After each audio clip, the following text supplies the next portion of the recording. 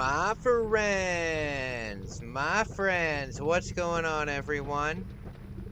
What is going on, everyone? I hope you're well. I hope you're well. Um, I am in a Zelda mood today. Um, and I've done so many different, hey, Aiden, what's up, buddy? I've done so many different challenges with this game, and, yeah, I've done so many different challenges and stuff with this game that I've never actually just played it and enjoyed it, you know? I've never just put it on and played it and enjoyed it. So that's what I'm gonna do. That's what I'm gonna do. We're gonna 100% it. We're gonna 100% it. I don't think that I've ever gotten I don't think that I've ever gotten every single Skulltula in this game. Uh, so we will do that. But yeah, I really enjoy this game. I really enjoy this game. I'll tell you what though, you know what the worst dungeon is? Everybody says that the worst dungeon is the water temple. I think the worst dungeon is the shadow temple. I think the worst dungeon is the shadow temple. It's a very cool dungeon, like aesthetically, it's a very cool dungeon, but it's basically just a bigger ice cavern. Yeah, Ocarina of Time. Ocarina of Time.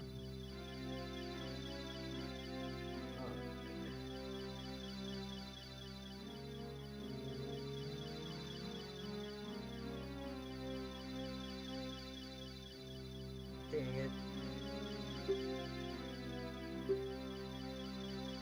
There's no nostalgia on your channel now. Oh, absolutely.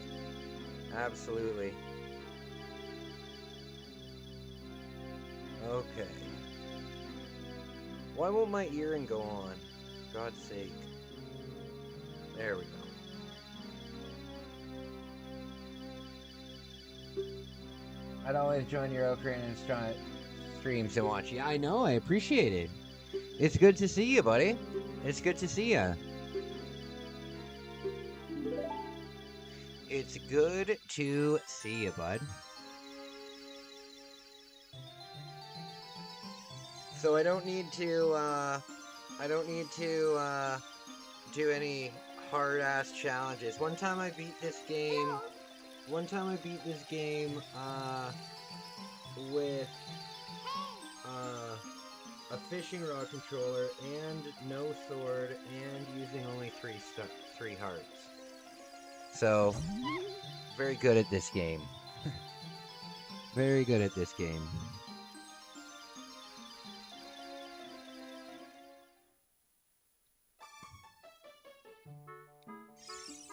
All right.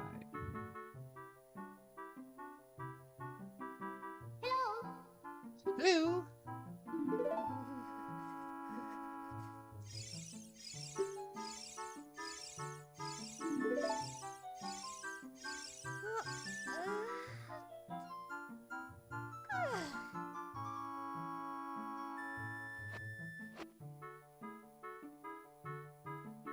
All right. Good stuff.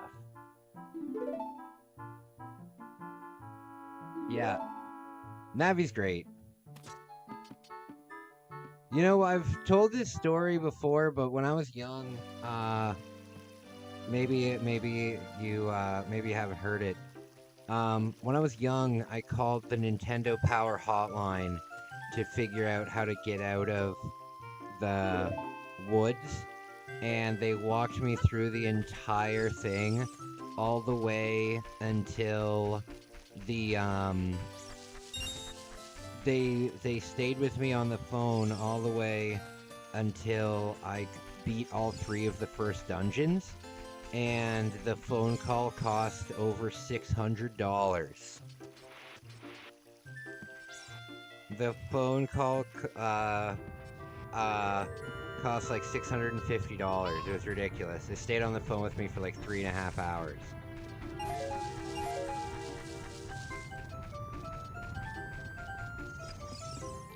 All right.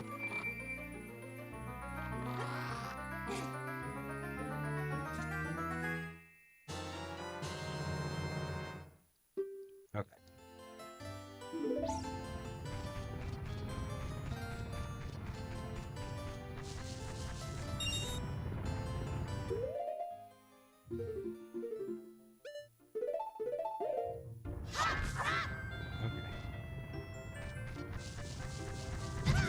Oh, goodness.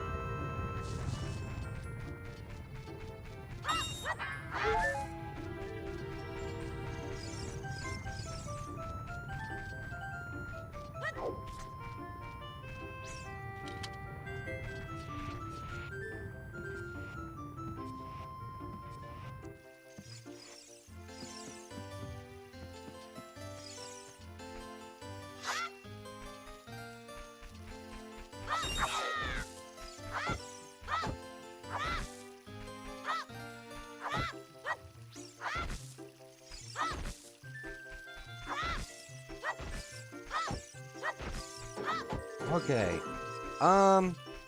Yeah, this game, absolute classic. Absolute classic. Love it. We're gonna grab all the Skulltulas. I think I know all of the ones as a kid. I think I know all the ones as a kid. Pretty sure.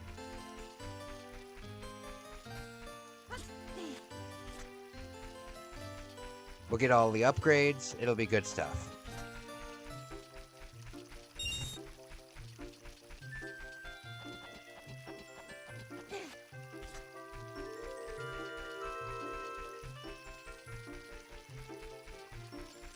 Okay.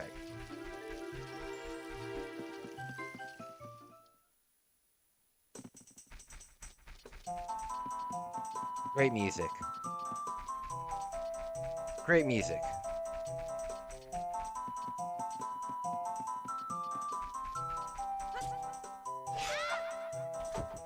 Okay.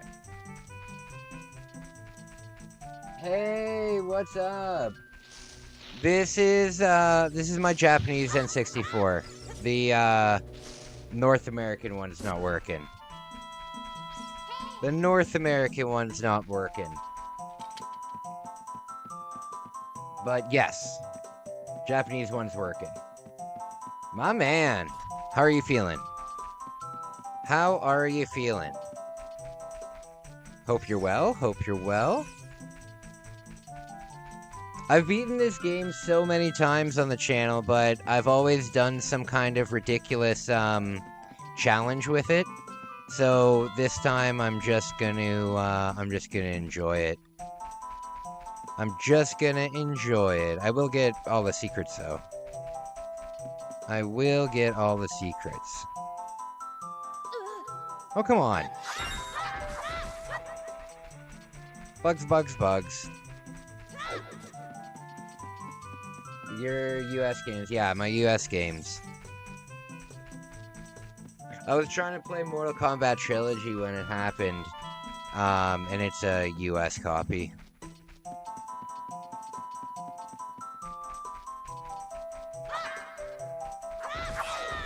So I am a lucky guy. There's always positivity.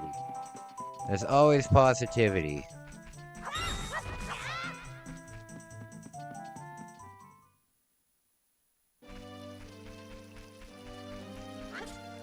All right.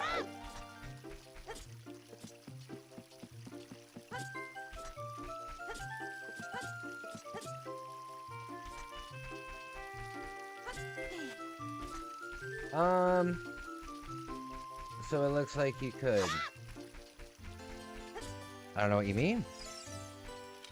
I don't know what you mean.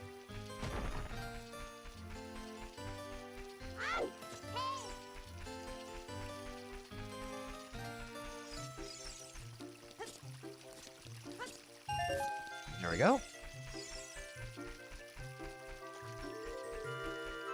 Get a Game Shark and Mono Toss over that removes the tab so you can bypass region locking. Yeah.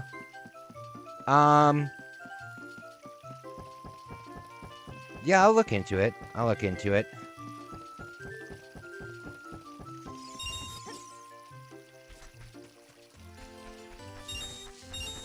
Yeah, I'll look into it, buddy.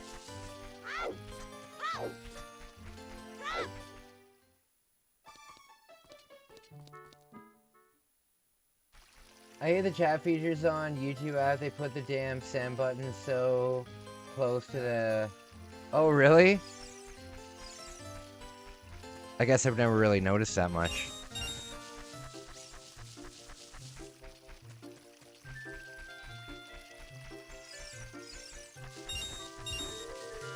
Okay. There we go.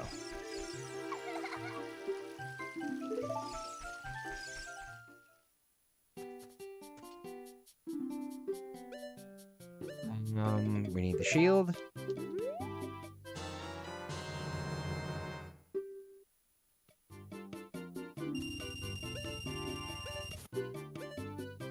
Alright.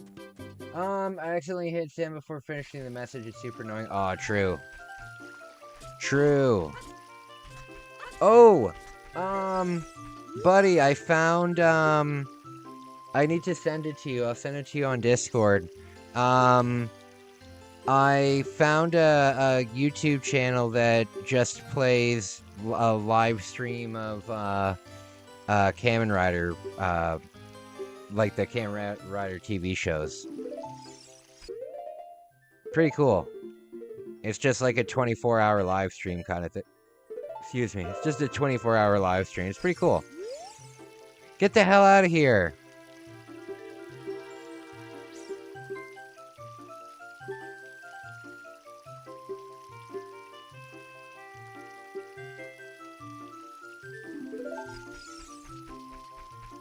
Okay.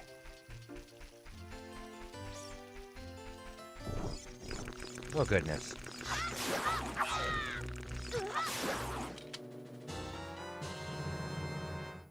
Okay.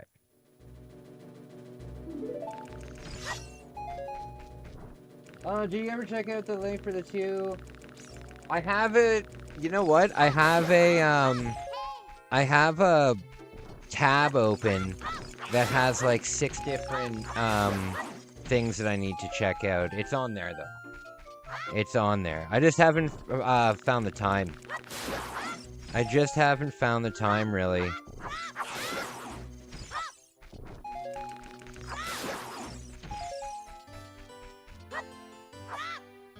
Come on.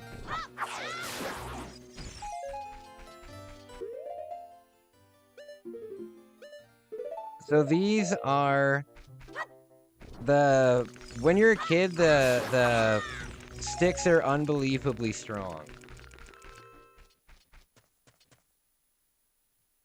Did you check out Shin Ultraman? I want to know your thoughts. I think you like them. I'll take a look at them tonight. I'll take a look at them tonight. I need to start live streaming like late at night again. So what I'll do is I'll probably play this until around maybe 6:37. And then I'll take a break until around 11, and then I'll jump back on, and I'll watch it in between. Is it dubbed or is it captioned or subtitled?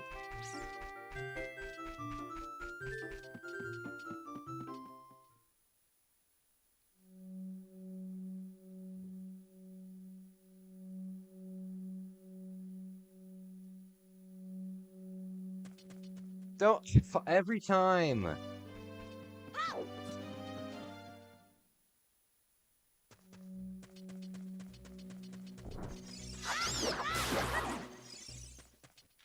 The nuts are unbelievably overpowered too.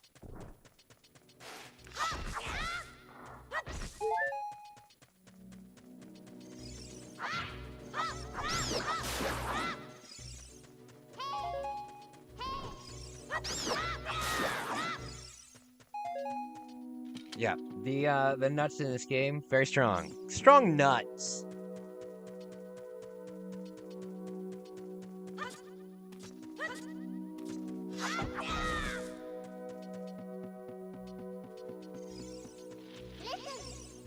Okay.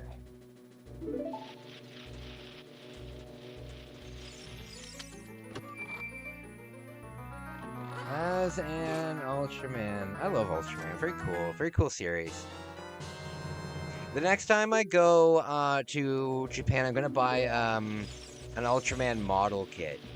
You can get some beautiful model kits down there, and that's something that I would really like to do. I would really like to do that. I wanted to get a battleship, but unless you wanna get a very big one, they're not very accurate. But getting I would love to build some tanks or something. I think that would be very cool. But one thing that's really popular down in Japan, right, are model train sets. Model train sets are huge in Japan, and because of that, there's a lot of miniatures, right? So what I would like to do is build myself like kind of like a diorama that I could put my Ultraman action figures in. Like kind of have like maybe like a 4-foot wide or 4-foot long by maybe like a foot wide, and then make it like a city, and then just have the figures in there. I think that'd be cool. Because then I could build it. And then I could seal it off with like plexiglass, and I could glue everything down, and I could just make a display. You know. I think that'd be very cool. I think that would be very cool. So next time I'm down there, I'm gonna pick up some miniature houses, some miniature gas stations, and it's cool too because all of the things are licensed, you know. So you're not just gonna get a generic store. You'll get like a small 7-Eleven, or you'll get a small Coco Ichibanya, or like the different brands of stores that you would see down in Japan, you know? Yeah, very cool. Hey, what's up, Tyler? What's up, man? How are you doing? How are you doing?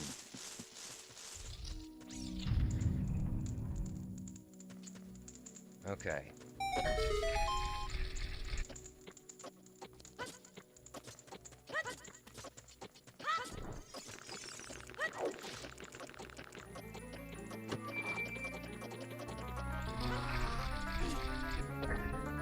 It's good to see you, buddy.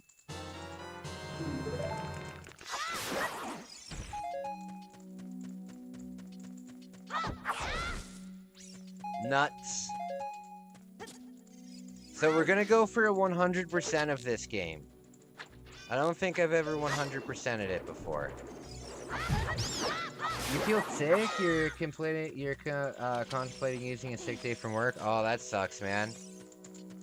Usually, though, the way that I look at it is, if you have to contemplate that you should take a day off, then you should go in. You know? Because usually what I found when I used to work is every time I felt like, oh shit, maybe I should take the day off today, when I actually needed a day off where there was no chance of me coming in, I was very useless. But I hope you feel better. I hope you feel better, buddy. That's not good. What do you feel? What do you feel? Like, are you hungover? You got hot diarrhea or something? That sucks. Sorry about your diarrhea, man.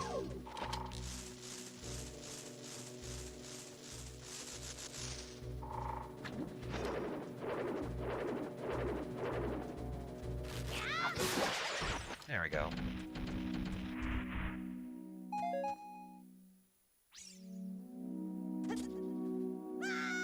Oh no! Oh.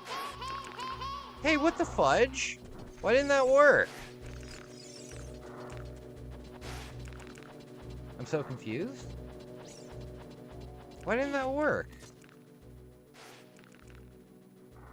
Thanks, last night was rough work and no diarrhea. Well, that's good. That's good. You know what would be awful? If you worked construction, and you were a roofer, and you had diarrhea. That'd be terrible. Fever, scratchy, and sore throat, chills, heavy congestion. Aw, that sucks, man. I'm so sorry.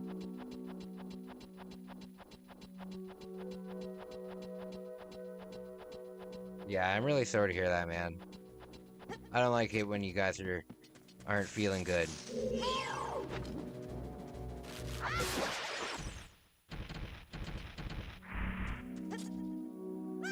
Come on!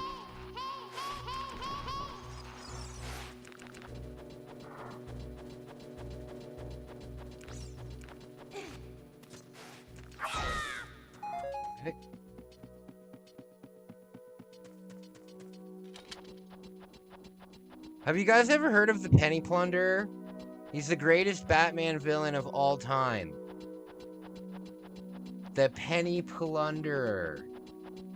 I wish I could put gifs in chat and use that William Dafoe. Oh, true. The roofing comment. But it's so true, though. Like, you're real sick, but you need the money. And you're just on the roof. You got hot diarrhea, you're trying to get down the ladder in time. That'd be so funny and unfortunate. There.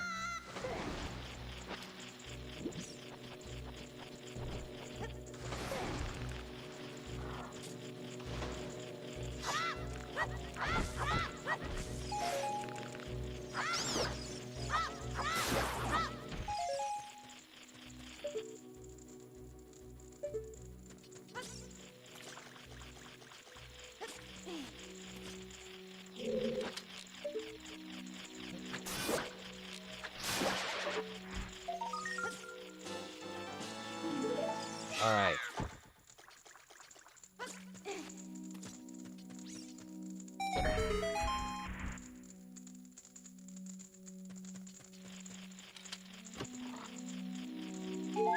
There's lots of spooky stuff in this. If you guys could live like you're in charge of the you're in charge of that area, what temple would you guys live in? What temple would you guys live in? Or you can also choose the castle. You know, the castle counts as well. Where would you guys live? I'll tell you where I would live.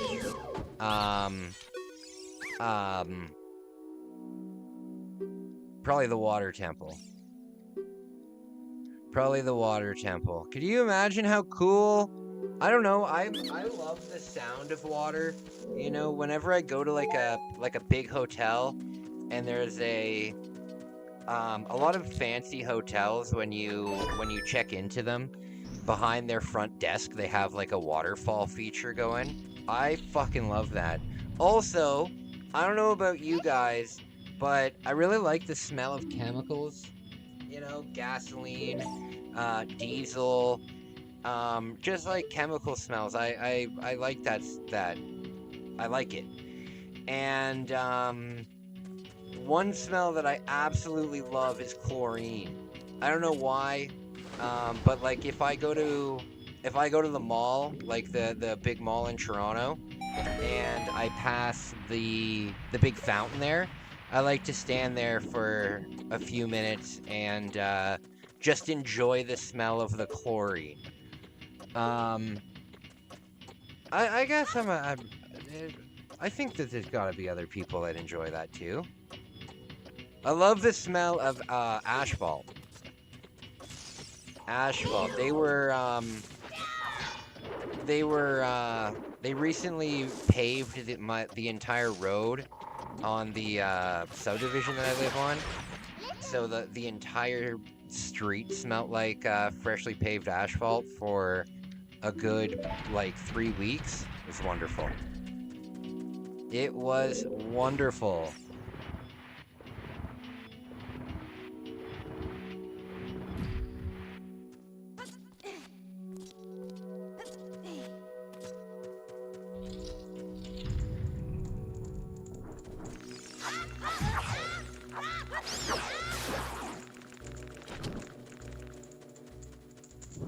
There we go.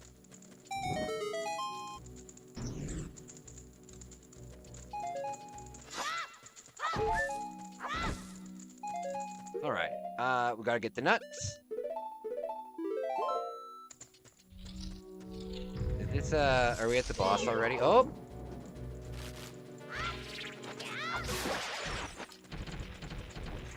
There we go.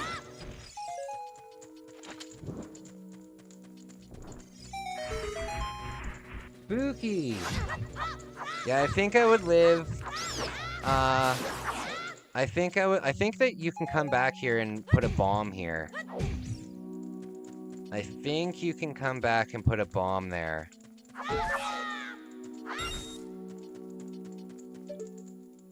I could be wrong, but I'm fairly certain. Oh goodness, these enemies are so cool.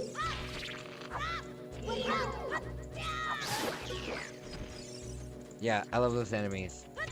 I'm playing on N64, my man. But I'm playing on my Japanese N64. My North American N64 is pooped right now. Pooped right now.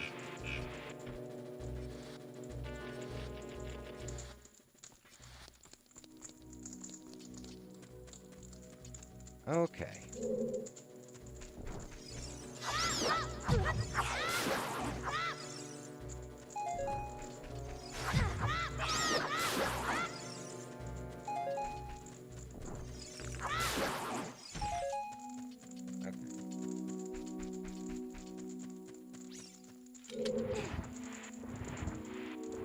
Have you guys ever played D&D before? I used to play D&D, but only once. I had a lot of fun, but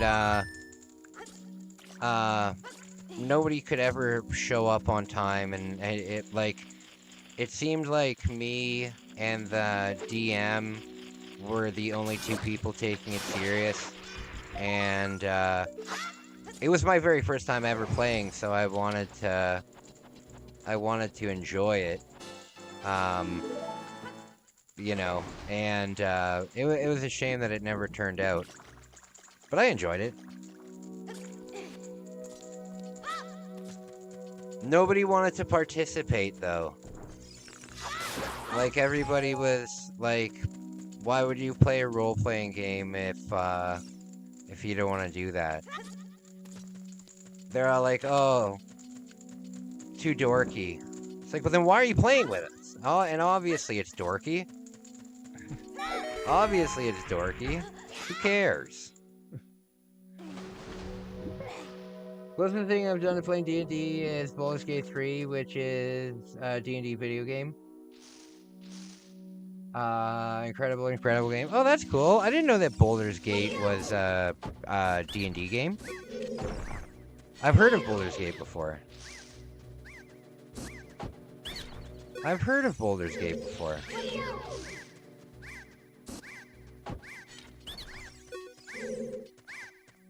Alright.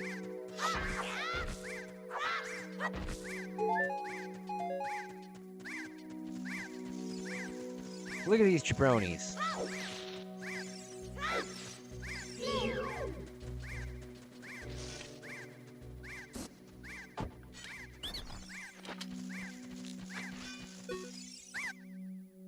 All right.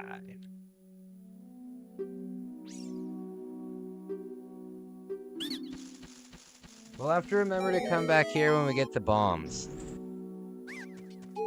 Because we gotta get all of the Skulltulas. It's such a cool boss battle, but it's so easy. Oh my lord. If you use the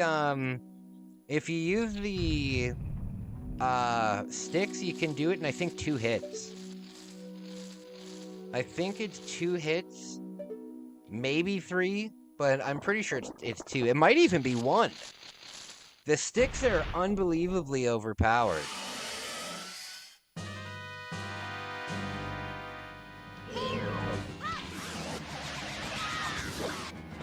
One, okay. The amount of options to start changing in that game is insane. That's cool.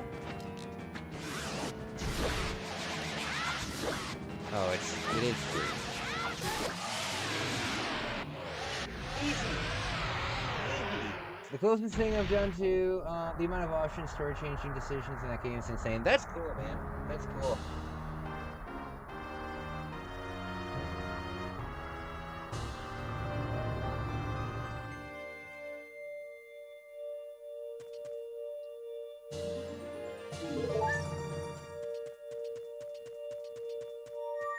Alright, we got 4. Oh, you know what? For a minute there, I almost forgot about all the extra heart pieces. I'm thinking so much about the Skulltulas that I'm not thinking about the heart pieces.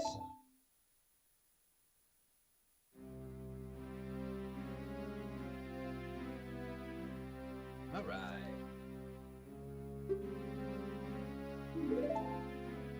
Great Deku Tree is so cool.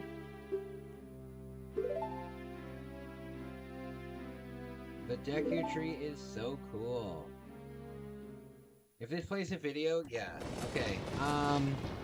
I'm gonna take a quick 2-minute break, and I will be back in just a second.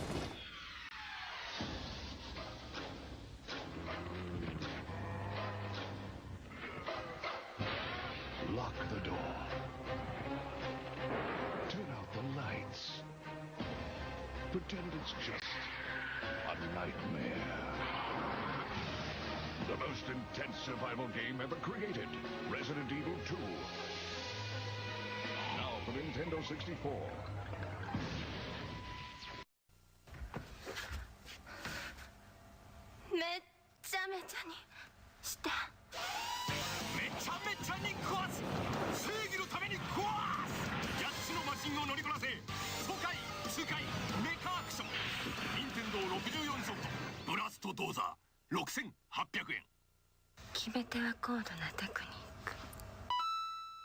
Nintendo 64が3月14日から16,800円になります。By Edison。今始まる新たなボンバー伝説。3D 空間で炸裂する立体新爆発。Nintendo 64で登場。バクボンバーマン。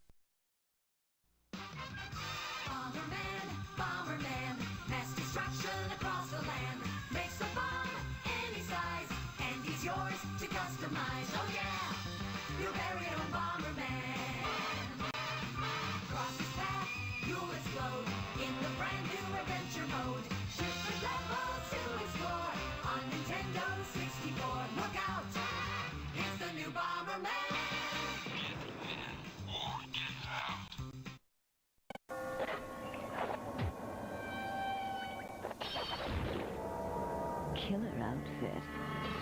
Too bad the nightlife sucks. Dracula returns to Castlevania on Nintendo 64 from Konami. あのチョロ Q がついに64で登場。チョロ Q 64。転がり回れ、コースを作れ。4人ではちゃめちゃバトルレース。宝チョロ Q 64ついてるよ。自在に組み合わせて君だけのロボで戦え。任天堂64カスタムロボ。64。今度のカスタムロボはタッグで戦う 2on2 バトル。チームプレーの駆け引きがバトルをさらに熱く。このロボじゃ地上戦は不利だ。空中戦で行こう。よし。行け。よし。仲間のピンチをチャンスに変える。戦時のタイミングがバトルの決め手。ロボもパーツもパワーアップ。任天堂64カスタムロボ V2。First on the scene, first with the news, last in the Journalists Invitational Softball Tournament. This is Hot Topic. Tonight, we uncover the real story surrounding Diddy Kong's latest adventure with never-before-seen footage obtained from Nintendo insiders. Now, here's your host, Trent Tillman. Hello, I'm Trent Tillman. The recent whereabouts of Diddy Kong have been a mystery. Until now. To get the story, we sent world-famous adventurer and thrill-seeker Dirk Monahan. Alright, I'm back. Damn it!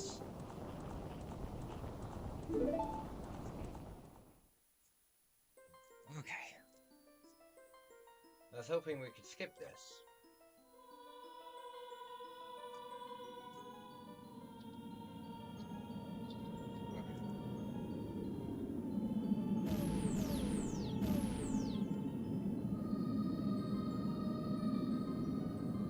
The event of yes.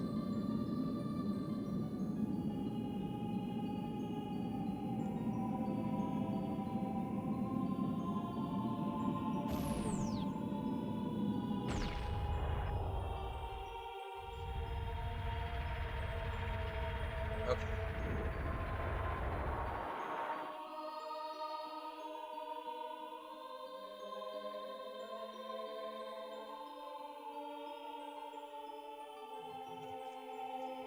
Alright, what's your guys' favorite area in Ocarina of Time? I like the Gerudo Valley. I love the Gerudo Valley. I love the music in Gerudo Valley. Great music. I think that's probably my favorite theme of the game. You know what's cool? This is the first release of the Japanese version, and what was neat about this is it was censored, like a lot of Japanese games. It was censored in the West, so the symbols that are used in the Sheik Temple is the crescent moon, you know. And they don't take Nintendo, like international Nintendo doesn't allow that kind of stuff in games, so because it can be considered religious imagery. So in this version of the game, the mirror shield has a crescent moon on it, and in North American versions it has like a circular symbol on it. I'm not too sure what it's got on it. But yeah, it's different. And then also in the Fire Temple in this version, there is Muslim prayer chanting. There's Muslim prayer chanting in the Fire Temple. It's very eerie. It's very eerie. It makes it very a lot of ambience, you know?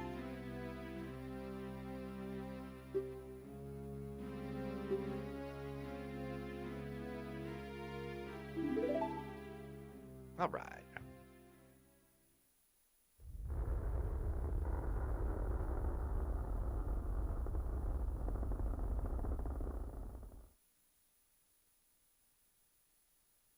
Okay.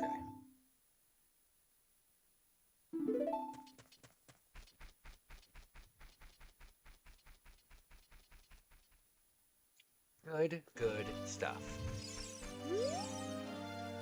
So now we can finally do a little bit more. We can do a little bit more now. What we need to do is we need to get to the point where we can start exchanging the masks. Oh, you know what? While we're here,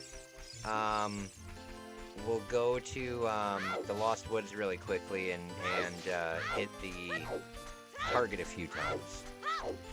That's really quick. That's really quick.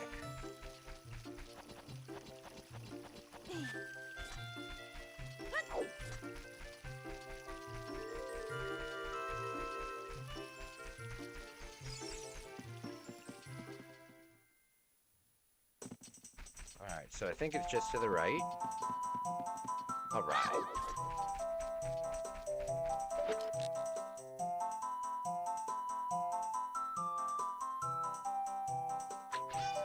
Nope. There we go.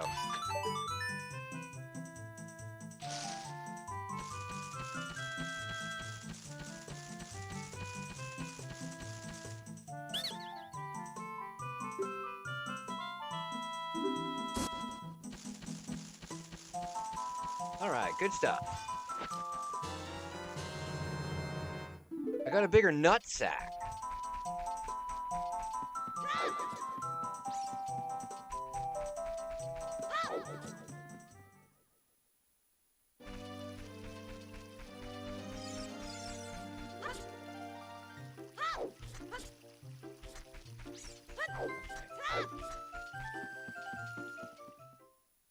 My sister went and picked up Silent Hill. Oh, that's so cool, dude.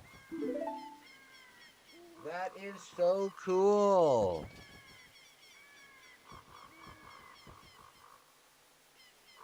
Oh,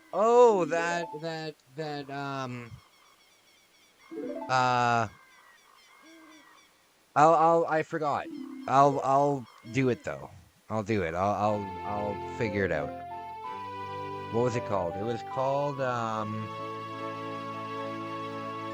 I'll do it when I make dinner.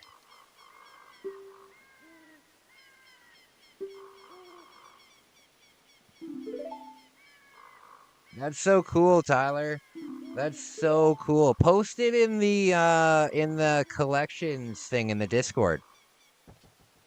Post it in the Discord, my man.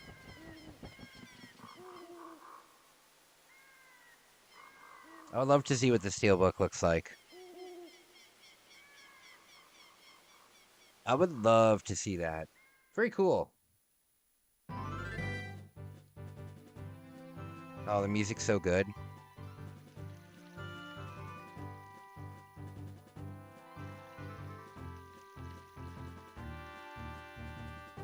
All right, buddy. Sounds good. Every fucking time.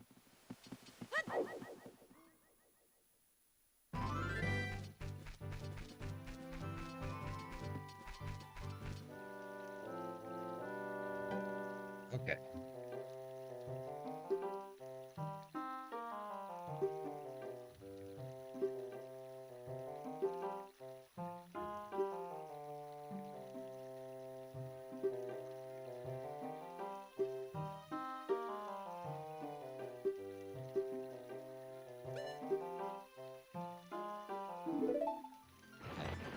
So I think that we can grab a heart piece in a hole over here. And then we will over here, yeah. Oh.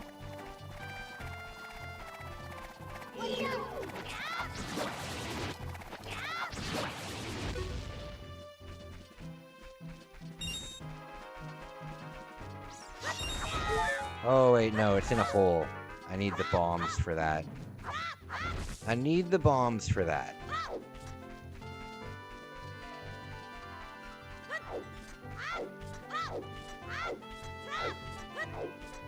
Good stuff.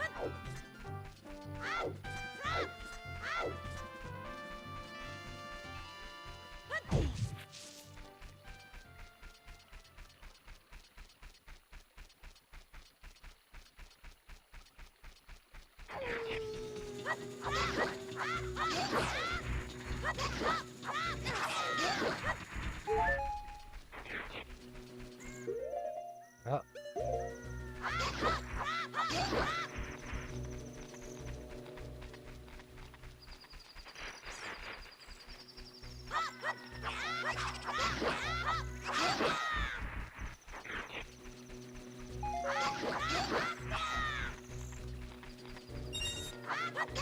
I like getting all of the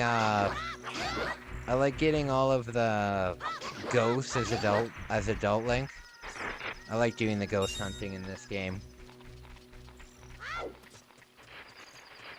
I like it.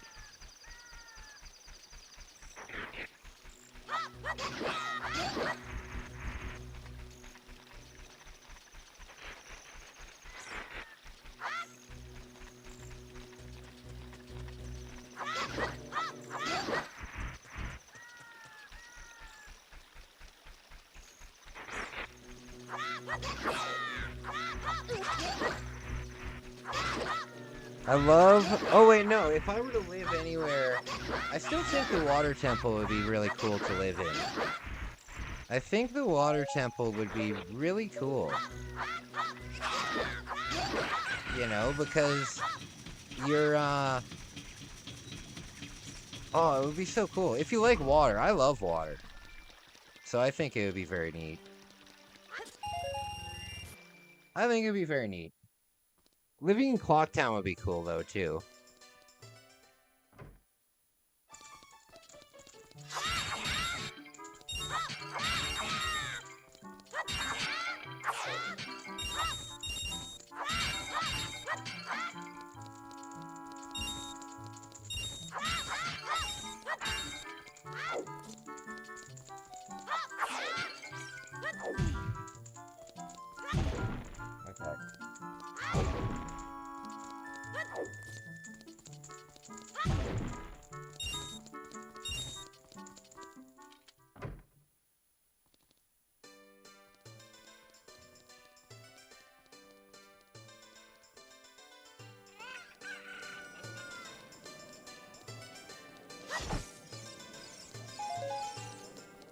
Okay.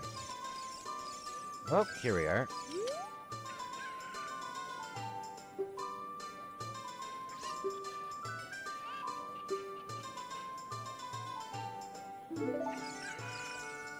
Post steelbook. Okay, let me see. Let me see real quick.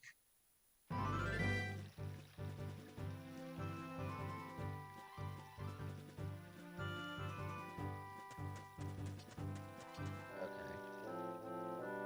Oh my god. Oh, very cool. Very cool. Very neat.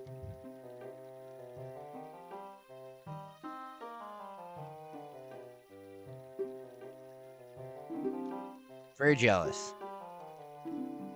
Very jealous.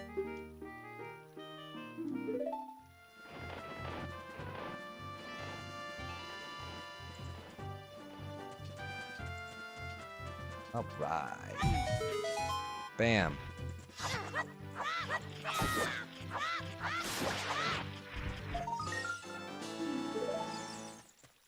All right, up we go. Up we go.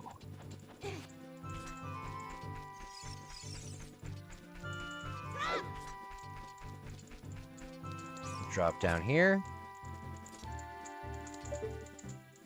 Is it in here?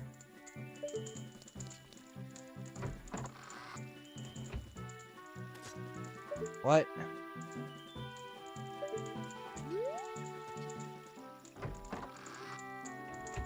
Okay.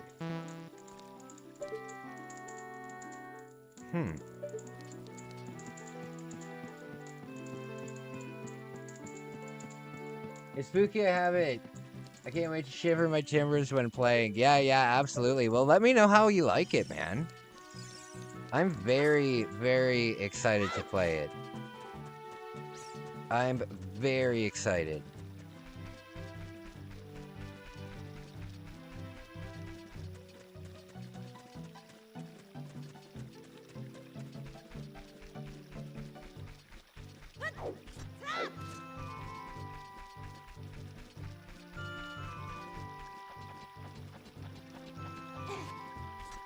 Here we go.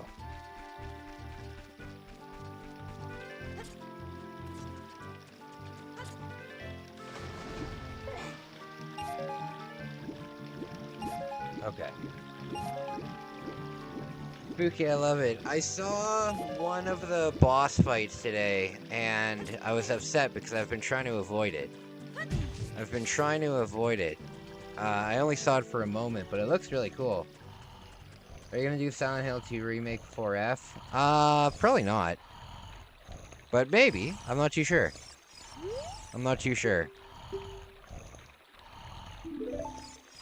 Possibly. I do not know. There we go.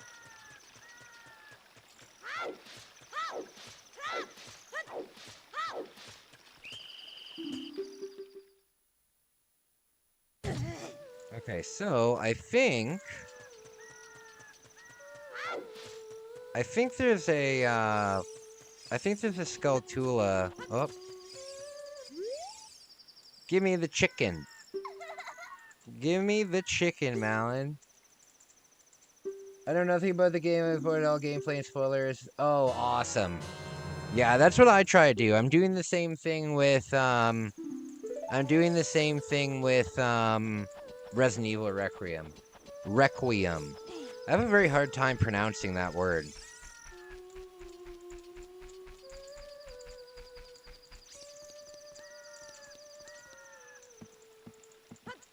Okay. I thought there was a...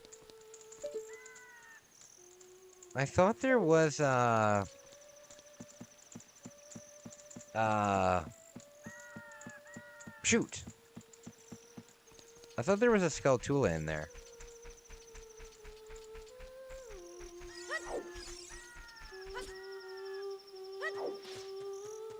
Okay.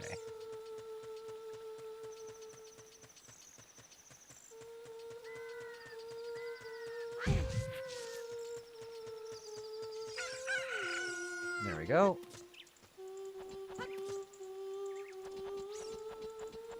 Still haven't finished RE8.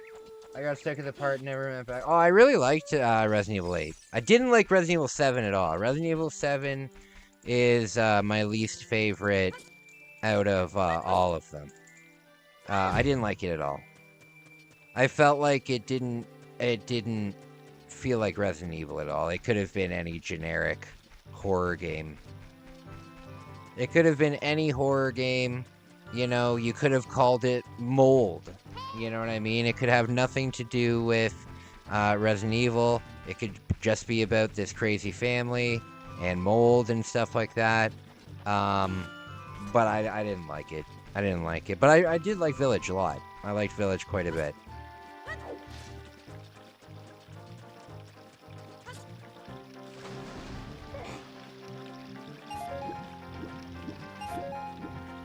I loved RE7. The game is genuinely one of the most hard. Nah. I mean, I played it inside and out, and like I beat it and everything. But nah, I just wasn't a fan. Wasn't a fan.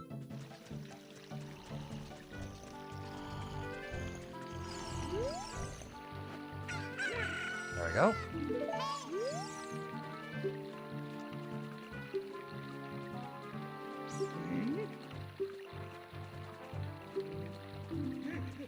If you take away the Resident Evil branding, you can admit it's still a good game, though. Oh, it was a good game. It was a good game. I was just very underwhelmed by it. Because at that point, the last new Resident Evil game I played was Resident Evil 5. Resident Evil 6, I played the demo of, and I didn't like it. So, I thought it was cool. It looked great. I mean, graphically, it looked beautiful. But, I don't know. I didn't like it. Didn't like it. It had its moments. Like when you fight the bug lady, and she's got like bugs in her snatch and stuff. That was a pretty cool fight.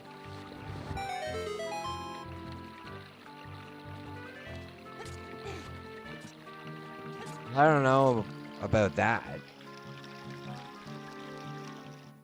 But, you know, I like, I mean, wasn't a bad game. It's just I didn't think it was a very good Resident Evil game. Like Resident Evil Nemesis Remake isn't a bad game, but it left me pretty underwhelmed. You know, it had its moments. It had its moments, but overall it was pretty underwhelming.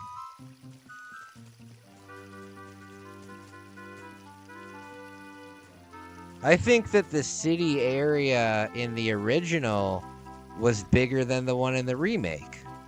And I was really excited about exploring Raccoon City. But yeah, there just wasn't that much.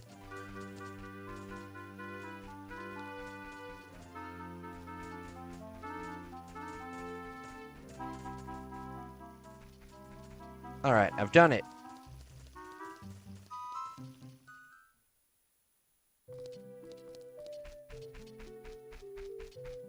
Look, there's Mario pictures in here. There's Yoshi and Peach and Bowser and Luigi. Well, that's good, I guess.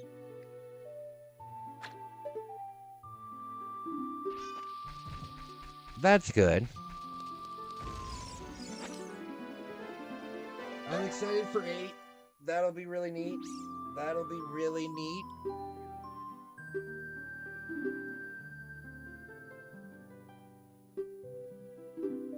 I hope it's good. I hope it's good. It would be nice if it'd be nice if you could play it co-op like Resident Evil 5. Being able to play co-op would be cool, but then it would have forced co-op stuff in it. I don't know. Hey, Phoenix, what's going on? What's going on? Good to see you, buddy. Good to see you.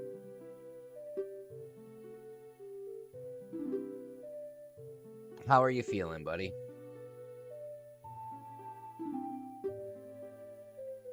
Zelda kicks ass. I wish I lived in a castle. Actually, no, I don't. Castles are cold and drafty.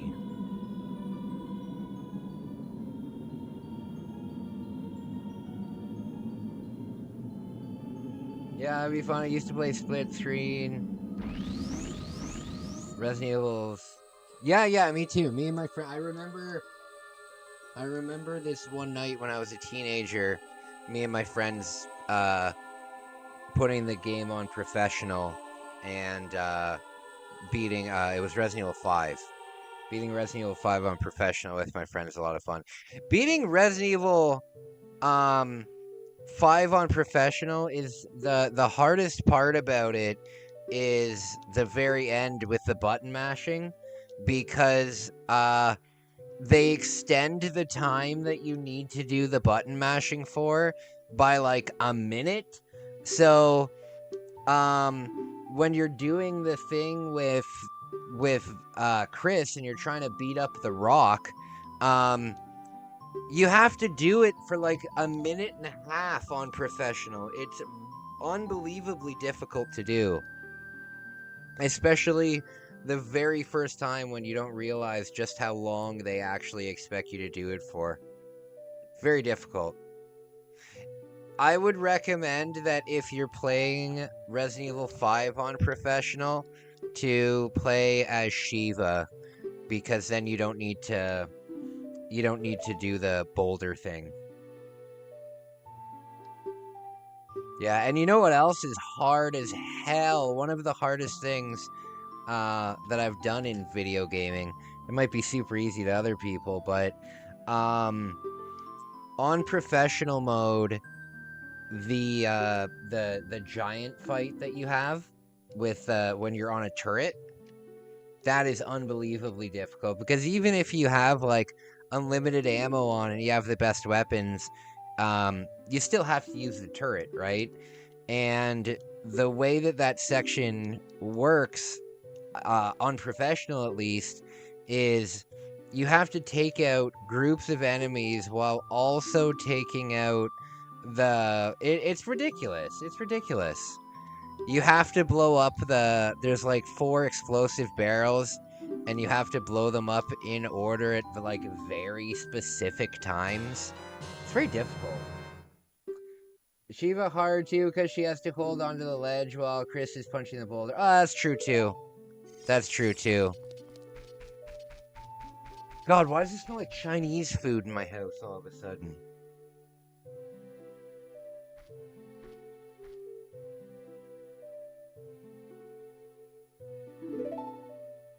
Okay.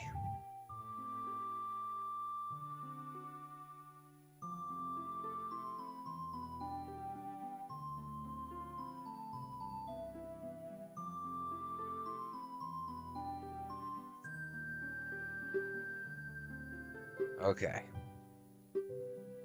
Oh god, that stinks. What do they cook? Give me a second. I need to go absolutely hand it to whoever's cooking downstairs. F0X.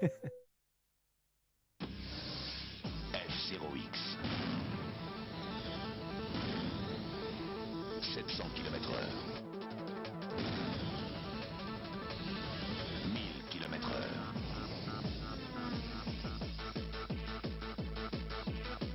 F0X, jeu ultra rapide. 1500 km/h. F0X sur Nintendo 64, vous n'en reviendrez pas.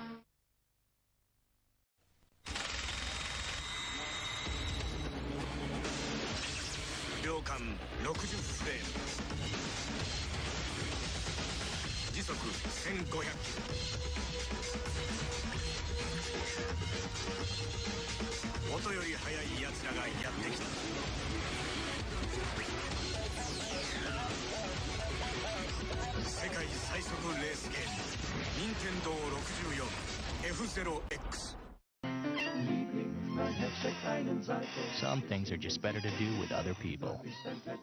Like Gauntlet Legends for Nintendo 64. Oh, I like to call that my little something special. Where the more people you get to play. Go Wizards, get busy, it's the birthday, it's the balls. There you go. You see? This is how I play. The more chance you stand to survive. Who's your daddy? Who is your daddy? There's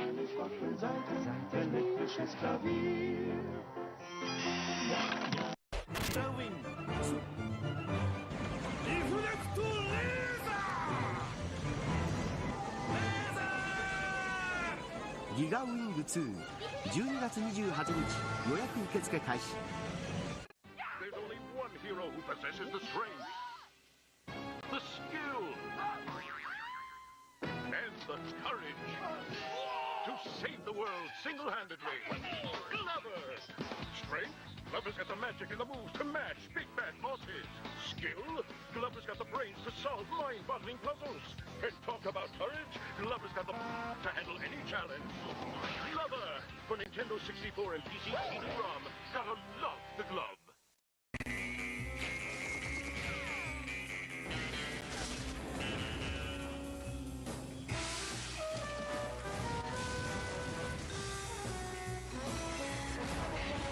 Do you know how to use one of these?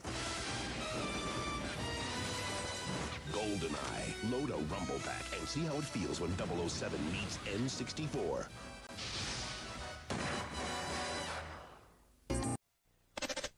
スパイ映画の興奮を任天堂64でいいですね。一度やってみたかったんです。撃ちますしびれます。振動パックでブルブルします。007ゴールデンアイ。 Okay. I think that for whatever reason, the people in the basement, whenever they cook, it stinks up my room. There's nobody cooking on the main level of my house. But Whenever these people cook downstairs, God does it stink. And they eat some nasty stuff, man. They eat some nasty stuff. I don't know where they're from. But their food smells like absolute ass. Their food smells like ass.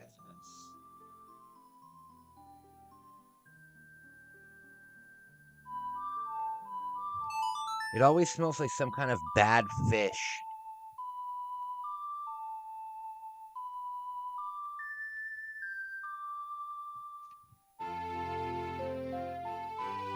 Yeah. I've traveled the world, my friends. I've traveled the world, and I've been around a lot of cultures, different food, and whatever they're cooking. Oh, God.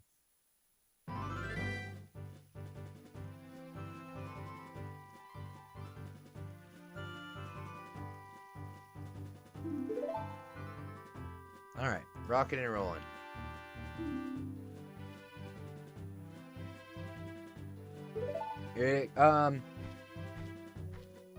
I'm about to get some grilled cheese and tomato soup. Nice.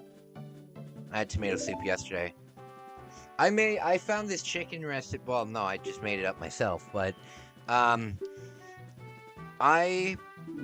food prepped myself chicken for 5 days, and I let it. What I did is before I put the pieces of chicken away for freezing and stuff like that, I cover them in butter and seasoning and stuff like that, and then I froze them. And oh my God, is it good! I put lemon pepper seasoning on it. So delicious. Chicken with any poultry really with lemon pepper on it. Oh my. That does it for me. Big time.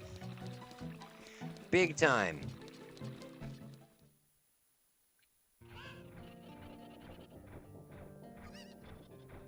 Okay, have you ever met somebody with main character syndrome?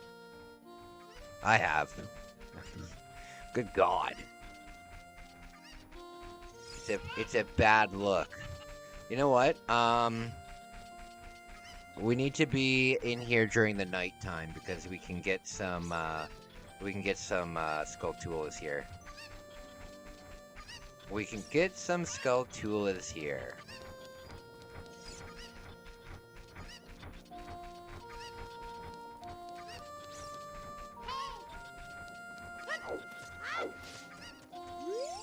All right.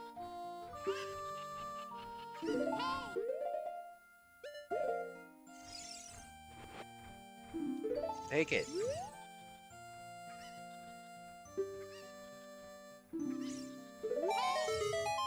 There we go.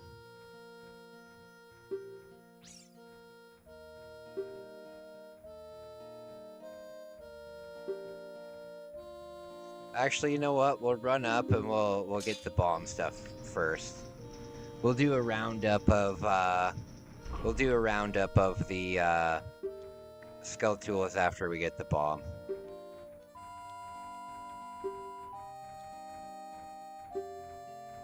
What I want to do is I want to get the adult wallet before we become an adult. Damn it. Yeah, I want to get the adult wallet before we become an adult. Oh, I have a rumble pack too. We'll definitely be using that.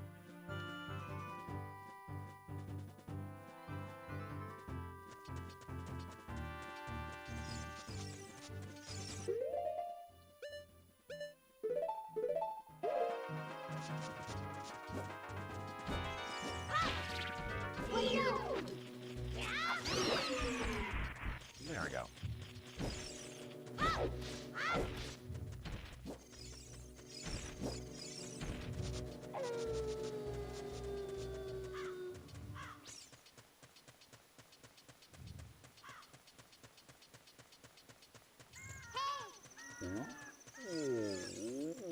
Okay. So, we gotta go over... Oh, wait, no, I haven't, I have to go back and talk to... What's her name, right? Yeah, I have to go back and talk to... What's her name to learn that song. Shoot! Shoot, shoot, shoot.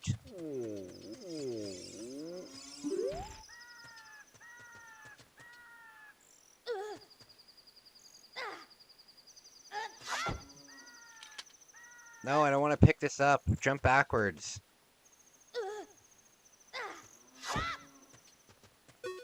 Dang it.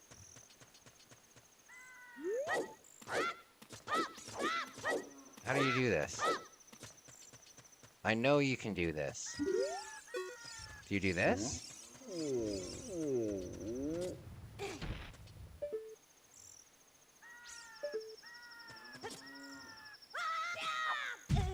There we go. There we go. First heart piece.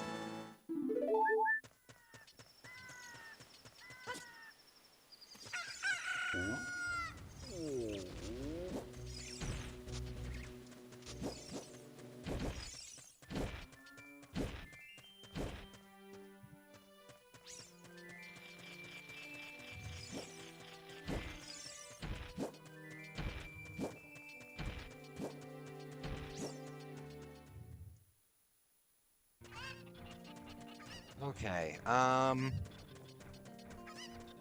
you know what, before we go back, what we'll do, we'll get it when we come back.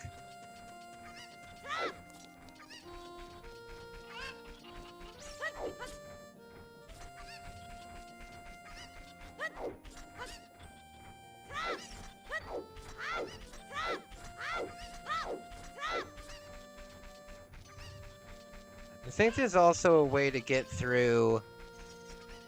I think there's a way to get through the rocks too at the storage place.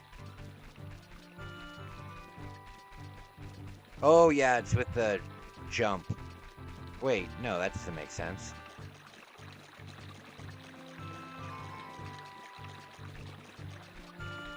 We gotta go learn the song so we can open up the area in the Goron City.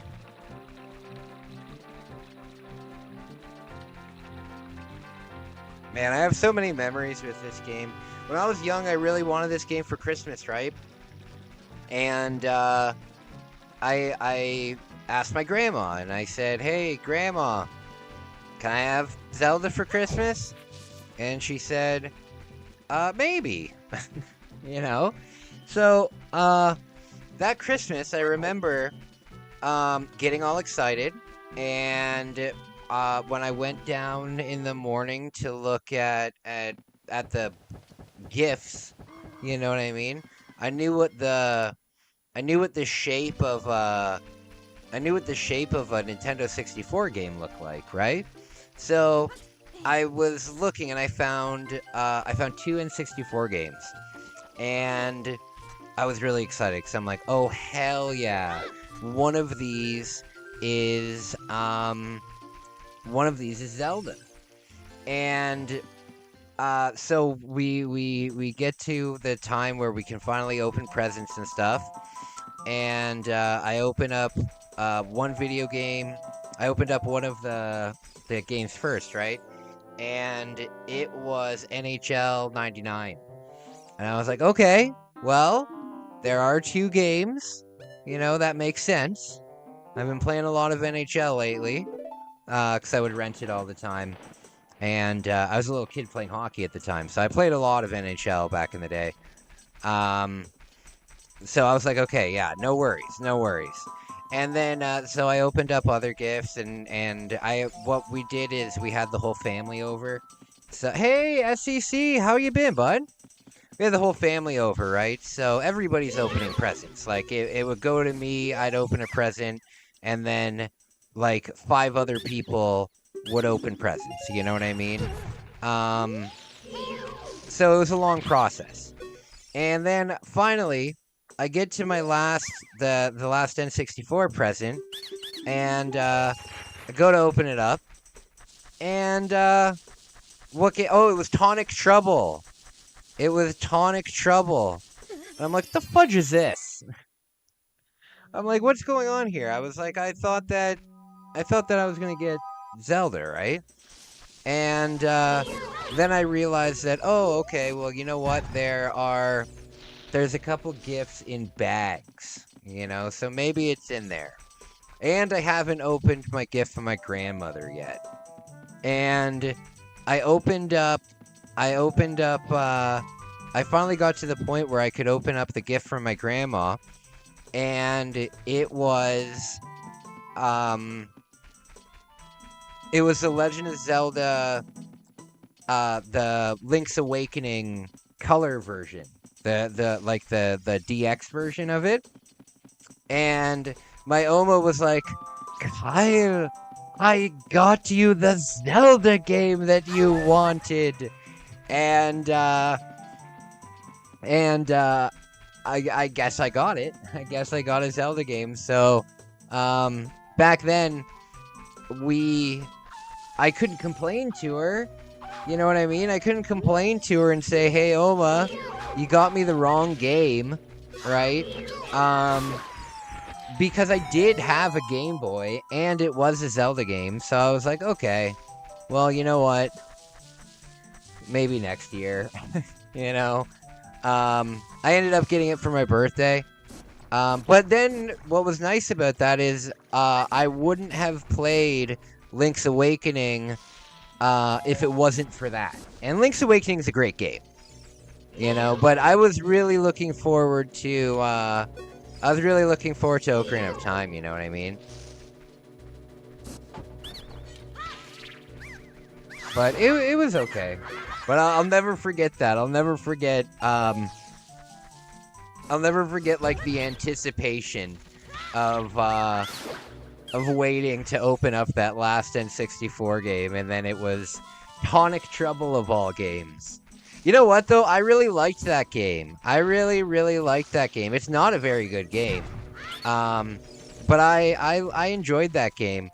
I don't know about you guys, but if you grew up Catholic, did anybody here grow up Catholic and go to Sunday school?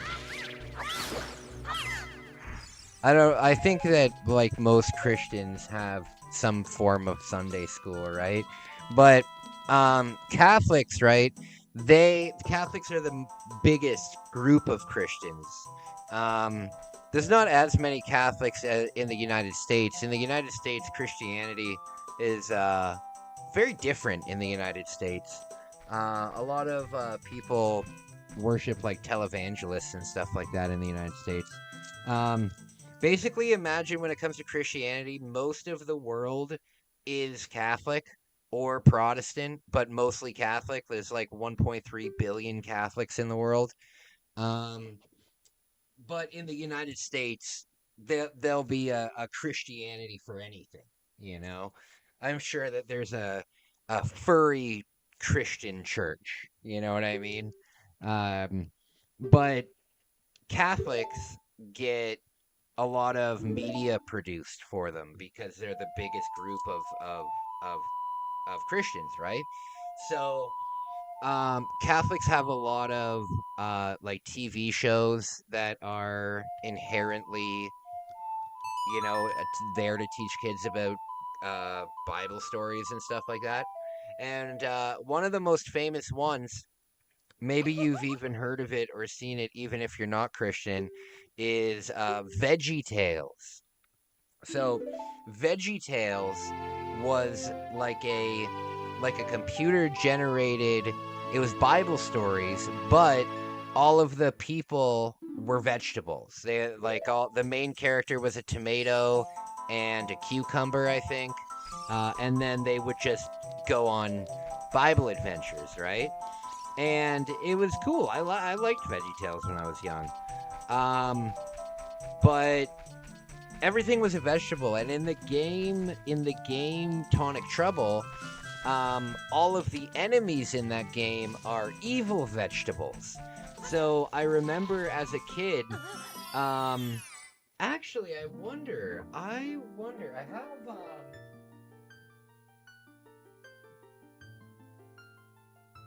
a couple Nintendo powers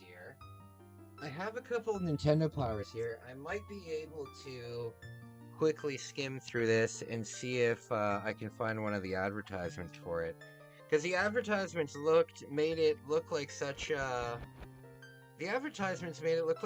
cool game.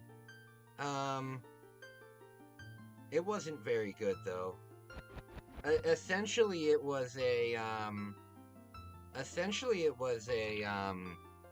demo. They wanted to see if the game Rayman would run on the Nintendo 64. So they made. Oh, this has a whole layout of Mischief Makers in it. That's awesome. GoldenEye. Oh man, those advertisements were great. Donkey Kong.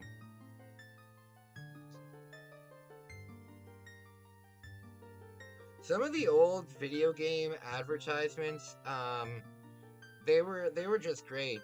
I know that there's the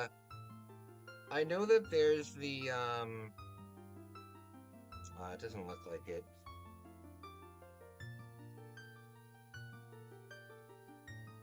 Anything here? I got a Castlevania one. There's this company, like, look how beautiful this Buck Bumble advertisement is. Love it. Love it. Is there a Tonic Trouble ad? Doesn't look like it.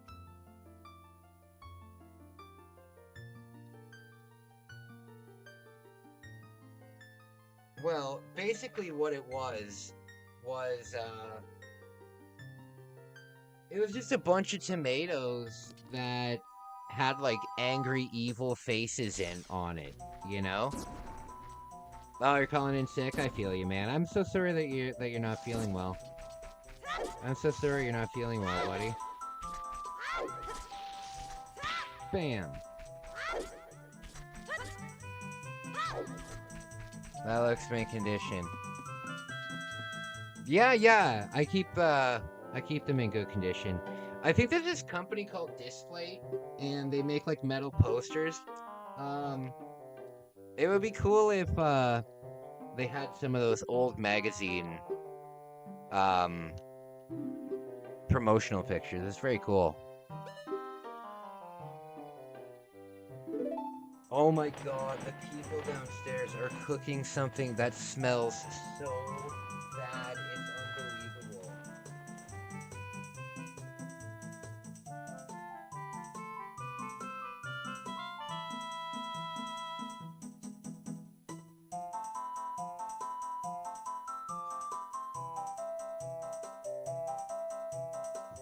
Cool idea. They're either cooking bad fish or they're having gross sex. It's one or the other. It's one or the other. There is no in between. Alright, so we gotta go back to the Goron City now. Goron City. Go down and start eating from the pot? No, man. It stinks. It stinks. And I don't know why it comes into my room. I have a vent here, but I don't know why. Because the air conditioning thing is on the side of the house. I remember this happened about a month ago. About a month ago, we were live streaming, and then all of a sudden, like the entire my entire room stunk of like shrimp, like bad shrimp. And I remember getting so confused that I got up to go downstairs and yell at them about it. I don't actually yell at them about it. I went to go see what was going on, and nobody was even cooking. It's the people in the basement, so there must be... Well, I guess heat rises, and they're in the basement, so it goes through the vents. It's just so weird because it's like only my room that stinks. Like, I go into the I go into the hallway and it smells fine. I go into the hallway, it smells fine. I remember the shrimp incident. Yeah! Yeah! It's like all of a sudden, everything smells like shrimp. But weren't you home alone? Yeah, but there's people that rent in the basement. So the basement of this is a big house, but the basement is like its own place. It has like its own entrance and everything like that. So when they're cooking in the basement, it must be coming up specific. Like my vent, must be like right above the kitchen. That's the only thing I can imagine. Because it was so bad one time, but during the shrimp incident, back in Nam, during the shrimp incident, I thought that somebody was pranking me, and they put like a fish on my air conditioner or something like that. That old trick, you know? That old prank. You find someone you don't like, well, put a rotten fish on their air conditioner. That'll teach them. I thought for sure somebody did that. I was like, I can't believe I've already doxed myself, and I've only been here for a few weeks. But, no, it's bad though. I'm gonna have to light my wax burner.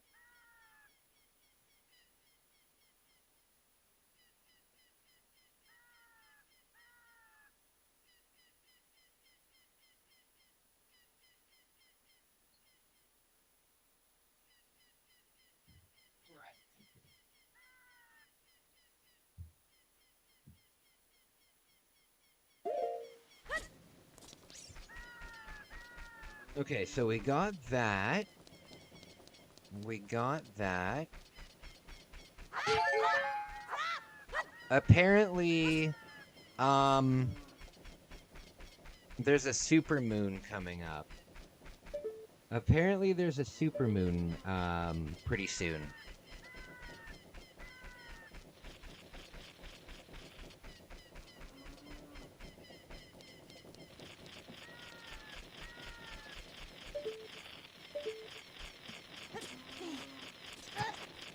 Oh God.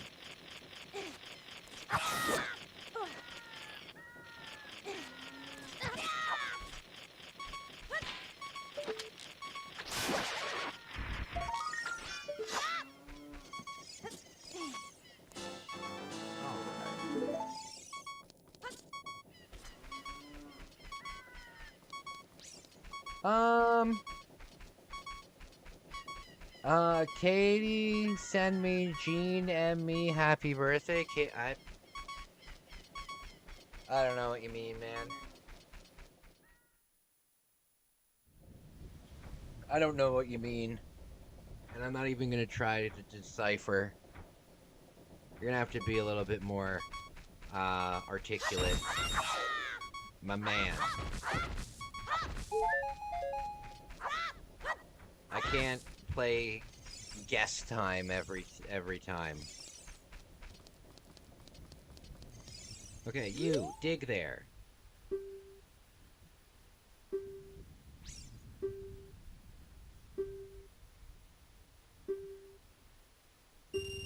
All right. Can you imagine if that worked immediately? Okay, come on.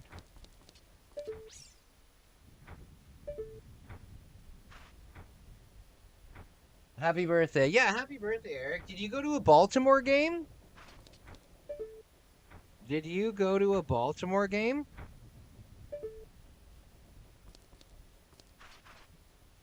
Katie, gave me a happy birthday last night. That's awesome, man. That's awesome. Good for you. Your birthday was the day before. That's also cool. Very happy birthday to everybody who's celebrating.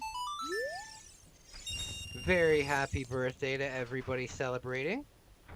I have a big celebration coming up, and I think that I believe for myself that it's more important than my birthday. I just wish that my family would kind of celebrate it as such, you know? But my 4-year anniversary of sobriety is coming up.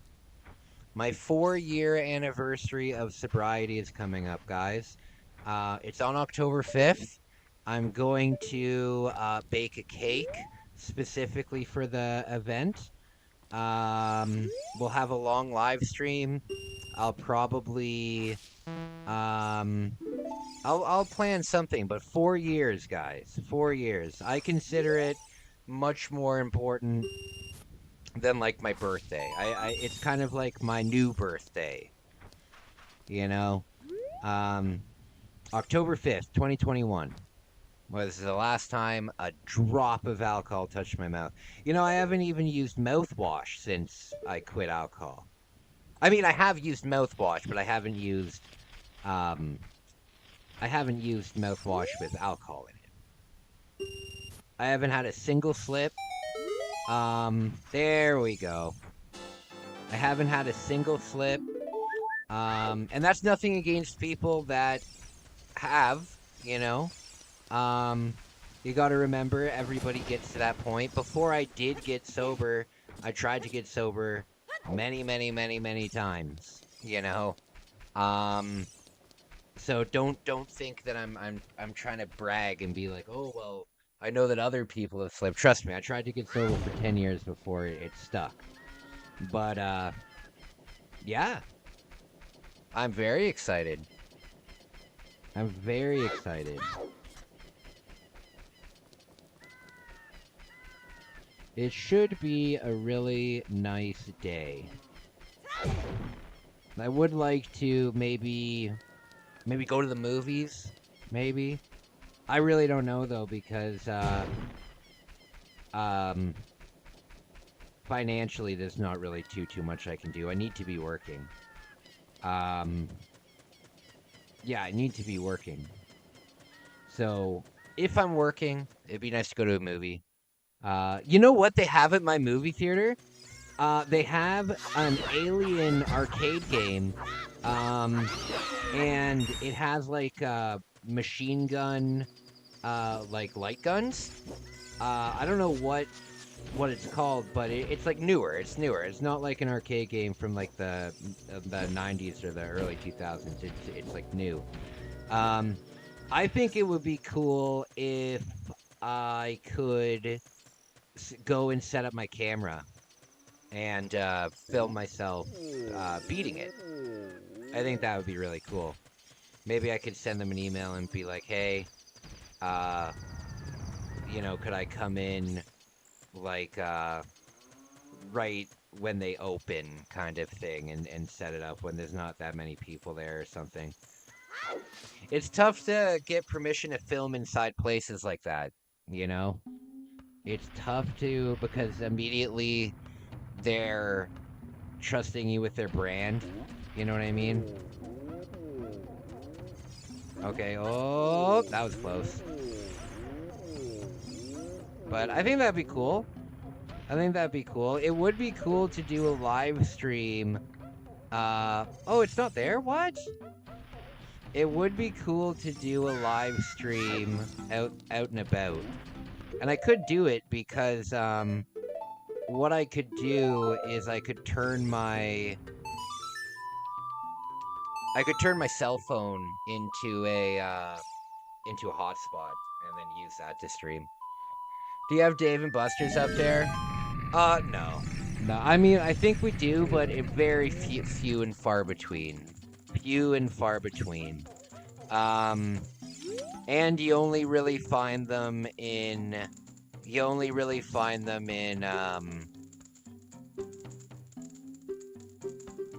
like tourist cities, like Niagara Falls, you know?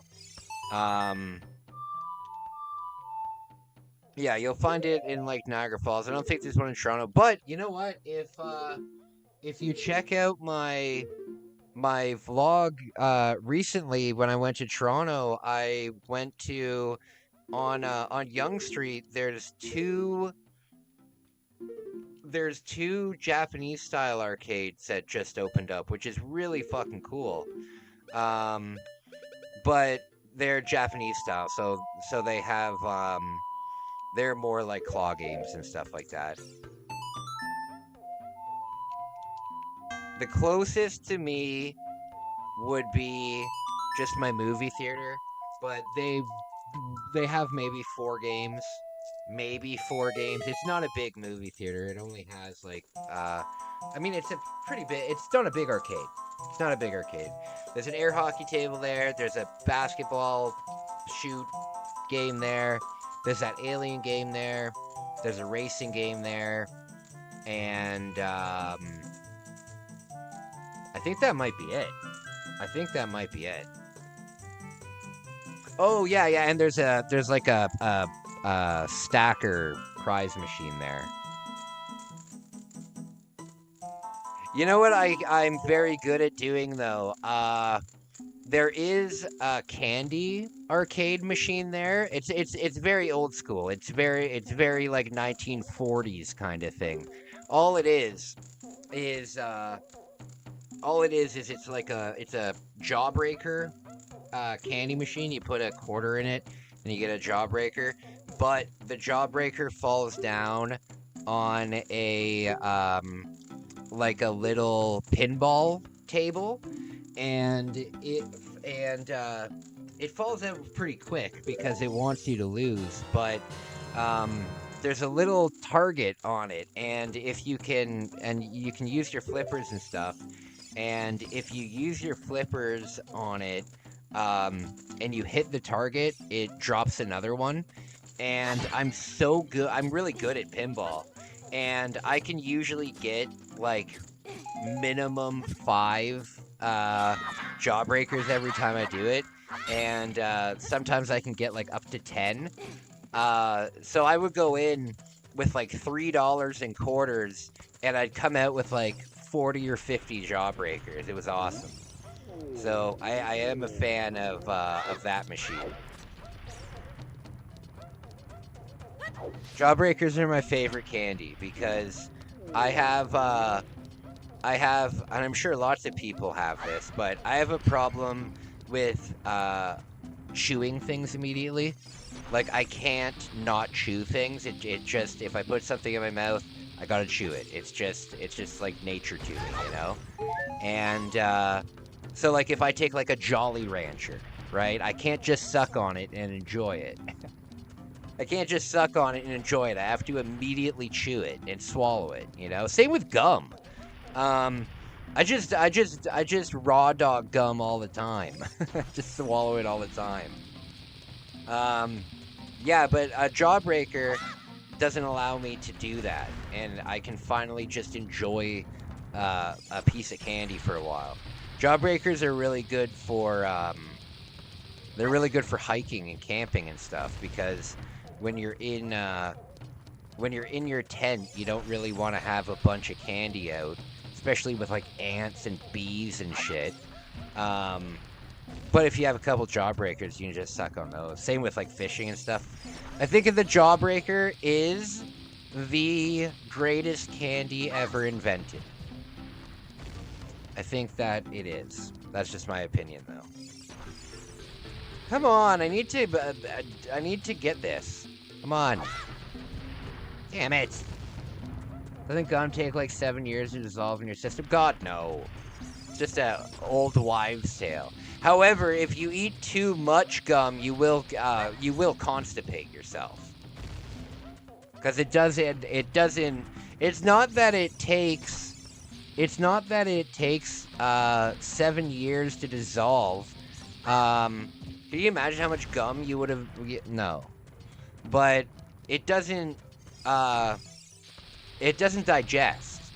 So if you were to eat an entire pack of gum and swallow it all, the next time you try and go to the bathroom, it'd be very difficult. It would be very difficult.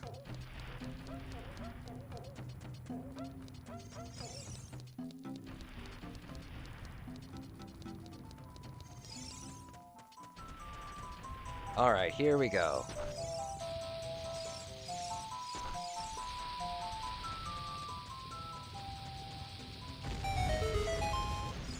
Good stuff.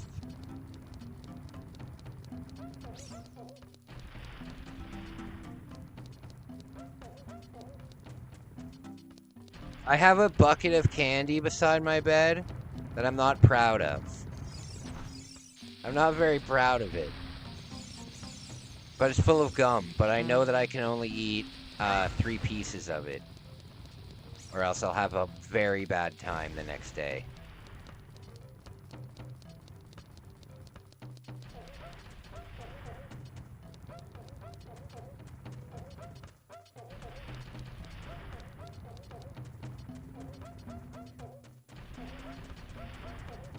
Okay, so this should bring us back up.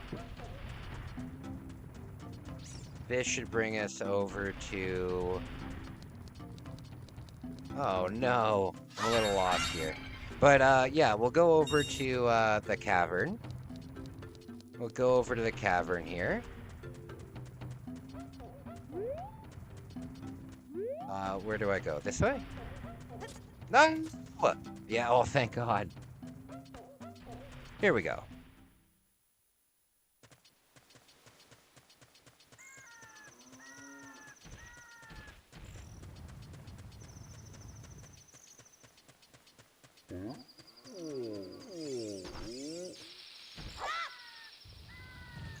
Oh, I missed.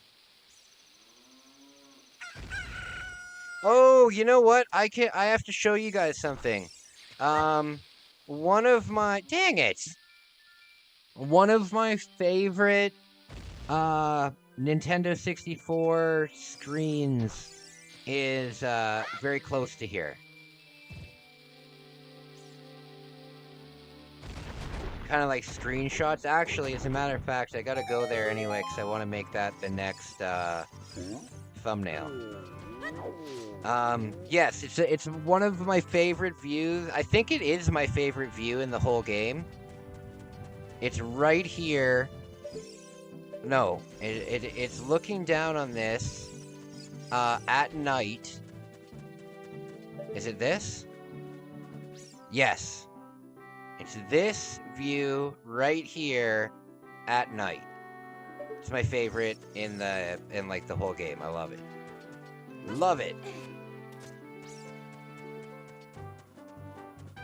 I want to wait until it gets nighttime so I can show you guys. I want to show you its features. Let me show you its features.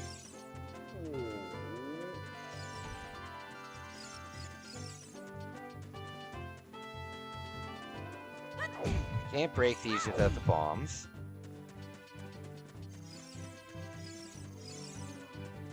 Oh my god. Hey, Arcade, what's going on, buddy? What's going on? Favorite game of all time? Oh, that's awesome. That's awesome. This is, I'm trying to, this here, this is my favorite view in the whole game. But it has to be at nighttime. Because I love what the, you're waiting till I hit 10k subs to stream it? Oh, I feel ya. You should check out some of the challenges that I've done, on this game, buddy.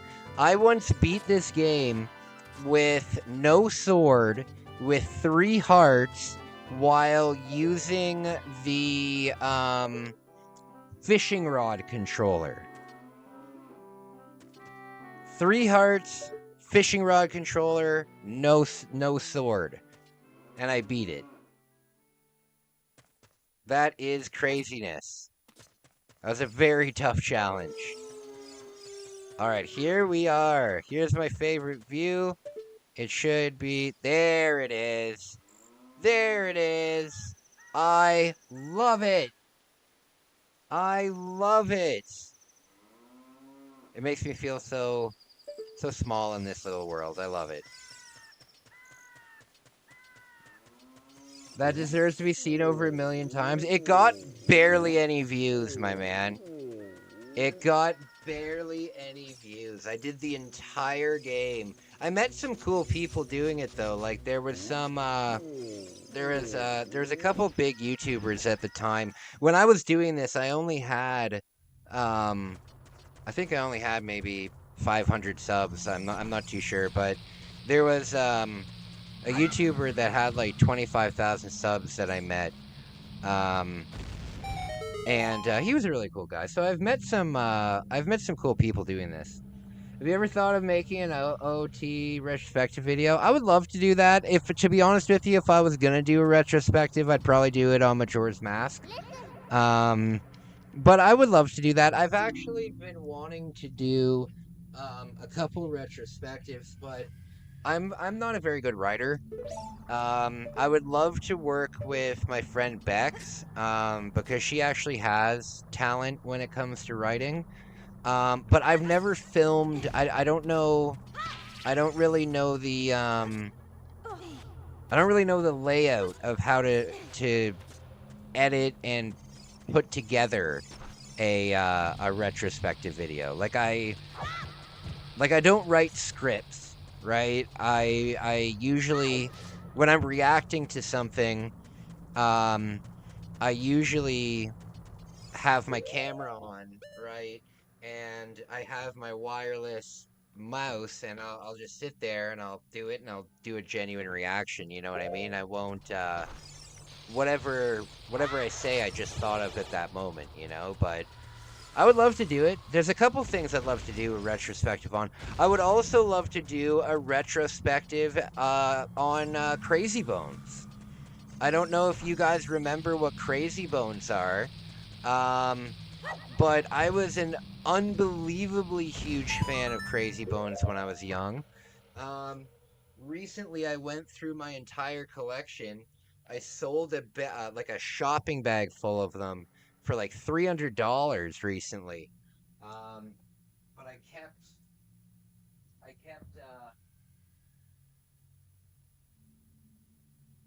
kept all my favorite ones. So I still have. This is what they were. These were the big ones. These were the big ones. They were just these little toys, right? But I kept enough of them. See? I kept enough of them that I could do a retrospective on them. I'd really like to do that.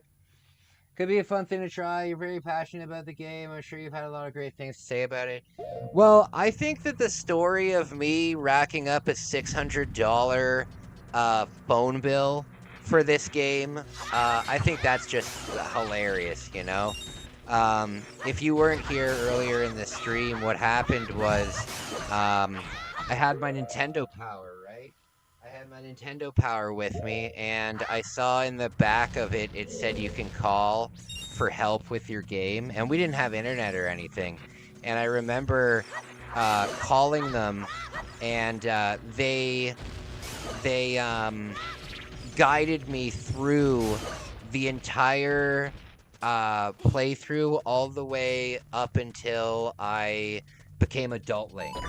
And it was like $1.99 a minute, or it was like maybe the first minute was like $3, and then the following minutes were like $1 each or something. But yeah, when I was playing it, I was a kid, and I didn't understand what a 900 number was. You know what I mean? I just saw that, hey, if you're stuck in a game, call us, we'll help you. So I didn't know. You know, my parents didn't teach me because I was still pretty young. Why on earth would I be doing anything with a 900 number? But yeah, $600. $600 bill.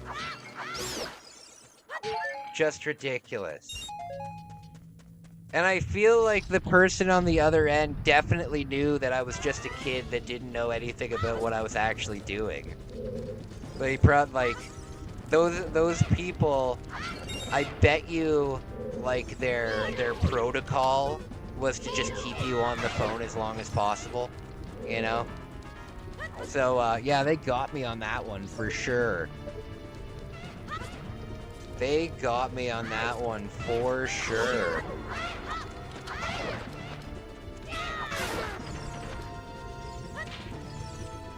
All right.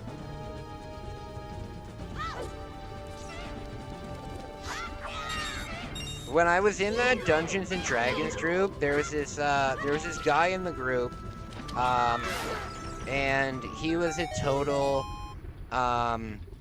he's a total dork, right? And there's nothing wrong with being a dork as long as you're not like an incel and you're like hating on people. Nothing wrong with being a dork at all. But when you play D&D, you all have characters, right? And his character was like an ultra Chad. It was so funny. It was so funny. Oh man, poor guy.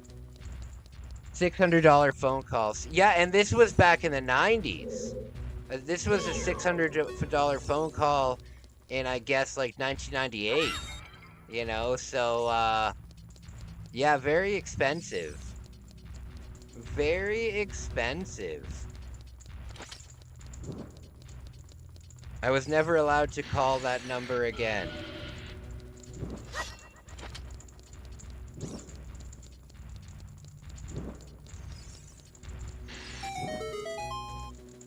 Yeah, never again was I able to use the Nintendo Power Hotline.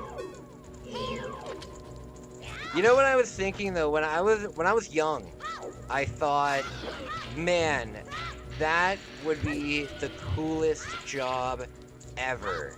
Being like just answering the phone and guiding through people through video games. I thought that would be so much fun. But now as an adult and I think about the actual logistics of it and who, like the people that are calling, you know how hard it would be to actually try and explain how to do something complex in a video game to like a 4-year-old? God, that would be frustrating. God, that would be frustrating. When I used to play Magic the Gathering, right, I had a crush on the girl that worked at the store that I played Friday Night Magic at, right? And one time they were looking for this was a long time ago, but they were looking for volunteers, right? And they were looking for volunteers to teach people how to play Magic the Gathering, and I thought that it would like give me brownie points, and I thought that she would like me more if I volunteered and stuff. So I volunteered for this thing to teach kids how to play Magic the Gathering. I got up after 20 minutes and I left. I just left. I got so worked up with my anxiety that I couldn't even go to like the counter and be like, "Hey guys, I'm out of here." I just got up and left. I was like, "Fuck this." I thought that was a job to have as well. I also wanted to be a video game tester. A video game tester would be more fun, but trying to guide children over the phone through a game, nah, man. That would be absolute hell.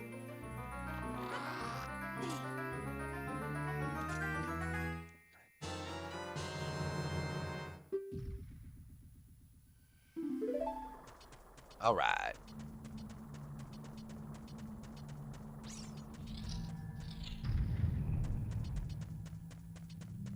Yes, my 4-year anniversary is coming up.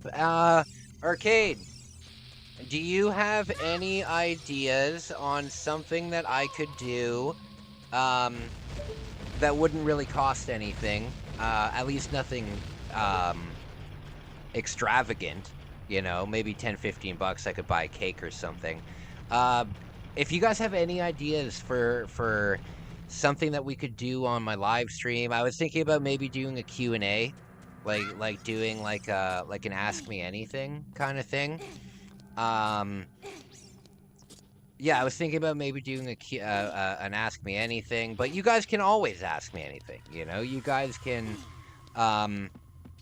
I think I'm a pretty open and honest person, you know? If you guys have a question, I never have a problem answering it, you know? But maybe it would bring in some new people that don't know the channel yet. It's always nice to meet new people, you know?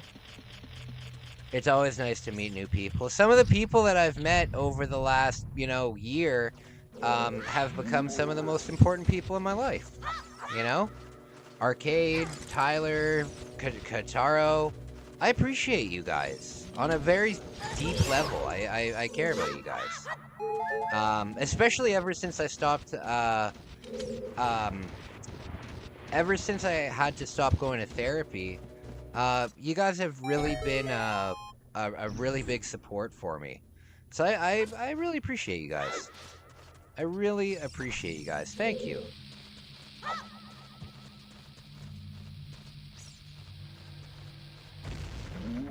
Oh no.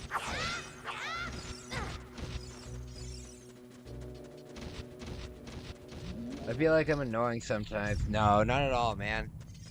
Not at all. I think you are a cool guy. Not annoying at all. I don't find any of you guys to be really annoying.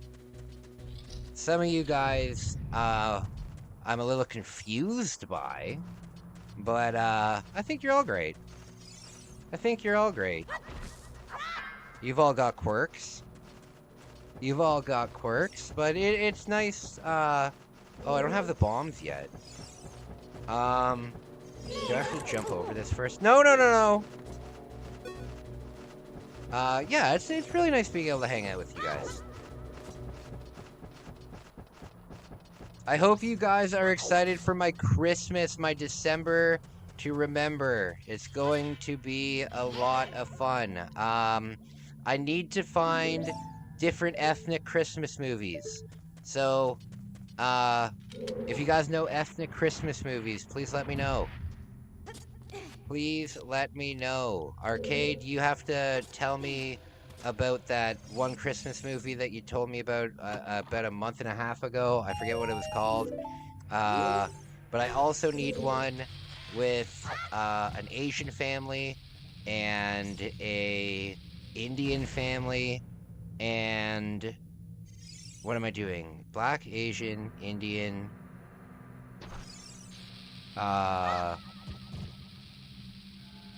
Yeah, I just want to see Christmas movies that don't star a white family. And I'm not like one of those woke people or anything. I've just never seen it before. I've just never seen it before. Okay.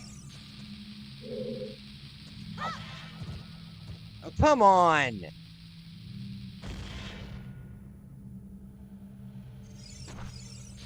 Getting this stupid thing.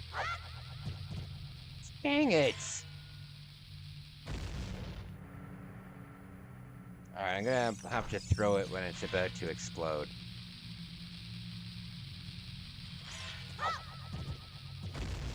Shoot! I want to go back to New York. But there's a lot of places I want to go.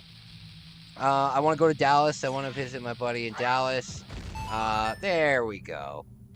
I want to visit my buddy in Dallas, do some live streams, hang out, you know, go to dinner, just hang out, you know. I'd love to do that. I'd love to do New York again. I'd really like to do Chicago. I would really like to see Chicago. We'll have to see what happens in the future.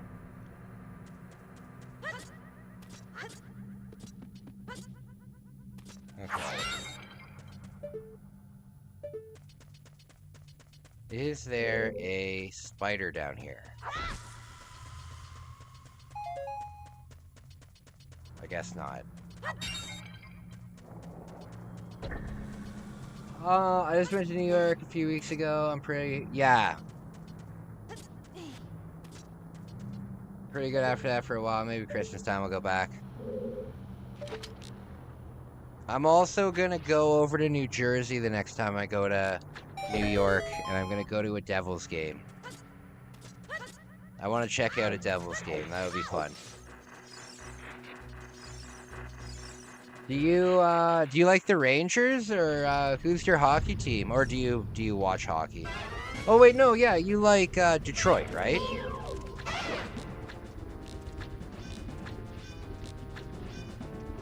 I try and remember.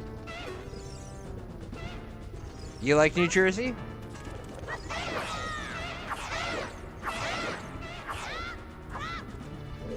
Although Newark is pretty dangerous. Is it? Shoot.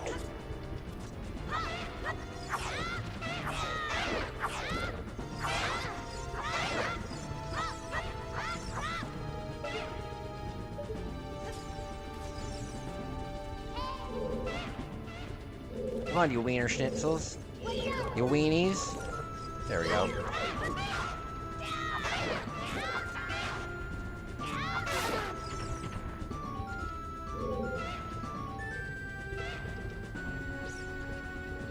Come on.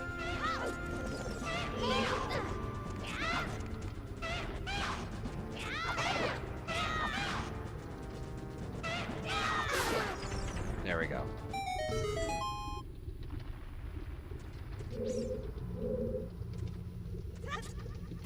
Oh. Red Wings. Yes, I remember. I remember.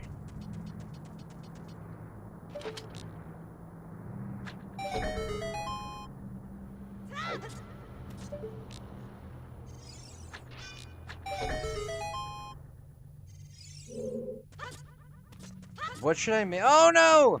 There we go. What should I make for dinner tonight? I don't know. I don't know. Well, I'll probably just make noodles or something. I'll probably just miss noodles. I want to go to Red Games at Madison Square Garden, but the cheapest nosebleeds are like wow, that's expensive.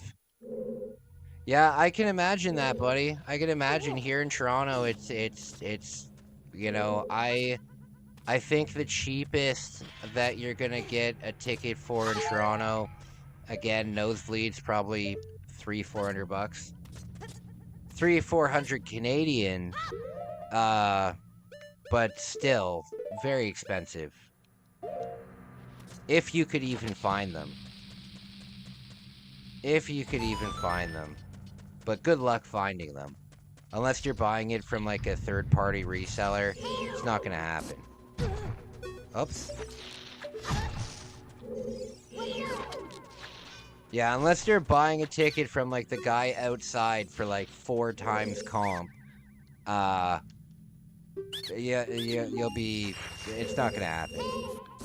I mean, when I was young, my parents weren't rich at all, but they weren't poor at the same time. We lived a pretty like lower middle class, you know, not poor, but we couldn't get. We still got like the no-name brand stuff, you know. And my parents wanted to take me to a hockey game. I played hockey for 14 years. They wanted to take me every single year, but they could never, in the 14 years, find a ticket for a good price. Because I didn't like the Leafs when I was young. I liked the Devils and I liked the Avalanche. So if I was gonna go to a Leaf game, I wasn't even going to see the Leafs. I was going to see the other team. So my parents were kind of like, we're not going to spend the money to see the Leafs if he doesn't even care about seeing the Leafs. But yeah, the Leafs are a joke organization, so not a fan. Great jerseys though. Great jerseys. The Toronto Maple Leaf jersey is a nice jersey. I think. I think the best jersey, in my opinion, is the New Jersey Devils. I love that. I love the N and the J and the horns. I love it. But I think objectively, the best is the Chicago Blackhawks. I think that the Chicago Blackhawks logo is like the best logo in sporting. In North American sports, at least. I think it's the best logo.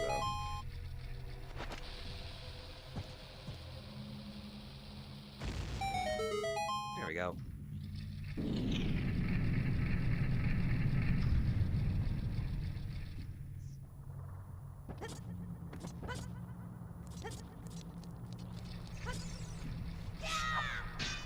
All right.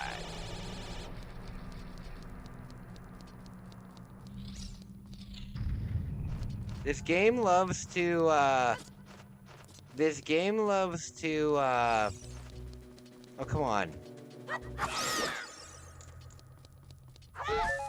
This game loves the whole concept of a mouth opening up and then you going into it. It does it like 3 or 4 times in this game.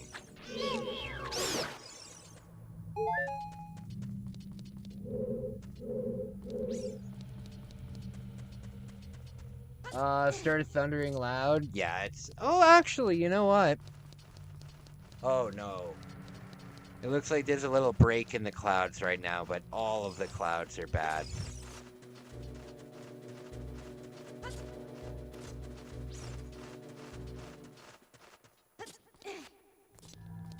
Okay.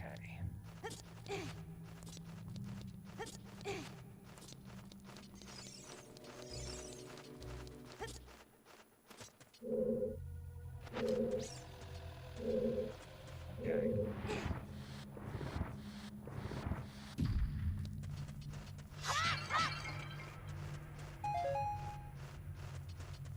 Still don't have a bottle. Where do I get my first bottle from? Hey, Kataro, my man. What's my favorite Zelda? I don't know. Probably this. This or Majora's. It's hard because, like, I consider 3D Zelda and 2D Zelda to be, like, two different,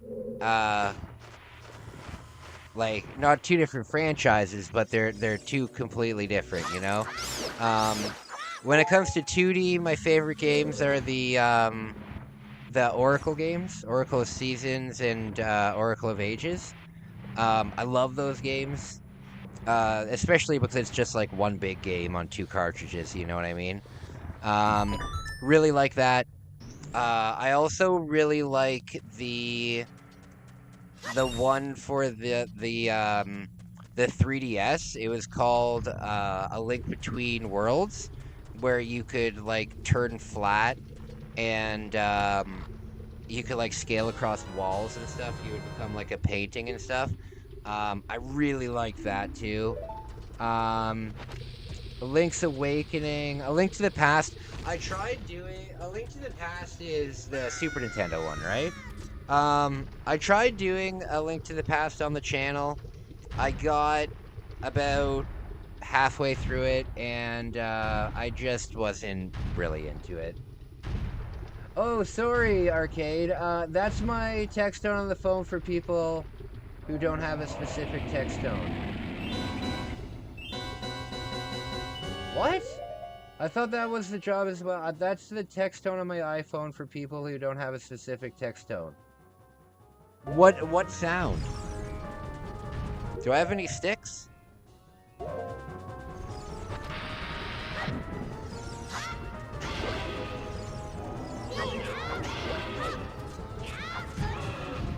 Oh goodness. Link Between Worlds is amazing. I couldn't put that game down. Yeah, I really, really like that game. Really beautiful art design. I thought that the use of like the mechanic was really clever.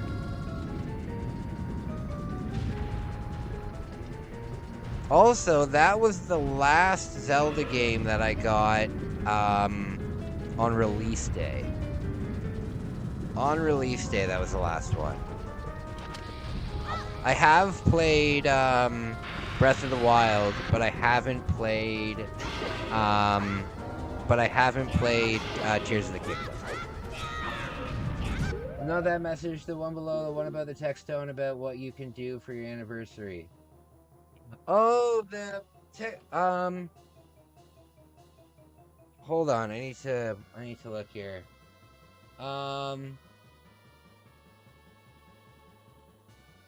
One million times I thought that was a job to have as well. I wanted to be a video game tester, my text tone on my phone. I don't see anything else, buddy. I don't see anything else. Can you say it again? Can you, Can you say it again? I didn't see it.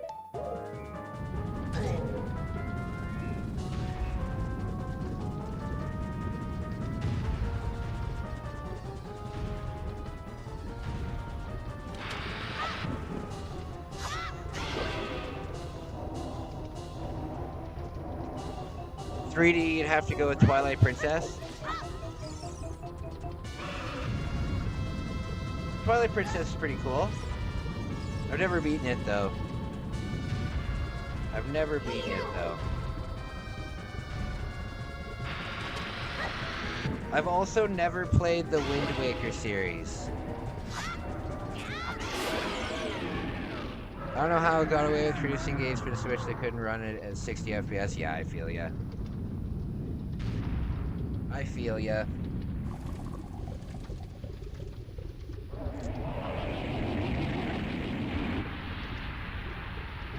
The one below the one of the text tone. Yeah, Arcade, I didn't see that. If you can say it again, that would be great. Yeah, if anybody has ideas of what I can do on my 4-year anniversary, it's coming up. I want to do something to celebrate. It's a really, really, really big deal for me. So I hope that I can do something nice for it. I'll probably maybe like bake a cake. You know what else I've wanted to try too? Pom Pom Purin from Pom Pom, right? Is based on Japanese pudding. So it's like a yellow pudding that has like a caramel on the top. Maybe I'll make those. Maybe I'll make some of that stuff. I've never had it before, but it looks really fucking good. A selling point of the new system should not be, hey, remember those games in the last gen with performance? We fixed it. Yeah, I know what you're saying. I know what you're saying.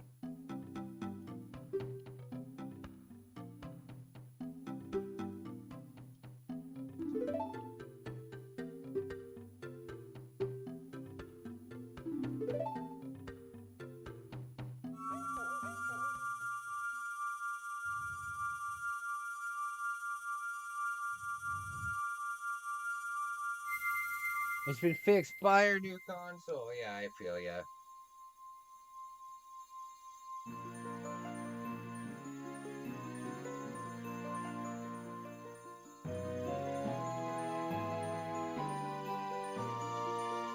That's fair, but at the same time, if I love the game, I don't mind it being enhanced.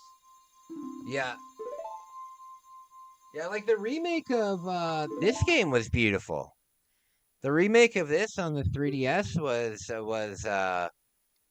was very beautiful.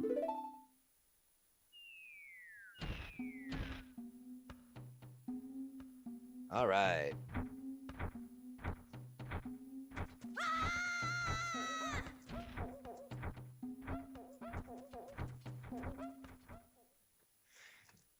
Yeah, I agree.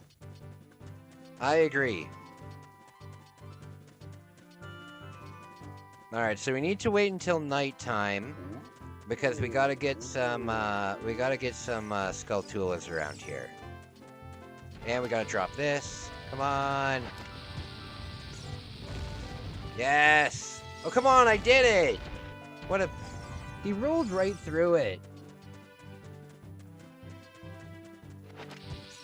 He rolled right through it. What a pain in the ass.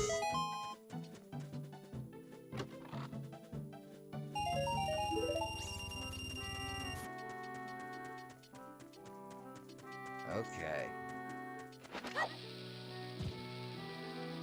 I think there's, what, a fairy fountain down there? There's a fairy fountain somewhere around here.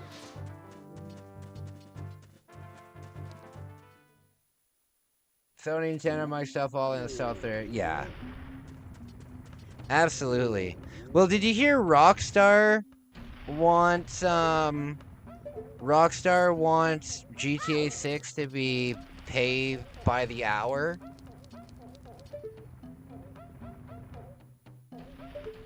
Rockstar wanna do pricing paid for like by the hour, so if they put out a game that is like a game that would be like a 50-hour game would cost like, you know, like $70 or something, but if a game was like 200 hours, then it would cost more. I heard that Rockstar is pushing for that.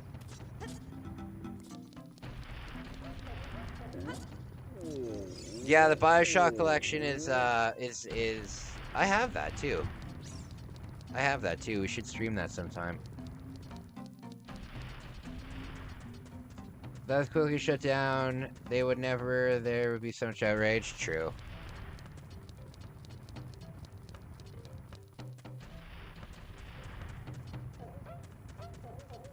What's crazy is that it's reported GTA 6 won't even run for full performance on the PS4 Pro. Yeah.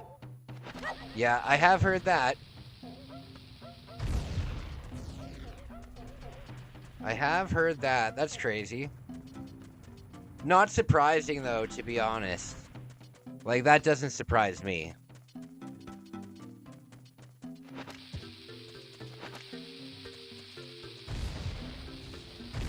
Call me a boomer, but gaming is kind of going downhill. Well, you know what, buddy? When you're a retro gamer, you don't really need to deal with all of that. You know? That's why I love retro gaming, you know? When I pop this in, I know that I don't need to download an update that will take 3 hours to finish. Like when I got Skyrim again for the channel, right?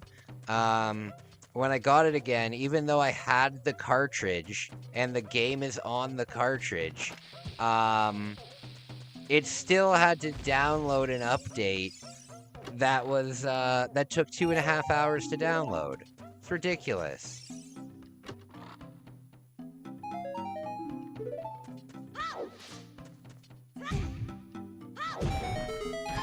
There we go.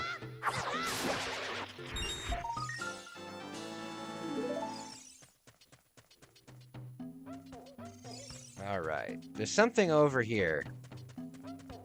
There's something over here. What is it?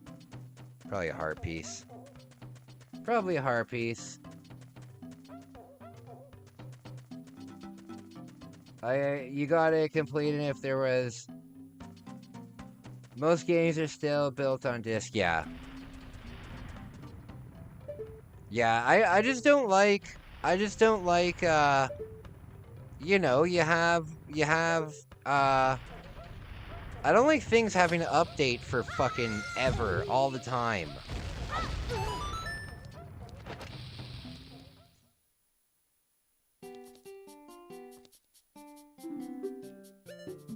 Okay.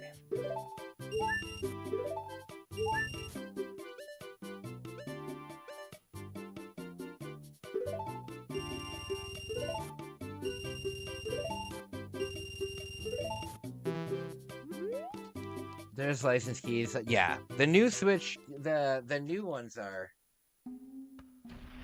Yeah, it's a shame. I would like to get the Mortal Kombat collection on a cartridge, but I think my messages are being blocked. Sometimes it blocks. What did you write? Did you write something inappropriate? I can't imagine you did. Can't imagine you did. Shoot me, tell me on, like, Instagram or something. Damn it! Send me your ideas on Instagram.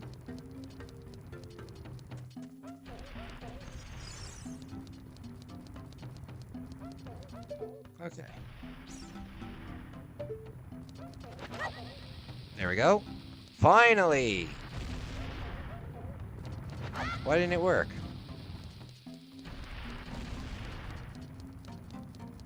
Why didn't it work? I'm so confused.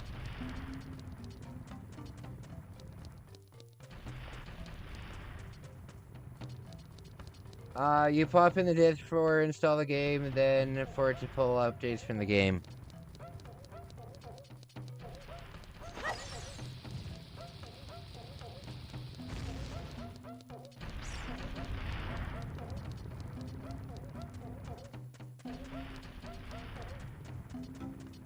Okay, spooky. So guys, I've got a date on Saturday. Kai's going on a date. Kai's going on a date. You know what I'm getting? I'm getting fajitas. I want the whole restaurant to look over at my table in awe of my enormous tortillas. I'm more excited for the fajitas than the actual date. Yeah, I'm more excited for the fajitas than the actual date. I just need to be social. I just need to go out and be social more. I haven't done anything social since I moved in here. So it's been like almost 2 months since I've like gone out and done something. I went to Toronto once. During that time. I was getting lucky Saturday. Oh, I don't think so, man. Maybe, but I don't. I don't know. To be honest with you, I'm really just doing it because I need to do something social. I'm a social guy, and I need to do something social. Fajitas are bomb. I can download things. Oh yeah. Oh yeah. And people always think that if you order fajitas, you have to put like, because they usually bring it like on a platter, right? But they usually just give you like a little tiny cup of cheese or like a little tiny cup of sour cream or lettuce and stuff. They're usually in like little tortilla bowls, right? A lot of people don't realize that you can ask them to refill it. So when I was young, I would always get the fajitas and I'd be like fucking putting my my getting lucky? Hi getting lucky? No, I don't think so, guys. I don't think so. Yeah, when I was young, I would put such a small communist amount of cheese on my tortillas, thinking that I'd run out, and then I just find out that you can just ask for more whenever you want. So remember that. Even if they're just giving you a little bit of cheese, you just ask for more. Good stuff. There, I love it. I love it.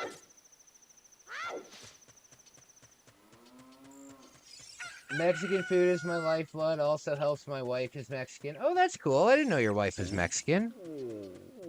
That's cool. That's cool.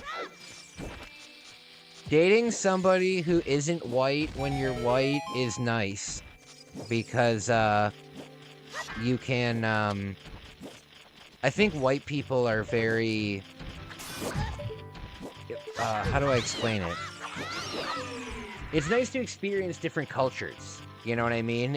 I know a lot of people who have never traveled outside of Ontario, and they're like 30 years old. You know what I mean? So if you date somebody from a different culture, it's great because all of a sudden you are introduced to so many different things that you didn't know about.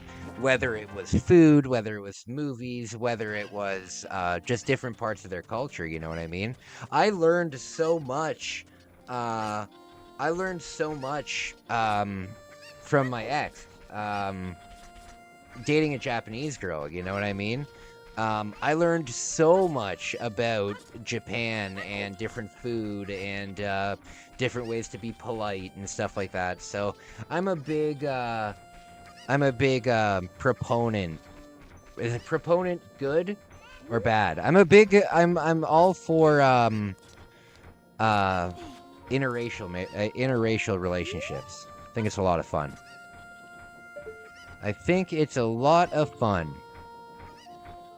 Yeah, there are people that I know that are like my age that I went to high school with, right? And they've never left Ontario. And to me, that's absolutely mind-blowing. Absolutely mind-blowing. Because I can understand, like, when you're a kid not leaving Ontario. Like, if you were, like, 13 and you've never left Ontario, I could get that. But to go, like, 30 years without it, man. Guys, I'm gonna take a quick 2-minute break. I'm gonna kind of figure out what I want to do for dinner. I will be right back. 私自分の部屋が欲しいの。自分の部屋か。ちょっと早いかな。君だけの部屋を動物の森に作ろう。家具を揃えたり、おしゃれをしたり、手紙を書いたり。アルバイトも。さあ、何から始めようかな。パパも住んでいいかな。任天堂64動物の森。パパの部屋どう？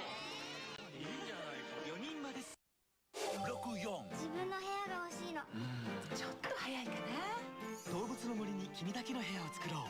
家具を揃えたりおしゃれをしたり。さあ何から始める？任天堂64動物の森。パパも住んでみる？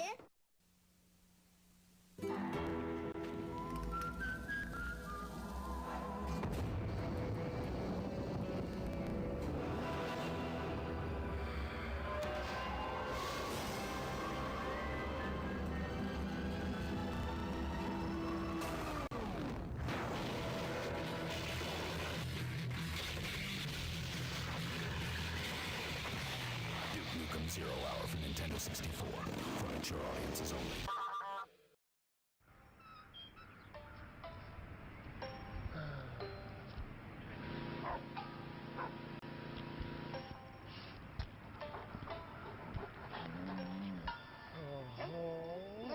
Oh.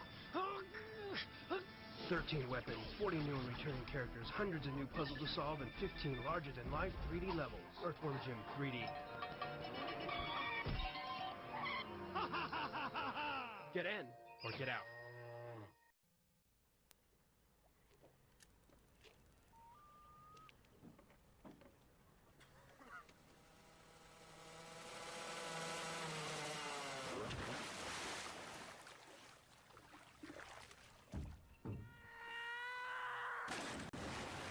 Excite Bike 64. Get serious air. Rated E for everyone. Sorry.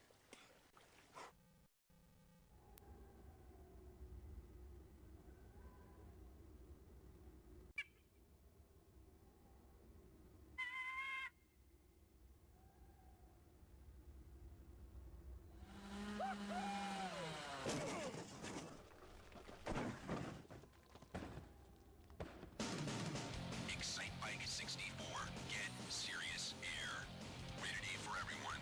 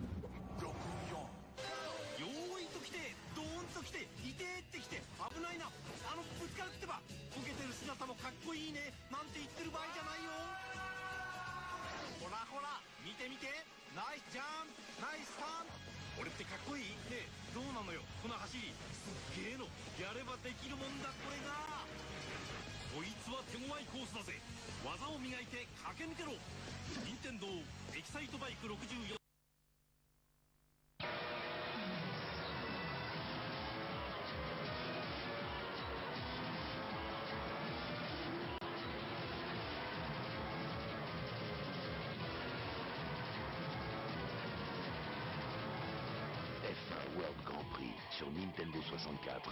Vous n'en reviendrez pas.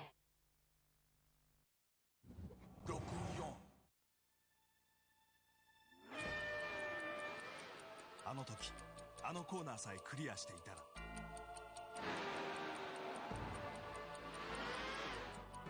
あの時あの雨さえ止んでいたら君のテクニックがもう一つの結末を作る。任天堂64 F1 ワールドグランプリ。 Non mais t'as vu ça? Est-ce que tu l'as vu? Mais Matt, sans deck, Matt! Inutile de revoir ces images. Allez, revoyons-les. F1 World Grand Prix 2 sur Nintendo 64. Et pour que le deuxième de la course ne soit pas en reste, t'as vu ça, mon gars?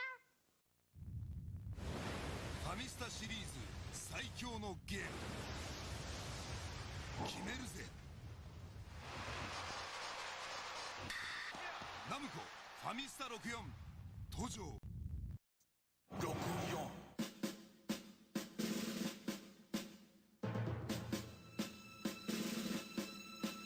僕は強い武器を作りたい。僕は何度も挑戦したい。僕は頑丈な城を作りたい。何度も挑戦、何度も楽しい。任天堂64風来の試練2。 Okay. Okay. All right. What do we got here? I bought a copy of 3D All-Stars for $100 earlier this year. Yeah, I'm sad that I got rid of my 3D All-Stars. I'm sad I got rid of my 3D All-Stars. Not good.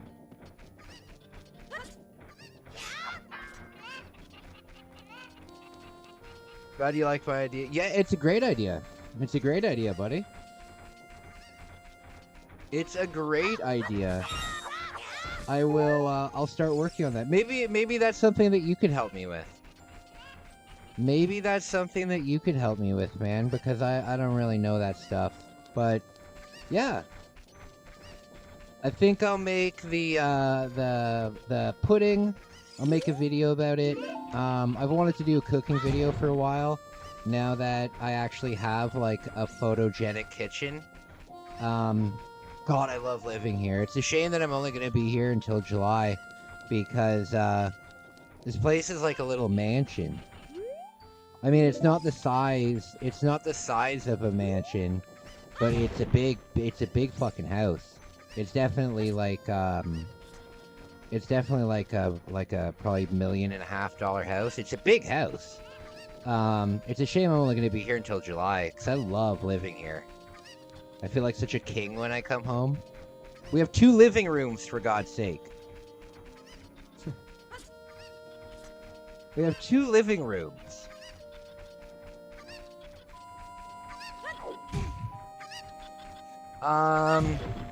Mario Sunshine, Mario 64, yeah.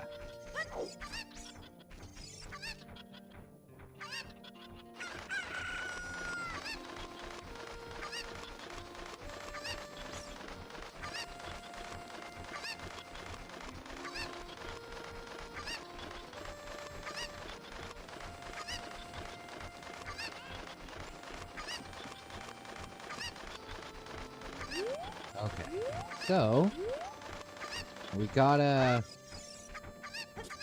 get this up here. I'm sure you guys know about this trick. But what you do is you bring the chicken over here.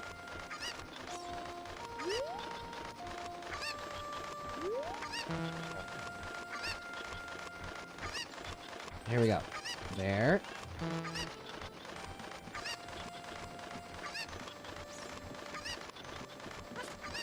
Come on! Damn. Oh, there we go. There we go. Okay.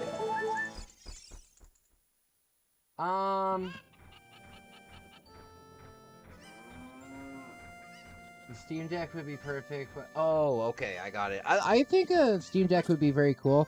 What do you guys think would be better for the money, though? Do you think a Steam Deck would be the way to go, or do you think that a ROG Ally would be better?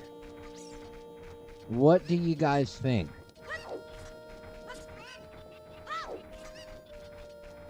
Because when I'm in Japan, I can keep my eyes open for one of those. I keep my eyes open for one of those. They have hard off in Japan. They have hard off and book off. And you can get some really good stuff there for cheap. I bought the Nintendo Switch that I stream on. I bought it for, I think, $120 like 2 years ago. So it is really good. Sold on the deck. I'm hyped for the second gen model.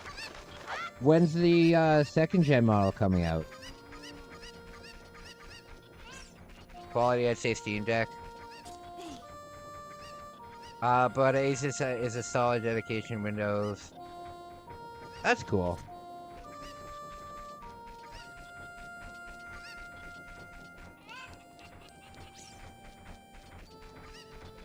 Yeah, Steam Deck is SteamOS Linux. Oh, okay. I feel ya.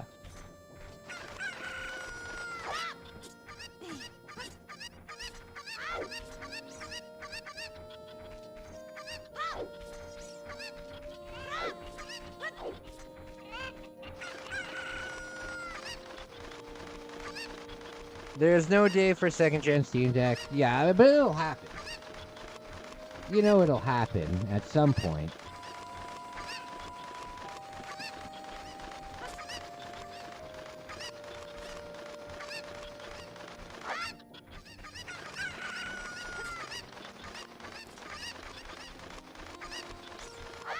Never. I've always heard of Raspberry Pis. I've never really. I'm not very like technical. I don't really know much about like computers and stuff. When I was young, I actually knew how to code in HTML, but now I have no fucking clue, you know?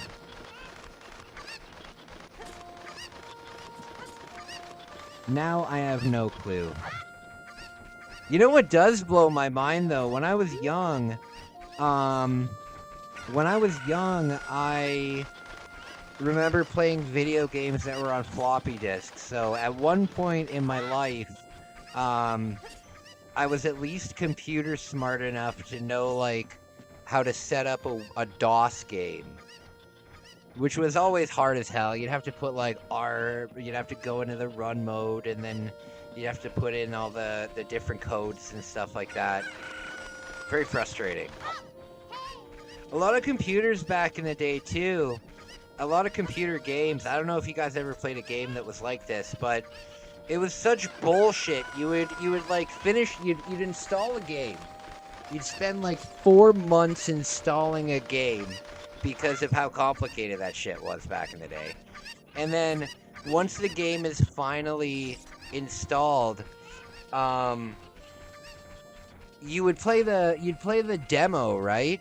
And then when the demo was finished, it would hit you up with some bullshit like, hey, turn to page 48 of the owner's manual of the game and turn the page upside down and you will see a number in the top left corner. Please write down that number to continue. And you'd be like, what the fuck are you... What do you mean? And it was copyright, not a copyright check. It was an ownership check, right? To see if you actually owned the game. God, that was frustrating.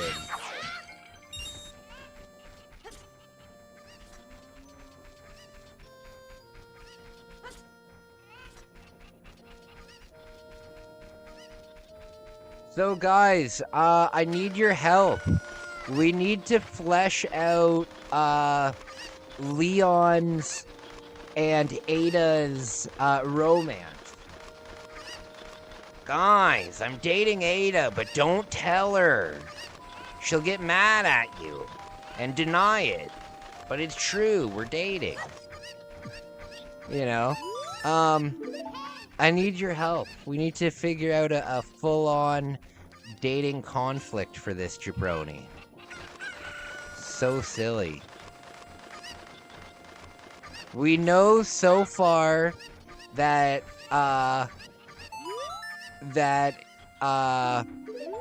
Leon has paid Ada $40 to smell her hair.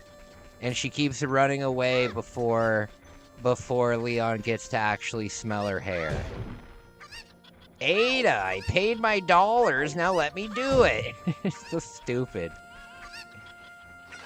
And with Claire, he wants to smell her gloves. Claire, leave me alone in the stars room for 5 minutes with your gloves, please. I need to inspect them. That it?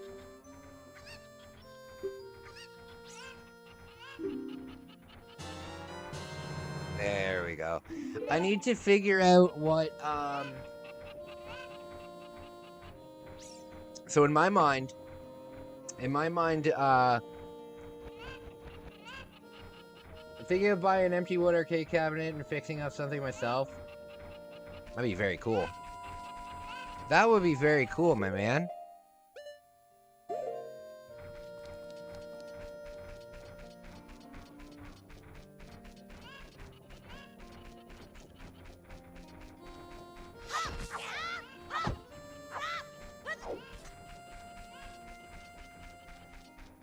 All right.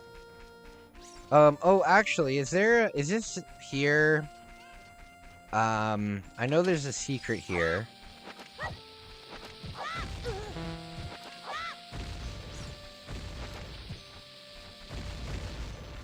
Where is it?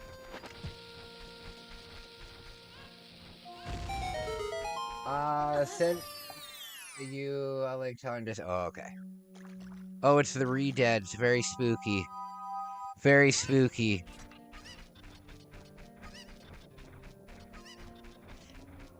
I like how you spend this time to collect the chickens for the lady, and then immediately you go into one house and all the chickens are missing again. Kai, when will we hear about the giveaway results? The giveaway for the Ultraman giveaway? I completely forgot about that for the last couple days. Guys, if you want to get in on a Ultraman giveaway, I am doing a giveaway. It's more like a raffle this month. I've got 2 vintage Ultraman figures going out, and a Ultraman it's like a Lego building kit, and the baseball. I don't know if anybody watched my vlog where I went to the baseball game, but I got a baseball while I was there, and I autographed it, and that will go as well. The draw for that will be on October 1st. Or September. It'll be on the last day of the month. It'll be on the last day of the month.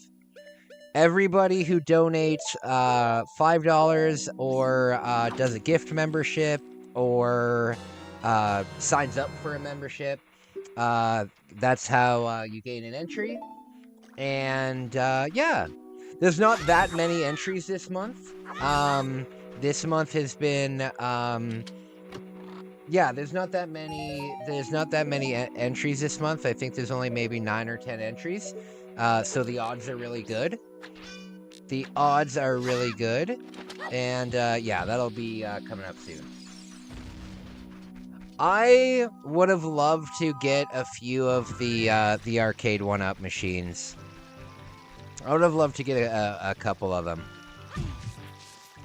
I wanted the MK one. I wanted the Simpsons one would be cool.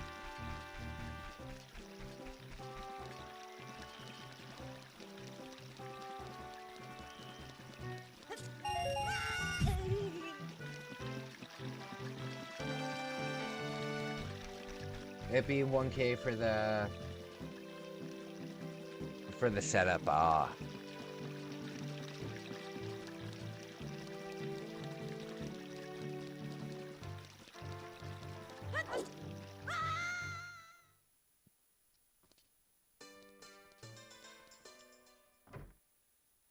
I'm good with the ones that you see at the bar. The tabletop ones, right? The one that's at the corner of the bar that has a... I always wondered when I was young, if those were gambling machines. And it turns out a lot of them were, but a lot of them weren't. Like, a lot of them were just normal games, you know, solitaire and that kind of stuff. And at one point, that was going to be like the future of bar entertainment. Having a fucking huge computer. It's like, it's portable, guys. It's portable.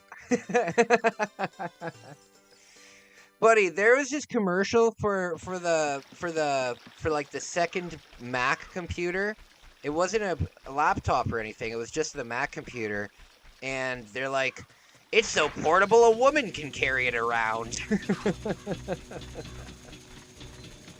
And then it shows this woman, like she's like a businesswoman, and she's heading off to work, and she's bringing her computer with her, and the thing is so huge that it has to go on a giant basket on the handlebars. So funny. Portable, guys.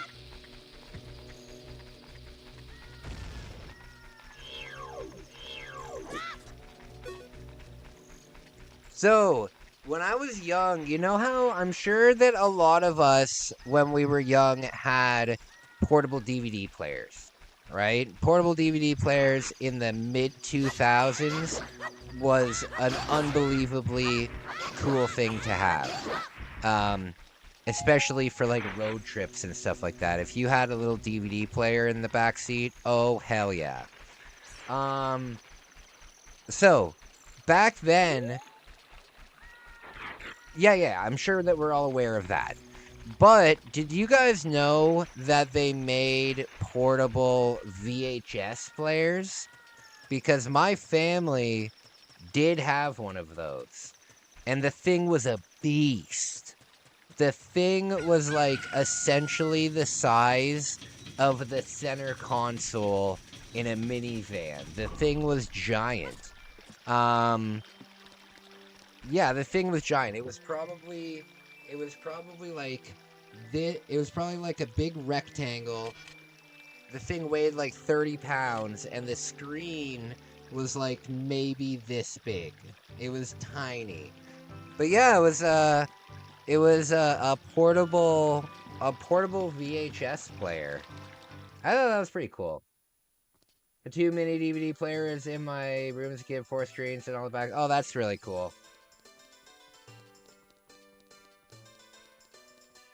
One of my dad's buddies had one in his van. Yeah. The VHS one, we could actually plug the Nintendo 64 into it. But the problem was, there was nowhere to plug in the Nintendo 64. Because this one machine that we had, it didn't run on batteries, but it was made for car travel, so it ran on the like the cigarette lighter, the 12 volt or whatever the lighter is.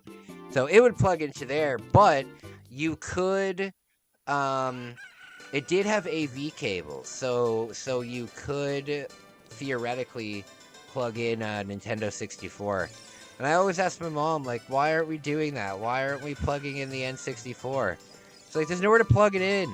I'm like, plug it into the cigarette lighter. Like, I couldn't grasp the concept.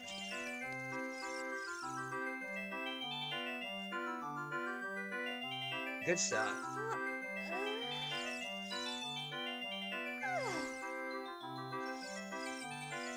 Alright, let's see what I can do here. Let's see what I can do here.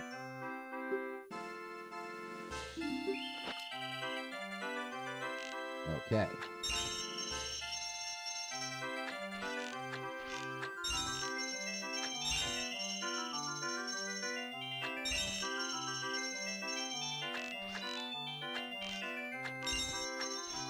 Oh, shoot.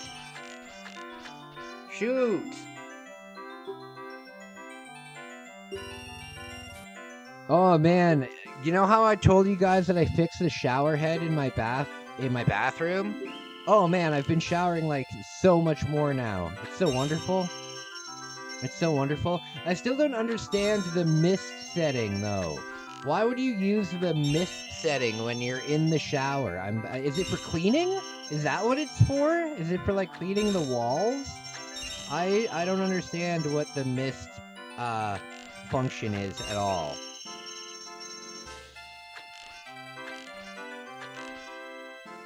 I used to play my Wii U in my parents' car with the hotspot and the outlet on the back. Oh, that's cool. The mist setting is awesome. Why is it awesome? Why is it awesome? It takes the temperature of whatever you're doing and it like halves it.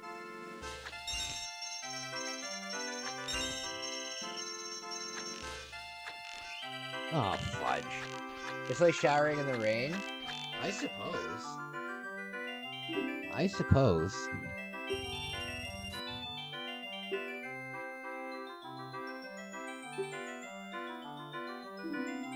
Sarah, okay, well, you know what? Then tonight, during my shower tonight, I'll exclusively use the mist section, the thing.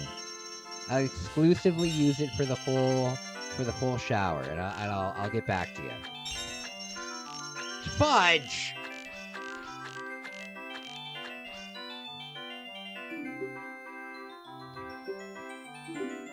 Oh, all out of it.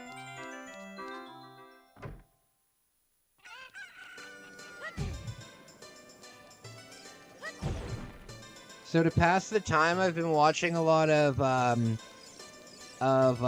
like dating advice YouTube from like alpha males and shit, and it is the funniest stuff I've ever heard in my life. The way that some of these people talk about women, and like they talk about women like they're things to be conquered. You know what I mean? It's ridiculous. It's some of the funniest thing that I've ever seen in my life. Am I a freak for enjoying cold showers? I don't think so. I think most of the world has cold showers, so no, I wouldn't think so. When I have a shower though, I only use hot water. I don't use any cold water. My tap is one of those taps where, you know, you can put it like all the way or off kind of thing. So if you put it like up, it'll be right in the middle. I just crank that right to the side. Right to the side. Pure hot shower. I want it to be so hot that I can only stand in it for about 10 seconds. And then I have to stand beside it for like 10 seconds, and I dip in and out of it. When I get done with a run, pump cold shower. Oh yeah, like sometimes in the when we had a heat wave, right? At my old place, when we had a heat wave, I didn't have any air conditioning, and what I would do is I would make like a very cool bath. I would make a very cool bath, and oh danggummit. And while I was in the bath, I would put the shower on. So even though I'm sitting in the water, I would have the shower on, and it would be like cold shower, and I would pretend that I'm in like you know, like if you've ever seen somebody sitting at like a waterfall. I forget what the area would be called. But yeah, that was nice. During a heat wave, it was very nice. Did you know though that those ice baths that like athletes do have like very, very, very little actual science behind them? They have very little like recovery benefits and stuff like that. And like most of the places that say that they do are all, you know, like it's not really a thing. you know? It's kind of the way that back in like the 40s they had those belt machines that you would stand there and it would like jiggle your ass and shit. Well, those are really popular for a long time, for like 20, 30 years, because people really thought that you could get a workout by just standing there and having a belt jiggle your fat, you know? So it took years before society would just accept that it's complete nonsense. And that is the same thing with the ice baths. How do we get caught channel, get more visibility? Well, you can always share. You can always share my videos if you see a video that you like. Consider sharing it on your socials. You know, I'd really appreciate that. Always like the video when you come in. It really helps get the stream getting seen by more people. But yeah, I don't know. You know what I'm thinking of doing, but I have to contact what's it called? YouTube about it. But I'm thinking of privating all of my videos that I have like what the hell just happened? I have like 200 videos about like teaching people how to be sober and stuff, and I think a lot of that might be hindering my channel because they're kind. I don't know. I really don't know what to do. I don't know what to do.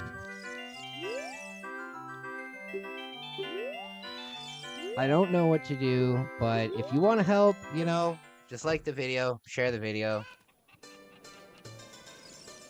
You know, if you guys are part of any like retro game groups or something like that, you know, let's say you're part of like a Discord page with lots of gamers and stuff like that, you know, maybe recommend my stuff.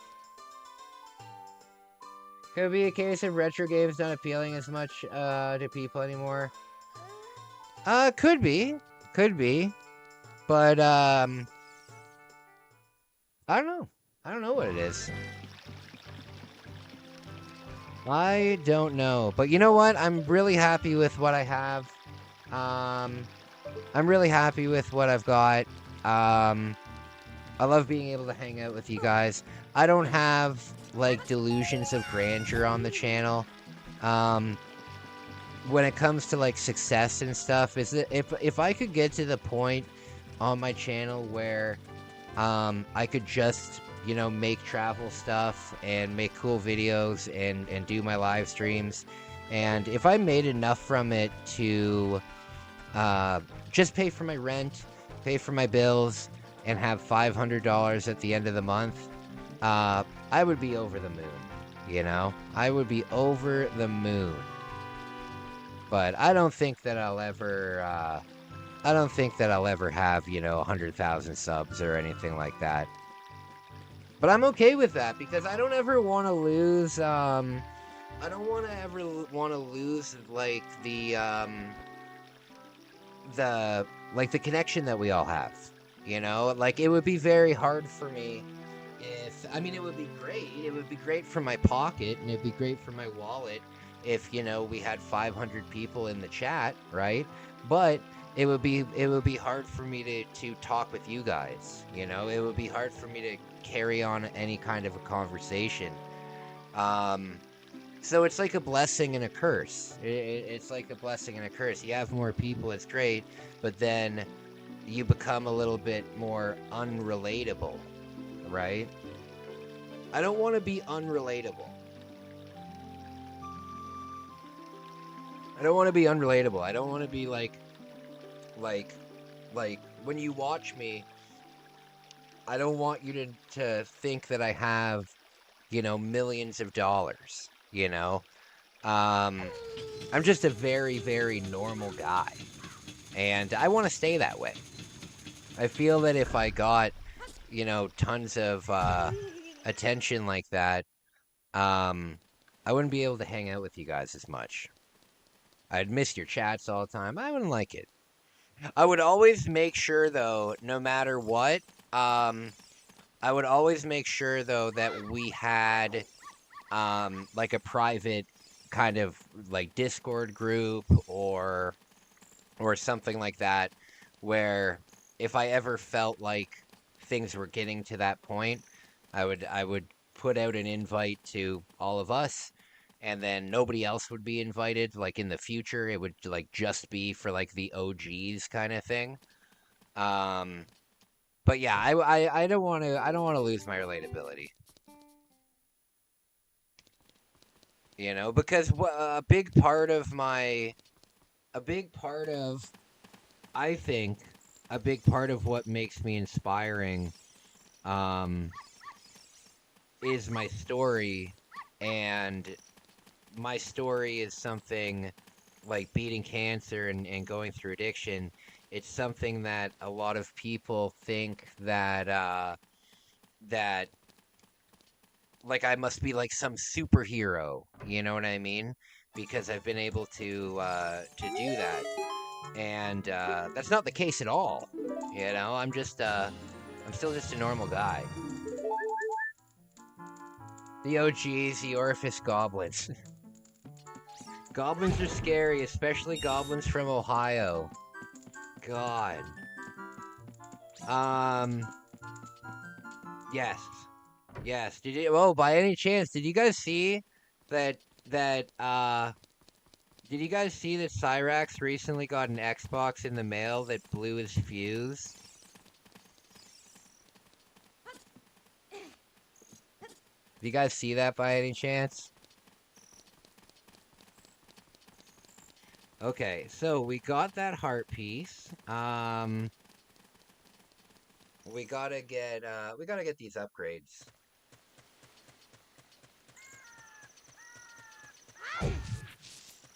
Okay.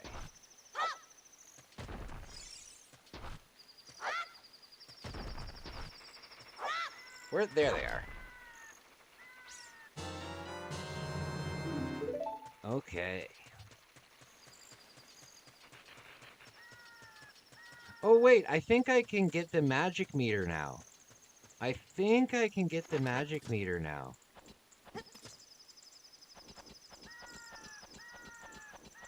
Who's the longest OG? From my channel? Bouncer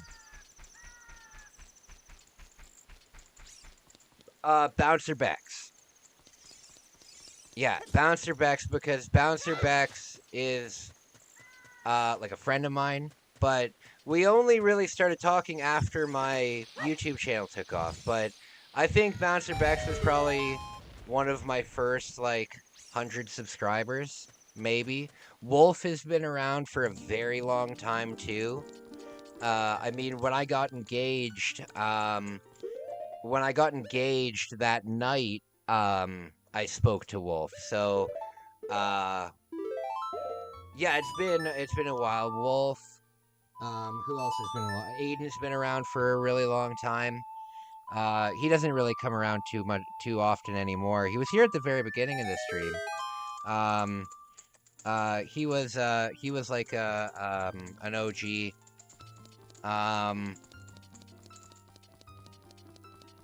Yeah, I don't know. I've had different phases of my channel though, because when I started my channel, it was called Sober Living, and it was about just tips and advice on how to get sober, right? That's all I wanted to do. There was none of like my own personality in it. It was basically, hey, here's 10 ways to have fun at a baseball game without drinking. You know what I mean? Stuff like that. Give me a second, guys. My nose is fucking driving me up the wall. Give me 1 sec. I have to check on something. Let's play. You gotta see this. I need witnesses. Pikachu, over here. It listens. If only my family would. What? I'm talking to Pikachu, my new best friend. Watch this. Pikachu, come here. Pikachu, good job. Pikachu hears what you say. Hey! Hey, move! Pikachu! My sister, the Pokemon Master. Bulbasaur! Shh, don't confuse them. Pikachu understands almost 200 words. My sister knows like 12. You have to use the microphone. Hey, watch. Pikachu, this way. See? Unlike my sister, a direct response. The more you talk to Pikachu, the better friends you get to be. Pikachu, oddish. Oddish? See? Pikachu trusts me. That's because Professor... Okay, sorry about that. I had like a piece of like dry skin on my thing here. Another thing I noticed, your channel name bleeds in as there are multiple Life of Kai channels. Bleeds in as there's multiple Life of Kai channels. Yeah, but you know what? You're never gonna, why didn't she give me the...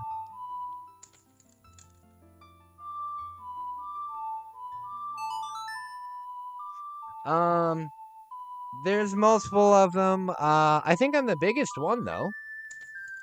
I think I'm the biggest one. But luckily, I have the handle, Life of Kai TV. I have the handle Life of Kai TV. And that's pretty valuable to have. Because it's a pretty easy thing to... It's a pretty easy thing to remember. It's not like if I tell somebody, hey, look me up. I'm Life of Kai 97_66. You know what I mean? There and this. What the hell's the problem? Oh, do I have to do it with the actual ocarina? Shoot.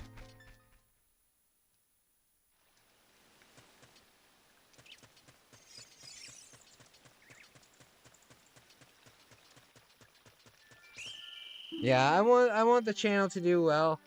You know, it's always nice when one of my videos takes off. One of my video, it must have been picked up by somebody.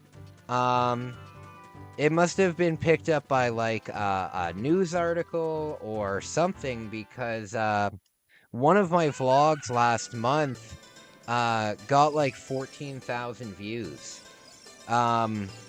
And that's crazy because my stuff does not usually get that kind of views at all.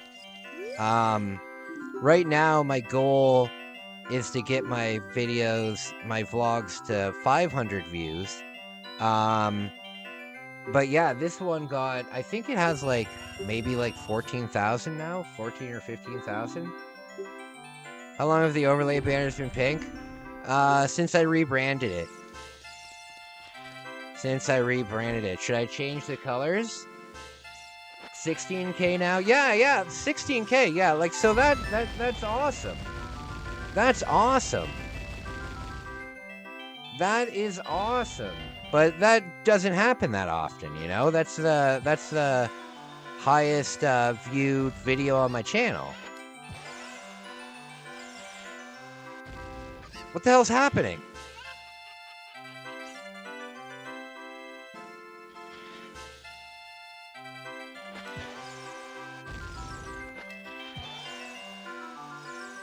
Okay, here. There we go. So I tipped away, but remember, I tried to look you up after shifts through Life of Kai channels. Oh, Life of Kai TV. Life of Kai TV. I could do a color change. I'm not married to it. I'm not married to it.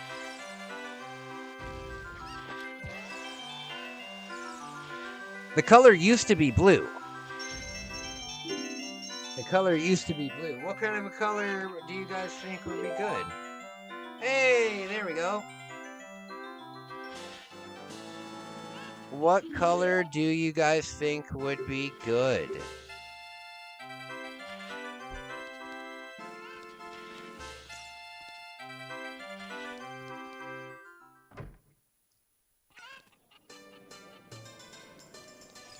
I like this guy up here. Can you talk to him? Maybe not. Oh man, sometimes the pink's really bright in contrast with your dark background in the game after it. Oh, okay, I gotcha. That's true. Should I make a spooky background? Should I make something spooky? Because if it's gonna be dark in the background, you know what I want though? I want there to be like a spotlight on this. I want there to be a spotlight like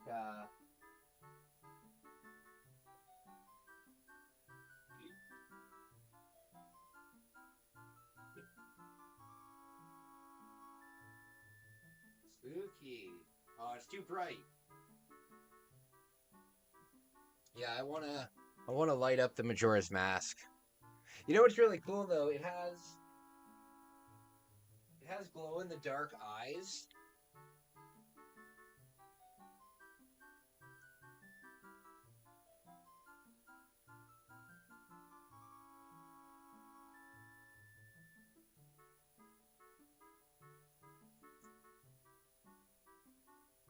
Look at it! Isn't that cool? Isn't that cool? Spooky!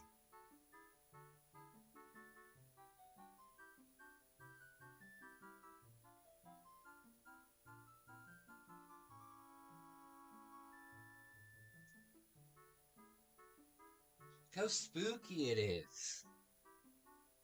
Very cool. Very cool. For all the fall dark green color and throw some costumes on the characters. Give blue guy an eye patch. Some. All right, we'll do it. We'll do it. Well, that sounds like a good idea. I will. I'll work on that. I'll work on that. Yeah, I want to put a Kubo there. The punk rock one. And then also take fat bong rips on screen. No, I can't smoke on screen because it'll get demonetized. Take fat bong rips. Funny guy. Funny guy. Nah, even when I smoke a cigarette, like, I don't like to smoke on camera, but sometimes I'll do, like, a live stream when I'm out, like, in the city or something, and I'll have a smoke on camera, and, it always gets hit with, getting high with Kai. No, I'm not gonna go from being a sober living channel where now, keep in mind, I don't consider weed to be, intoxicating, but I'm not gonna go from a sober living channel to a get high with me channel. It's not gonna happen. Also, I'm trying to make money. I'm trying to make money. I'm not trying to get demonetized immediately.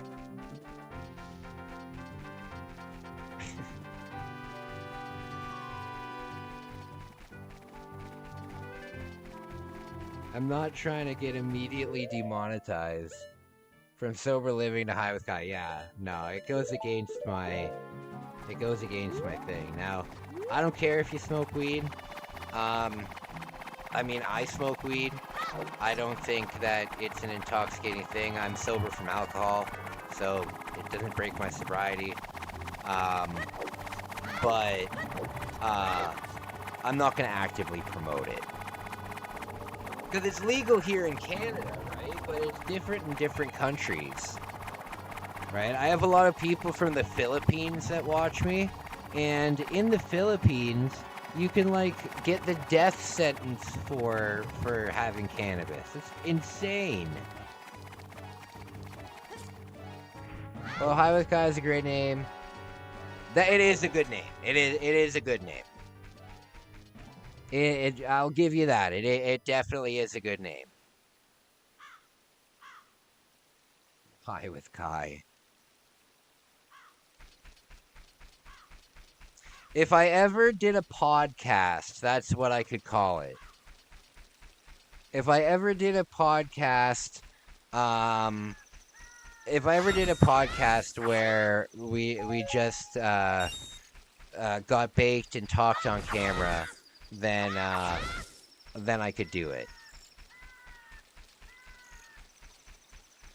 So we're living a stoner living. Yeah, exactly. No, I don't want to do that because the thing is, I pride myself on being a good influence. You know what I mean? I try and teach people like positive things, you know? And that's what I like. You know, I like to be a good influence. If I was a wrestler, I would be a face. I wouldn't want to be a heel, you know? I know that there's people that are younger that watch the channel. I'm pretty sure that like Canner is like 6 years old. And I know that like Hoodlum is like in high school, I'm pretty sure. I want to be a good influence, you know? I know that there are people that look up to me, and I don't want to change that, you know? I don't want them to think, well, oh, if Kai can do it, then I can do it, you know? Why am I back here? Oh, yeah, I have to go to, what's its name? I have to go get the golden scale so we can go and get the bottle for Zora. It's gonna be a long stream tonight, by the way, guys.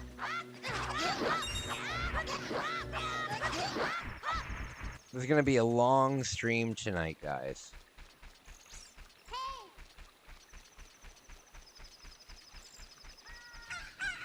Okay. Oh, we should go into this with as many magic beans as we can.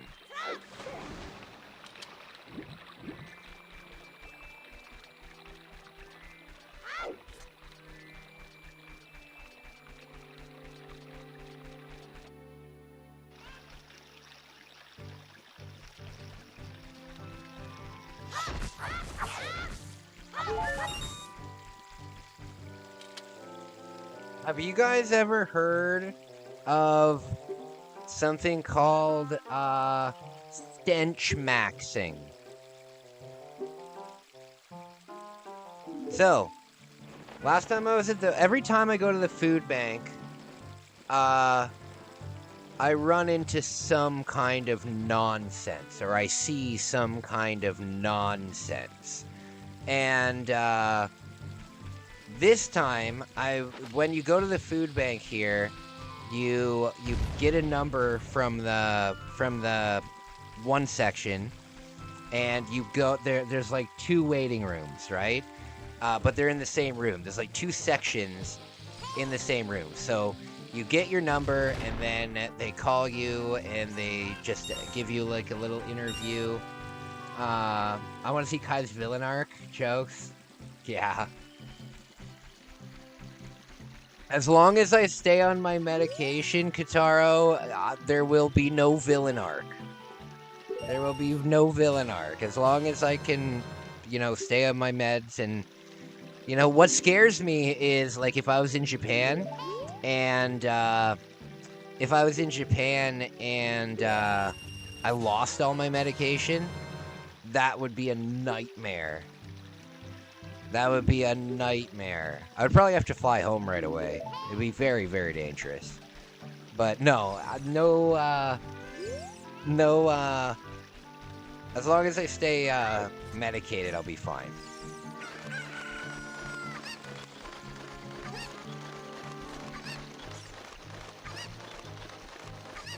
You can rent a girlfriend in Japan for 2 hours? You can rent a girlfriend anywhere. They're called escorts. But I know what you're talking about. I know what you're talking about, for sure. What I want to do is rent a grandmother. Rent a Japanese grandmother. And then she can teach me, like, how to cook something.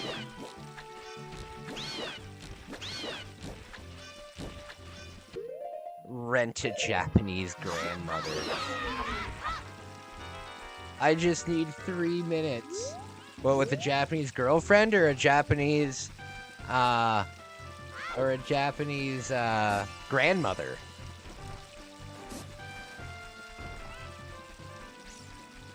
That's funny. Which one?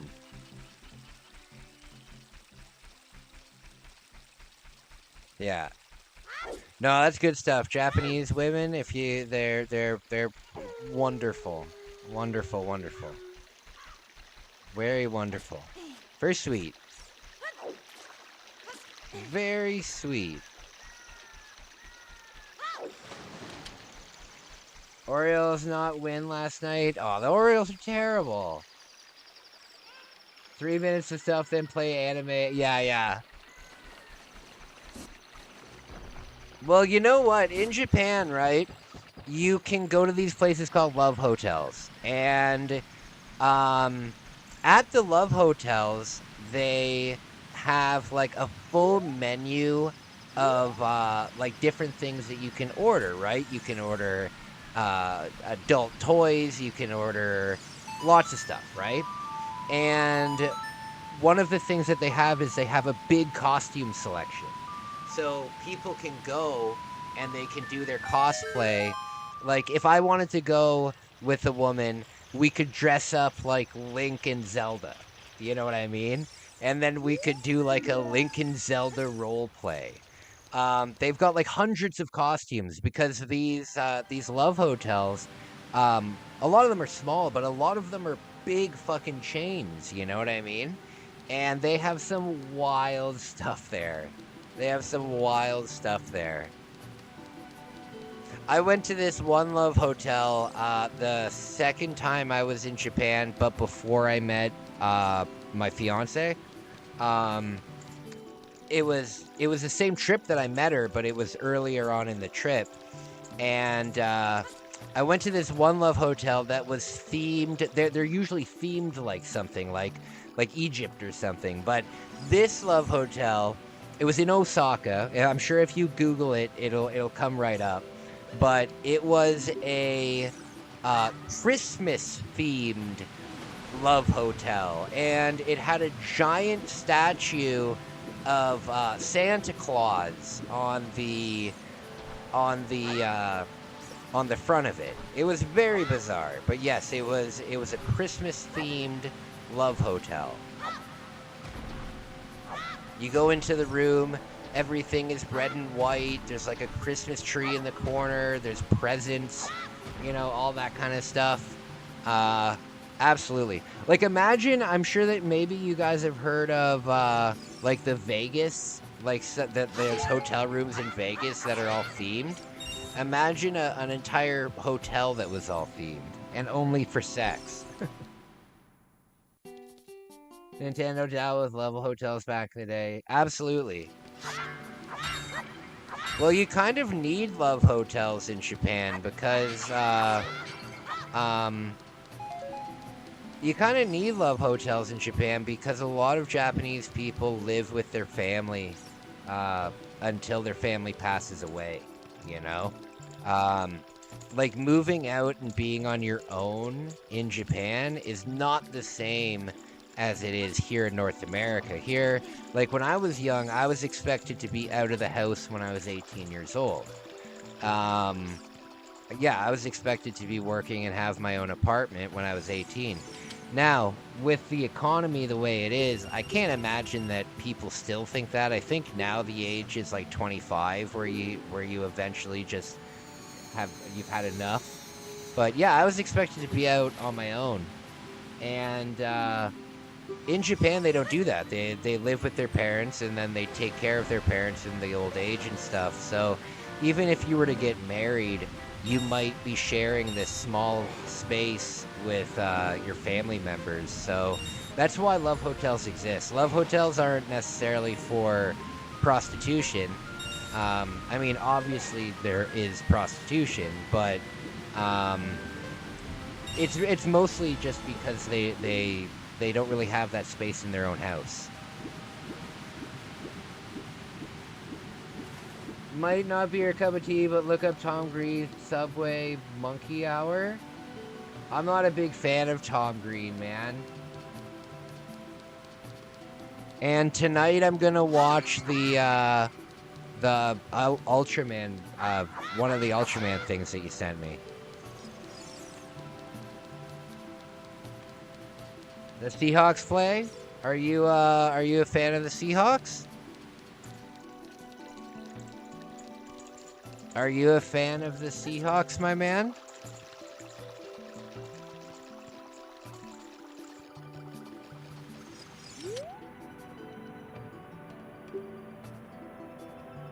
All right, give me the band.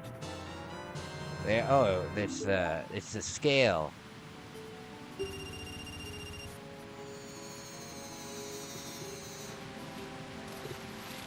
All right.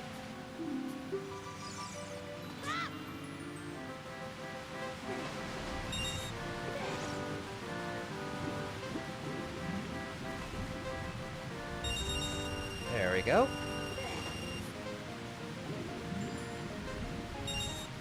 Okay, we're good. You're a fan of the Seahawks. That's cool. I watched, I remember the Super Bowl where the Seahawks won. I stayed with folks until 2020, until 22, and then left for the Army. Oh, that's cool. Guitaro, have we talked about you being in the Army? Have we ever talked about that? Either way, I have a shitload of respect for people that have gone through the Army thing. I have a ton of respect for that. And it's not really the same kind of respect that a lot of people have for, like, the troops and stuff. I think that the way that I look at it is, I have a huge respect for anybody who's been, like, through BMQ. Because, when I almost joined the forces, eh? I got an offer to be a bosun in the Navy. I even got I went through all the testing, I went through everything, and I got an offer. And the day that I got the offer was October, like 2nd, 2021, and then I immediately decided to go to rehab instead. Yeah, I decided to go to rehab instead. But I did a lot of research on, like, the training, and going through the training, I think that anybody who can get through that, I think that that's unbelievably cool. I think that's unbelievably cool because I couldn't do it. I couldn't do it. And when they were interviewing me, they're like, what are you the most worried about? And about at military, at BMQ. Yeah, we have. Oh, okay. They told me what the thing is. Our BMQ is it's in Quebec, right? And I told them that I'm gonna have a really hard time taking a French person seriously if they're yelling at me and they're smaller than I am. And they're like, what? I was like, yeah, like, if there's this tiny little French guy as, like, my drill instructor, I'm gonna have a hard time with that. And they're like, why? And I'm like, oh, it's not a racism thing. It's just I think it's so funny. And they're like, what do you mean it's funny? And I'm like, what do you mean? I'm like, I just think that the idea of a tiny little French-Canadian man yelling army commands is hilarious. And he just laughed. He said, yeah, they'll whip you right into shape. I said, okay. But no, I didn't end up going through with it. I didn't end up doing it. The Army opened up a lot of doors for you. Well, that's really cool. How did you meet your wife? Oh wait, hold on. I think you told me how you met your wife. You guys were skydiving together, right? And you met in the air? I'm just joking.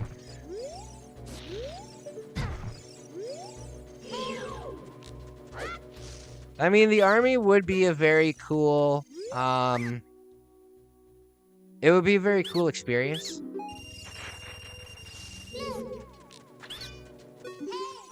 I think it would be a cool experience. I couldn't handle it either, though.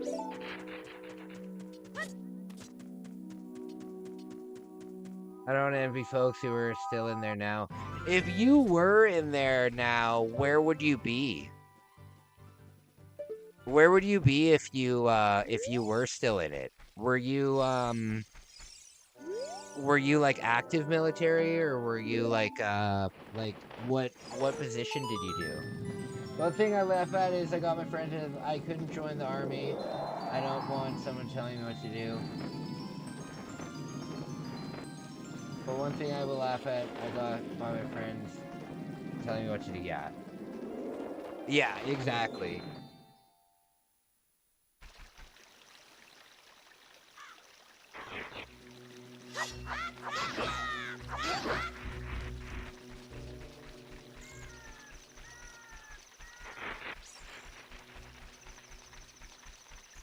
Literally scrub every job.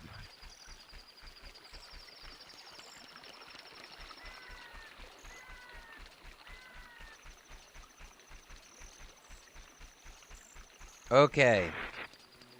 Do you guys think that I should bring my Ultraman cards on my date on Saturday? Do you think I should bring my Ultraman trading card collection on my date? Think that would go down well with the ladies? I think it would.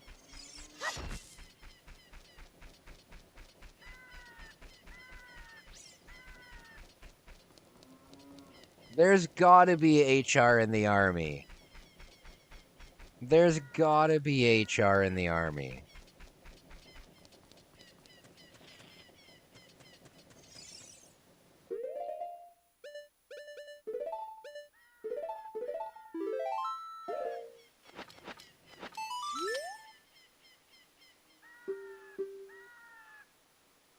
All right.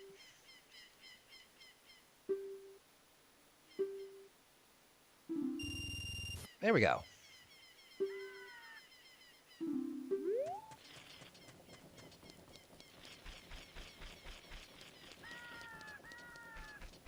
That's what fist fights are for.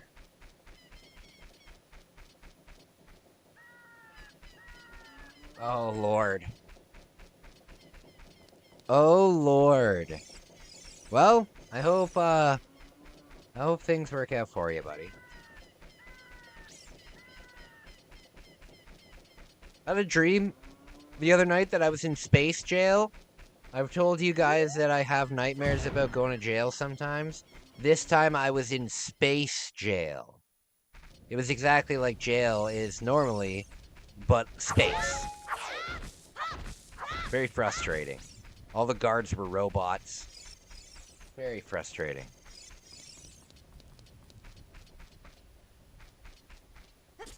You should bring all 13 copies of Takeshi's Challenge. To where?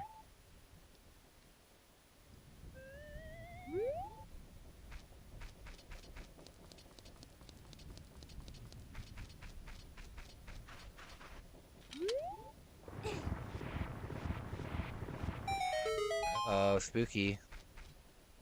Spooky.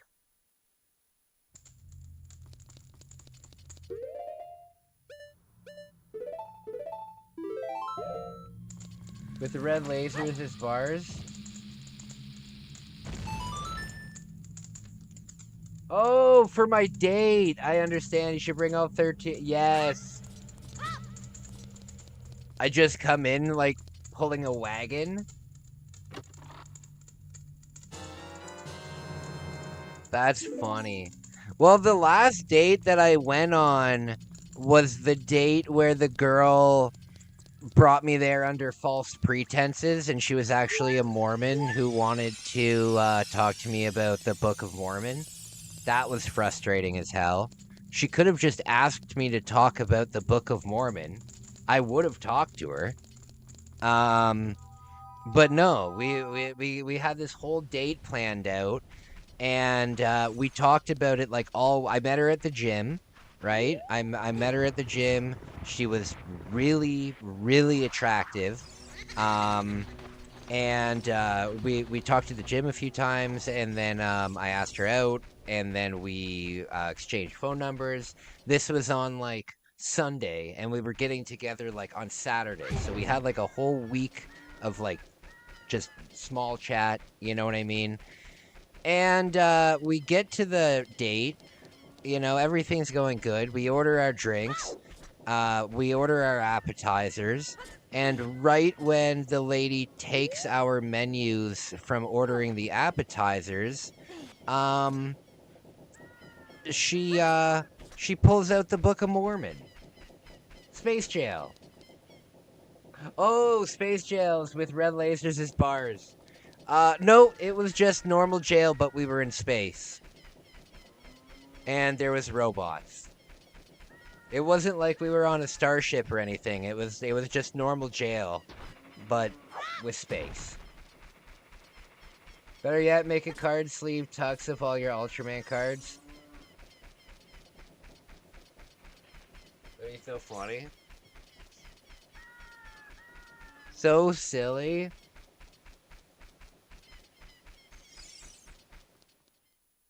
Don't wear an undershirt, wear an orange top hat. No, I hope it goes well. I hope it goes well. I've been saving up for it, so I've been saving up for it, so I hope that it's worth it. I hope that it's worth it, because it's gonna cost me like 4 days of groceries. So I hope it's worth it. I think it'll be good for my health, though. I think it'll be good.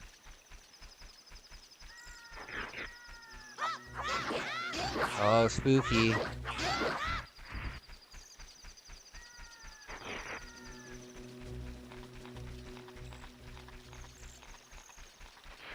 Alright, open up. Open up.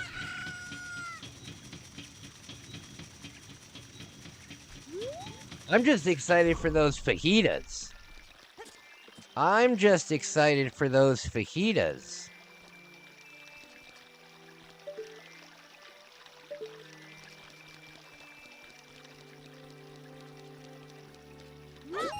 There we go.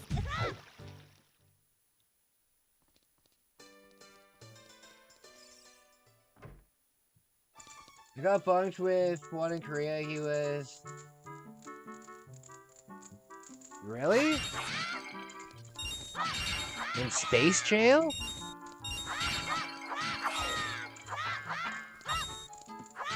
So he is mofo I ever met. Oh no.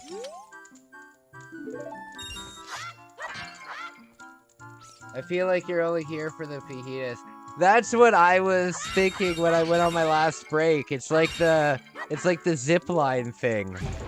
It's like the zip line thing, yeah.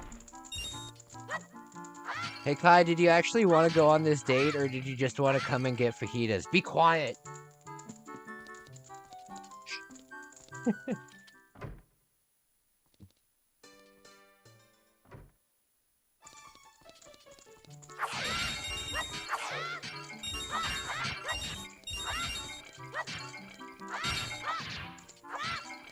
Yeah. The zip line, yes. I'm sure it'll go well, though. I mean, I'm not a lunatic. You know what I mean? I can carry on I can carry on a good conversation, you know? So I think it'll be fine.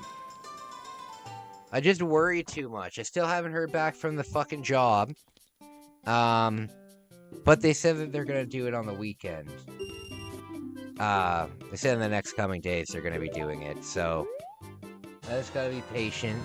But it's absolutely been pouring rain, so I haven't been able to do much job hunting lately.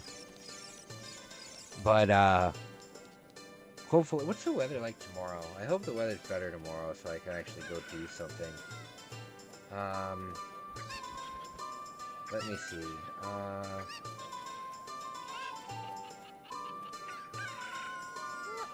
Okay, please don't be raining again. Damn it! It's gonna be raining all weekend. Okay, while we're here, let's try the shooting gallery again. What is this woman doing? Alright, we got 4 tries. This guy's had lip injections.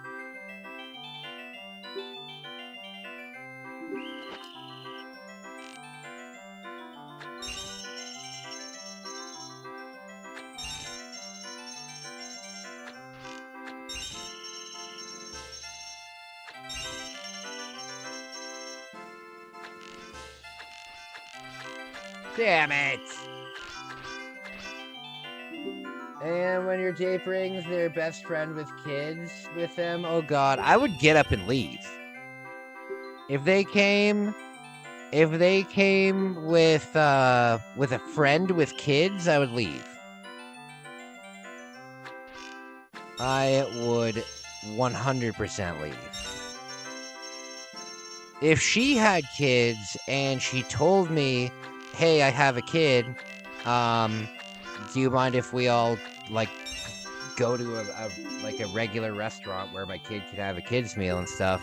I wouldn't care, you know. I would date a single mom. I don't see anything wrong with that. I want to have kids one day.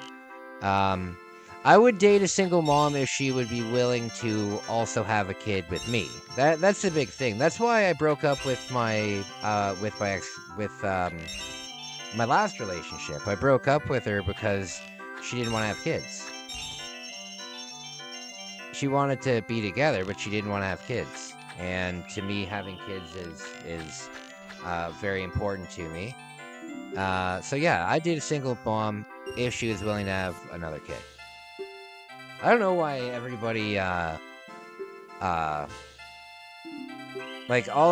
none of my friends would date a single mom. And I'm thinking to myself, guys, we're like 30 years old now. We're not kids anymore. We're not in our 20s. Dating a single mom when you're in your 30s, like, you're either gonna like it's not a big deal.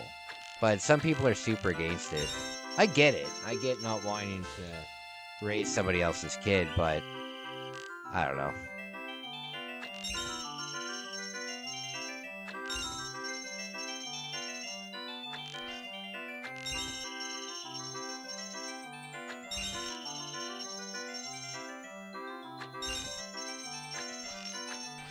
Oh!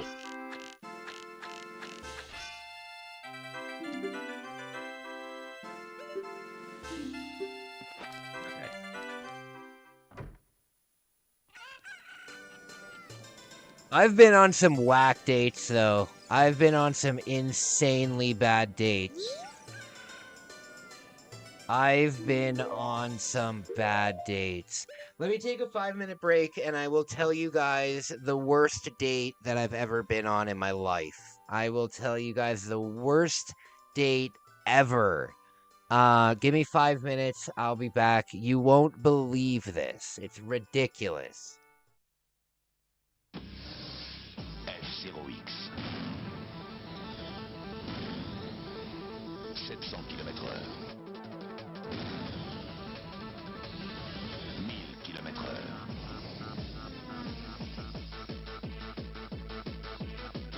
F0X, jeu ultra rapide.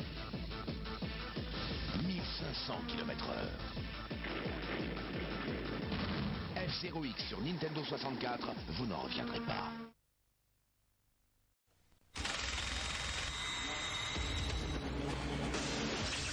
秒間60フレーム、時速1500キロ。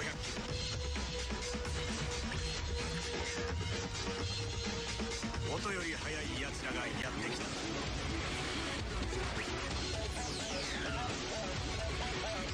世界最速レースゲーム、任天堂64 F0X。Some things are just better to do with other people. Like Gauntlet Legends for Nintendo 64. Oh, I like to call that my little something special. Where the more people you get to play. Go Wizards, get busy, it's your birthday, get the groove on. There you go. You see? This is how I play. The more chance you stand to survive. Who's your daddy? Who is your daddy?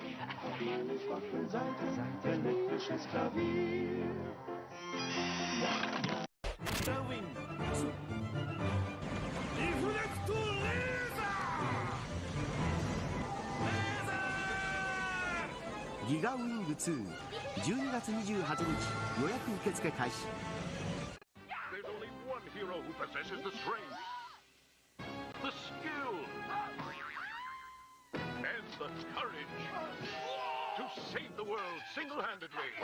Glover! Strength? Glover's got the magic and the moves to match big bad bosses. Skill? Glover's got the brains to solve mind-boggling puzzles. And talk about courage? Glover's got the to handle any challenge. Glover! For Nintendo 64 and PC CD-ROM, gotta love the glove.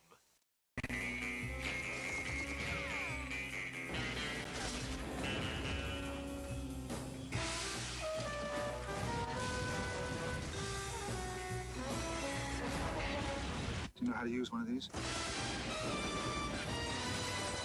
GoldenEye. Load a Rumble Pack and see how it feels when 007 meets N64.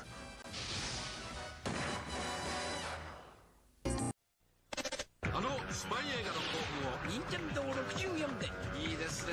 一度やってみたかったんです。撃ちますしびれます。振動パックでブルブルします。007ゴールデンアイ。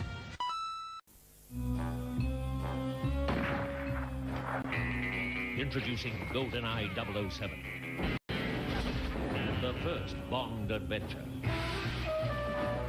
where you direct the action. Do you know how to use one of these? Shot by shot by shot. Load a Rumble Pack and see how it feels when 007 meets Nintendo 64. See the next Bond movie, Tomorrow Never Dies.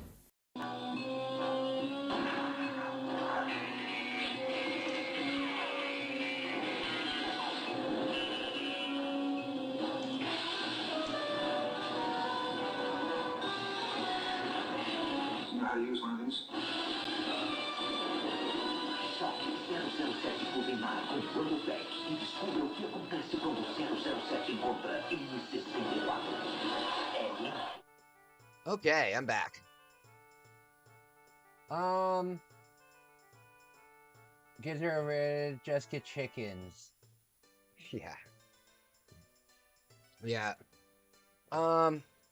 My kids' thing is a religious thing though, so it's not really something that can be negotiated. Okay, but let me tell you about the worst date that I've ever been on in my entire life. Oh God, was it awful. Okay, so I don't usually use dating apps. The last time I used a dating app was like 2015, 2016. I was in Alberta. It was a long time ago, you know. I've used hookup apps, but not like a dating app, right? Most of the time, if I'm gonna go on a date with somebody, I either know them, like from the gym or from, like, I know them from places, right? My town is not necessarily the biggest town, and I know a lot of people here, you know? So, I usually meet people in person, not online. But there was this one girl that I used to work with, right? And she would tell me all the time that she had a friend that would be perfect for me because we had like all the same interests and stuff like that. All of that, right? So this was the very first time I ever went on a blind date, right? And I said to her, I said, well, you know, I'm single, so if she wants to hang out, like, let her know and we'll go on a date or something, right? So she's like, okay, no problem. And I'm like, can I see what she looks like?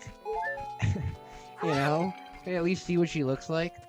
And so the photos that she showed me they were like her and her friend. They were at like a theme park, but it was like a pretty close-up shot, right? Like you didn't see the body and everything like that.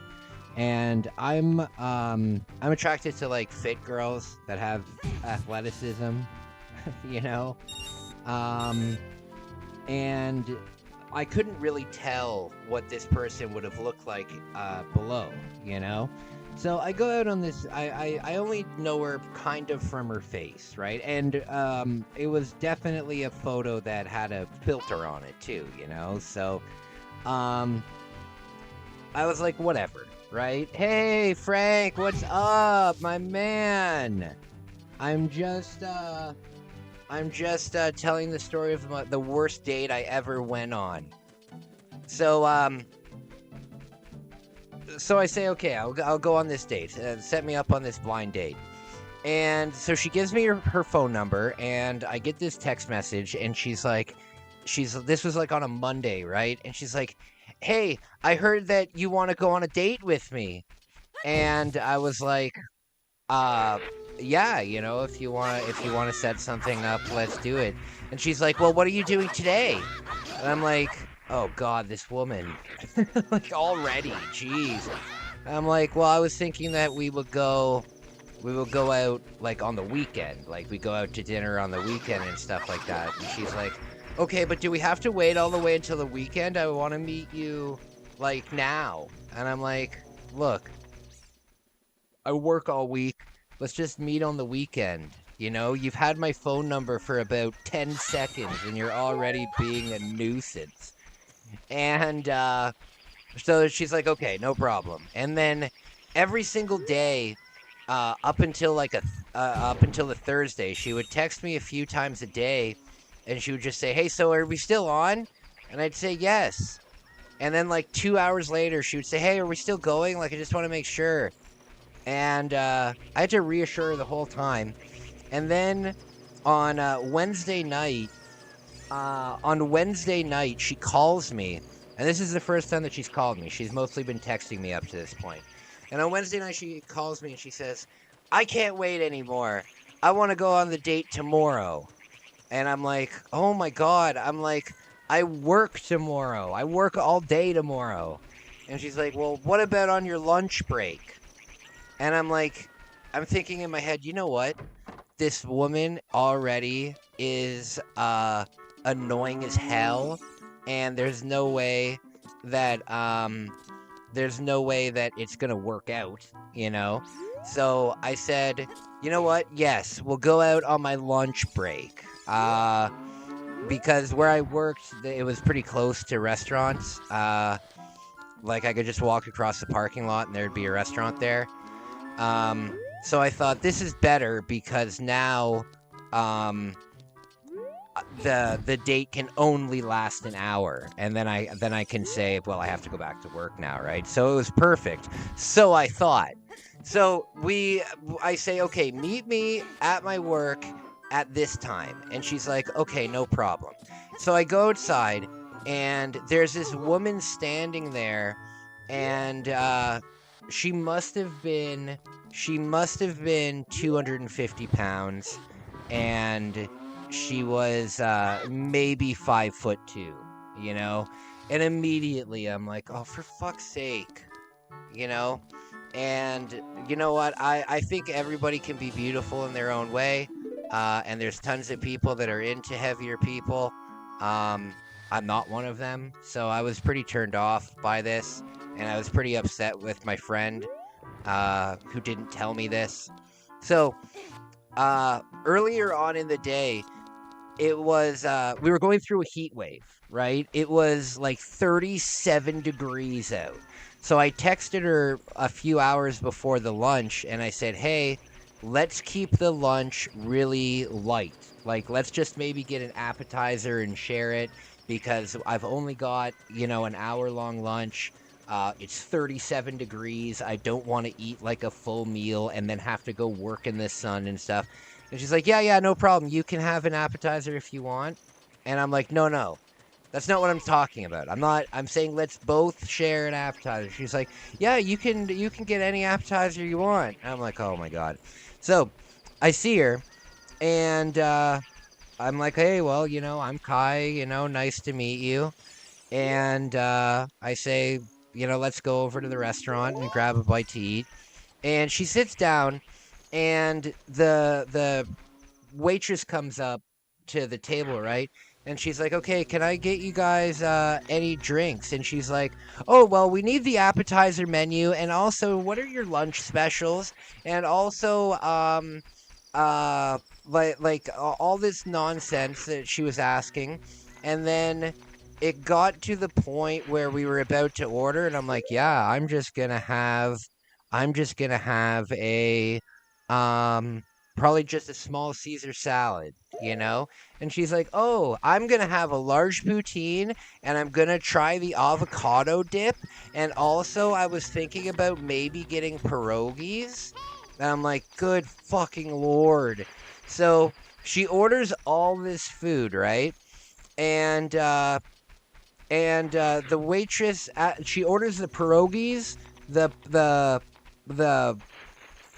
the poutine and the avocado dip, right? And I order a small Caesar salad with a piece of grilled chicken on top. And then once we're done the appetizers, right? Then the waitress comes over and she's like, "Oh, what else can I get you guys?" And I was gonna say, no, that'll be enough. That'll be enough, we're not gonna have any more. But then she says, oh, I'm gonna have the shepherd's pie with a side soup and all this stuff. And I said to her, I said, look, I like stopped it right there. I was like, look, I don't have time for all of this. I said I only wanted to do a small thing, and you've ordered enough food for like 4 people, right? And she's like, well, I thought you wanted to go out on a date with me. Most guys that take me out on dates let me order whatever I want. And I'm realizing that these people are like feeders. These people, like, they're dating her for a very specific reason, and it's to feed her, And I said, well, you know what? I just wasn't expecting this, and I'm sorry, And she's like, oh, okay, but it gets fucking scary, okay? Because this is the funny part, but it gets very scary. She's like, but I thought we were making a great connection. And I'm like, a great connection? The only thing that we've ever talked about is if we're going out, and then that's it. You know what I mean? So I said, I'm going to go to the bathroom, right? I said, I'm going to use the washroom. I'll be right back. So I went to the receptionist area of the restaurant, like, where the waitress, like, does her stuff. And I told the waitress, I'm like, listen, I'm on this ridiculous date. I never agreed to pay for this woman's food, and I'm definitely not. And the waitress was like, what do you mean?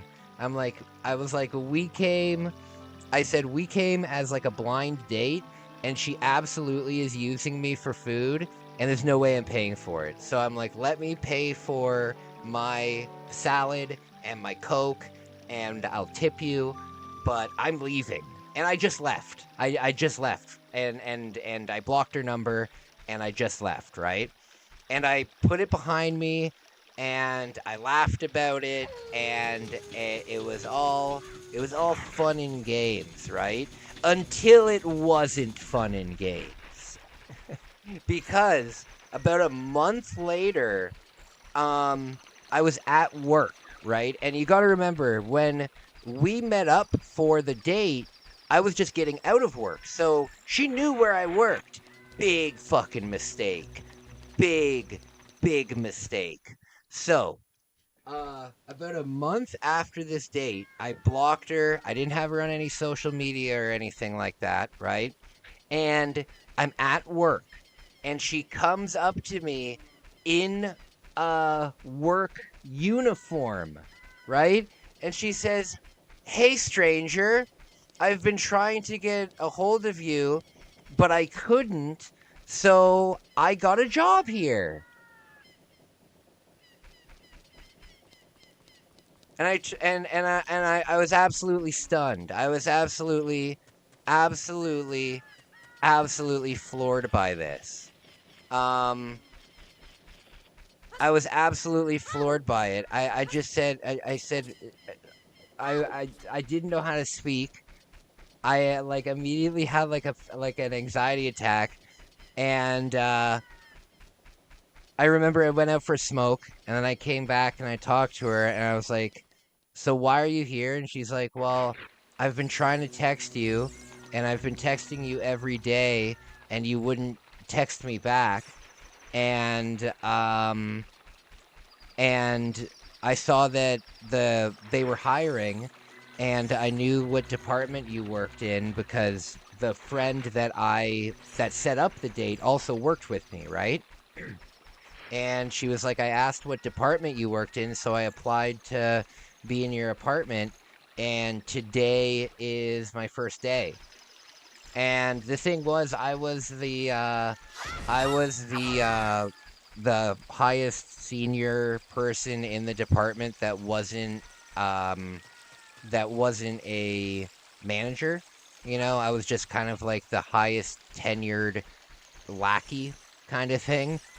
And I was in charge of training people, so I would have been in charge of training her. So I immediately went to my boss, and I told my boss exactly what was going on, and that this person, I asked them to call the police, and they said that they weren't going to call the police. They said that they weren't going to call the police, but they will like get rid of her, you know. But then it gets worse. So, this is just such a fucking ridiculous story. So she gets fired, right? I never see her again for like a month, right? I don't see her at all for like a month. I'm riding high, and then one day, because I worked in the seasonal department, I worked at Home Depot.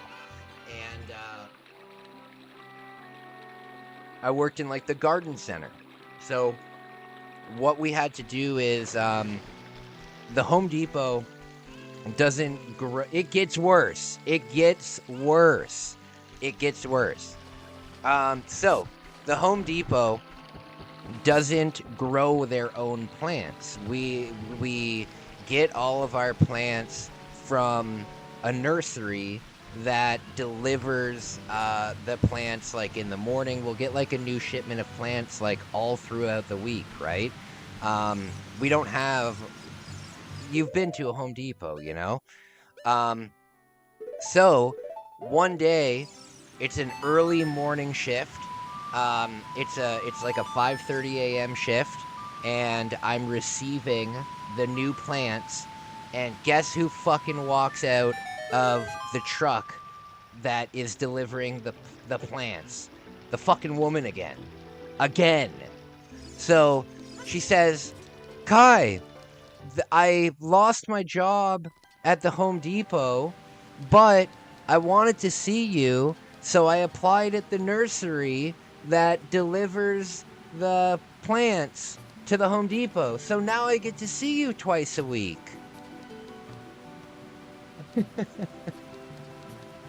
What the fuck? So Home Depot talked, like my manager talked to their manager, and I never saw her again, and that's how it ended. That's how it ended. But that was the worst date that I ever went on. And it ended up in somebody quite literally going to serious lengths to stalk me. And the weirdest thing about this whole thing was we didn't have any connection. There was no... It's not like we met on a camping trip and we spent like all weekend being romantic, like, and hanging out all camping trip, and then we had to come back to like normal society and we ran into each other again. Like, the only conversation we had was, are we going out? And I and I don't want to eat that much. And we didn't even talk when we were on the date because she was eating 3 different plates of food. You know? I was sitting there with my salad being like... But yeah, she sat there and we didn't talk. Like, there was no connection. We didn't hook up. We didn't do... And there was absolutely no connection there. But she still was, like, absolutely, like, enamored with me. It was very weird. It was very weird. And that wasn't the first time that I've been stalked. I've been stalked twice in my life. I've been stalked twice in my life. And, at least this one was kind of comical. Like, I wasn't... The first time I got stalked, I was scared for my... Like, that I was gonna get, like, attacked and shit. This one was more... Like, I wasn't scared, but it was unbelievably uncomfortable. Did she not even talk about the food? No, dude, she was just... It was like she went into, like, a food trance. And she just ate. Do you remember that episode of The Simpsons where Homer's excited to spend all day watching Sunday football, and he puts all of the different bags of chips around him, and he just starts eating like this, like being completely unfazed by everything? That was what she was like. It was unbelievable. It was unbelievable. I could tell, though, like, she must have been, like, she was definitely special, right? I don't know if she was autistic. I don't think she was autistic. Maybe she had Asperger's. She had something, but not in any way, an excuse to be a insane person. You know what I mean? Why aren't the fairies coming out?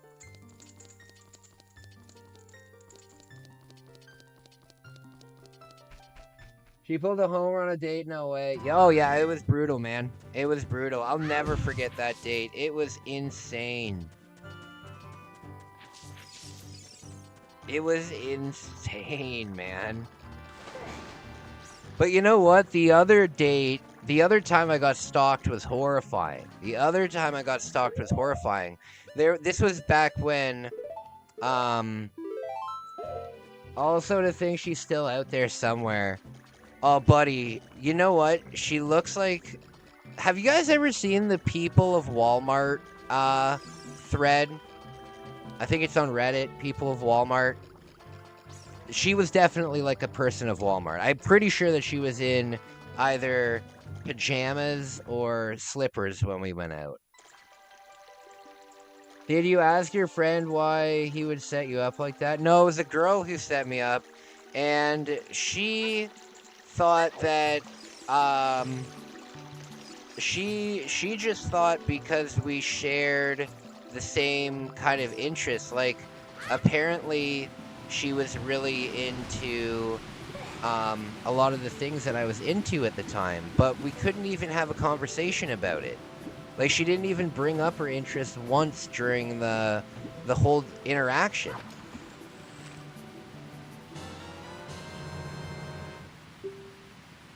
Did he ask your friend? Yeah. I think maybe she was playing a prank on me, but she was a friend of mine. Like, she was an actual friend of mine. It's not like she was, like, some girl that I've been, like, harassing to go on a date, and she was like, oh, well, go out with my friend instead. And I was like, oh, okay, I'm desperate, so I'll just go out with anybody. You know, it wasn't like that. I don't know. But, it was ass. It was ass, definitely. But there was this one time where I got stalked for real. Like, I would consider that being stalked. Somebody getting a job over and over again to be close to you. But there was this one time, back when I used to be an alcoholic, back when I was an active alcoholic and I was drinking and stuff, I was at this bar, right? And I was at this bar, and this bar has the reputation of being like the grossest, seediest bar in the whole town. Like, just, you know how every big town has a bar where like trash people hang out? And you guys know what I'm talking about. I don't think I need to explain trashy people, you know, but there's always one bar that stands out as that place. And I was there because they were doing like karaoke, and I was definitely trash at that point in my life. But I was there, and I was drinking alone. But the point is,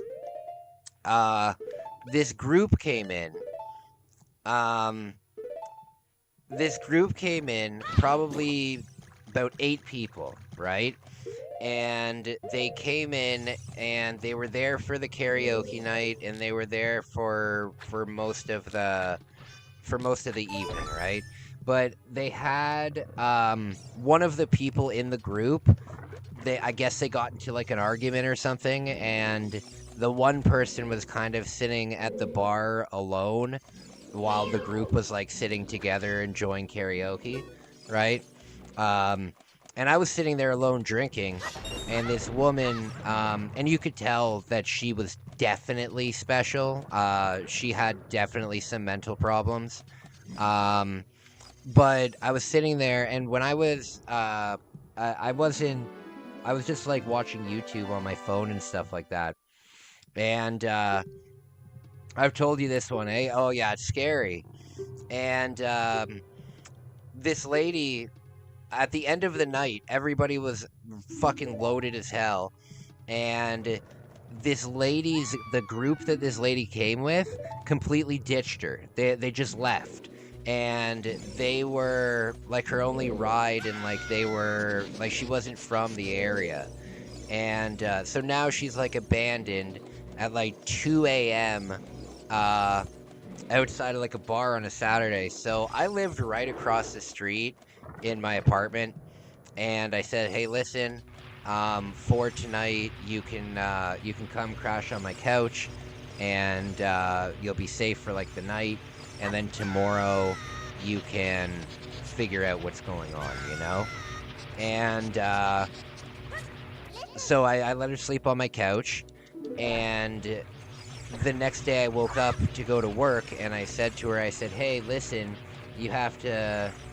This is the one that the girl that job at the Home Depot just sued. No, I just told that story. I just told that story a moment ago.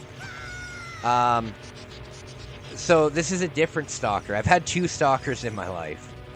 Yeah, so I said, you can stay the night, but like in the morning you gotta leave. So in the morning I said, hey, you know, you have to leave now. And she's like, oh, I don't have anywhere to go, and I don't even know where I am, and I'm still drunk from last night, and you know, I don't know any of these things. And I'm like, listen, I don't care. Like, I don't know who you are. I was nice enough to let you stay the night. You know, now I have to go to work. It's time to leave. Like, no, I can't leave. And I had to kick her out, right? So I kick her out, and I guess she watched me walk to work, because I just worked up the street from where I lived, like directly up the street. I just had to walk like 2 blocks.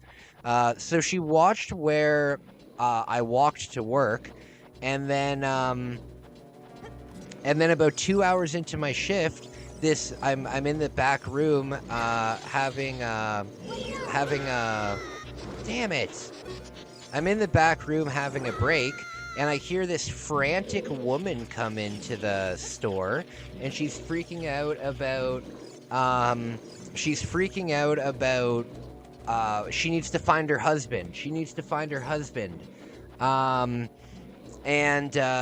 Then she says, Kyle's my husband. Where's Kyle? Kyle's my husband, and I need to talk to him. And all of the people at the store that I worked at obviously know that I'm not married, and especially not married to this crazy lady. But yeah, so they kicked her out of the store. And then when I was walking home, like 8 hours later, she comes up to me and approaches. She was following me, and I kept like telling her that it was absolutely insane. It was absolutely insane. Is it true? Oh, absolutely. This one I had to get the police involved. Because she kept doing it. She kept like coming into my store and yelling about how I'm her husband and I need to come home and help her with the house stuff and all this crazy stuff. So I had to call the police about it, and I reported them and I said, hey, listen, this is a description of the lady. She's been following me for like a week and a half, and she keeps coming into my place of work. And it turns out that she was actually she was like an escaped mental patient. She was living in like a group home in it was still in the GTA, but it wasn't in my town. But the police told me that she's not in the area anymore, and she's back in I think it was Oakville. Oh no, damn it. Do you adore games? Yeah. Frank's got a really cool channel, man. You should check it out. Frank's channel is pretty damn cool. How do I get up here?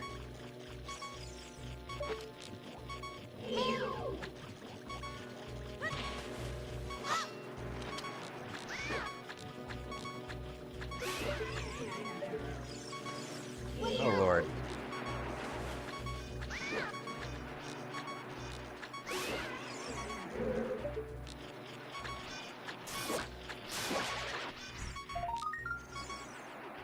Oh, Lord. There we go.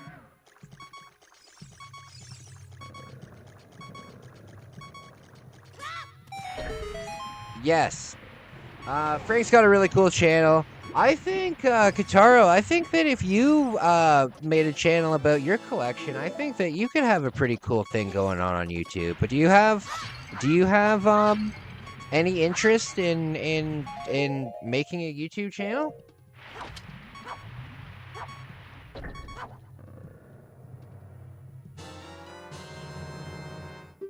Kai, if he was trapped in Fatal Attraction mode for TV mode type scenario. Yeah, I just uploaded a new video today. Oh, awesome. I will definitely check it out. What did you cover? What game were you talking about, bud?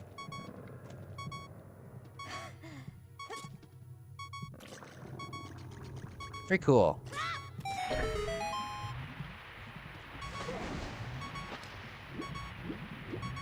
The Deku nuts are really good for... No one will care. Oh, dude, of course people would care. Of course people would care. I would care. I would care. That video that I made about my Famicom collection almost has 100 views now. And I only thought that you would care about that, but more people watched it. Buddy, no, I can't even say that on YouTube without getting demonetized. Anybody can find an audience on YouTube. I would be super interested in seeing stuff that you've got.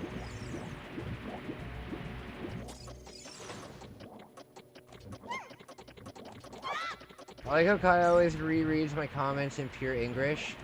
Oh yeah, it's because my mouth moves faster than my brain does.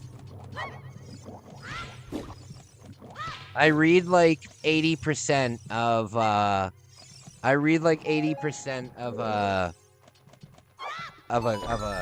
comment.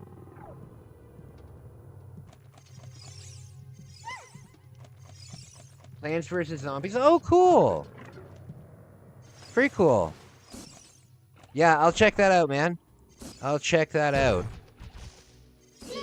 You make some good stuff. We were talking about doing retrospectives earlier, and I really like. Oh. There we go. I really liked your style. I wish that I could construct that. Do you think that there's people that make Kai, I'm joking, by the way. Oh no, it's okay. I know that I do that. I know that I do that. You know what though? Now that I have my glasses, I can read your comments better. I can read your comments a lot better now. Okay, spooky.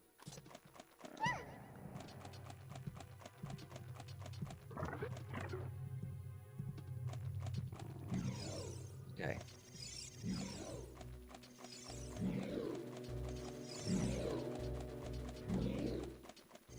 Okay. Thank you, man. I appreciate it. Hey, not a problem. I have an idea for you.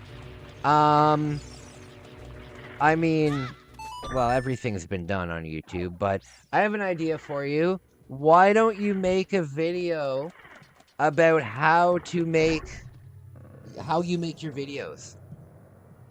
Why don't you make a video about like hey, here's how to make a retrospective.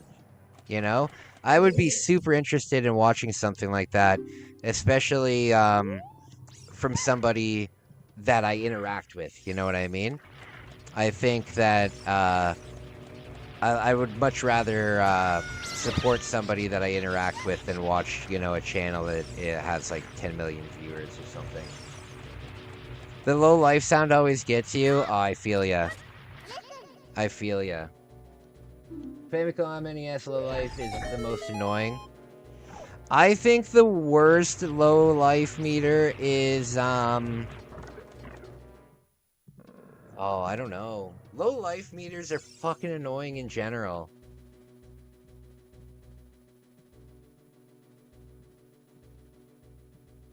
I don't think I'm good enough yet to make that kind of video. Hey, man. I think that it would, I think that'd be cool, man. You gotta not underestimate yourself. You gotta not underestimate yourself. Because the thing is, you're never gonna get good at something unless you try something, right? You can't get good at it if you wait to... You can't get good at something if you always wait until you get good to begin it. If that makes any sense. Now I just sound like an 18-year-old who tried mushrooms for the first time. Hey, man, like, you can't start something if you can't start it, man.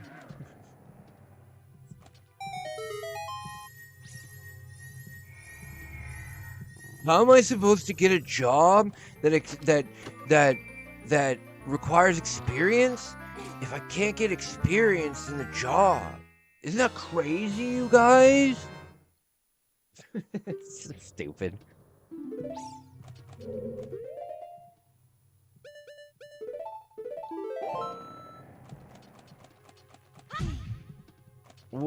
Frank, in your opinion, what is your favorite video that you've made? What, out of all of your videos, what's the one that you're the most proud of? I think on my channel, the video that I'm the most proud of, I think the very first time I ever went to Akihabara in Japan, that was absolutely amazing because I had been seeing it like on TV and not on TV, but on YouTube for so long. I don't know what my favorite one is. I don't know. I made a lot of good ones. I have like 4,000 videos on my channel. Good God. My 4.5 My 4.5 video on God. 4 hours and a half? 4.5 hours, sorry.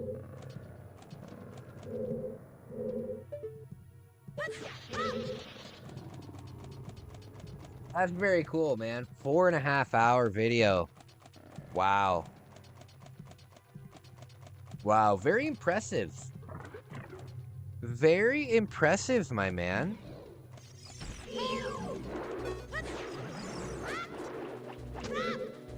Is it a full-on, sorry, hour-and-a-half video? Hey, that's still pretty cool, man. That's still pretty cool. I mean, I just made a 4.5 minute video about a guy getting stabbed with a samurai sword. And it took me, you know, a good, like, maybe 45 minutes to an hour to edit. So, editing an hour and a half, that's like editing an entire movie. That's really cool, man. That's really cool. Yeah, if you guys haven't checked out Frank's channel, check him out. He deserves a lot more subs than he has. He'll get there, though. He'll get there, though. 100%. 100%. I have faith that all of you guys will get there. I have faith that all of you guys will get there. 1,000,000%. There we go. Those couple hour video, there are the sleep medicine, yeah. I keep mistyping. 4 hours, 30 minutes video. Okay, I gotcha. That's very cool. That's very cool. That video probably did good for your watch time too. That video probably did pretty good for your watch time.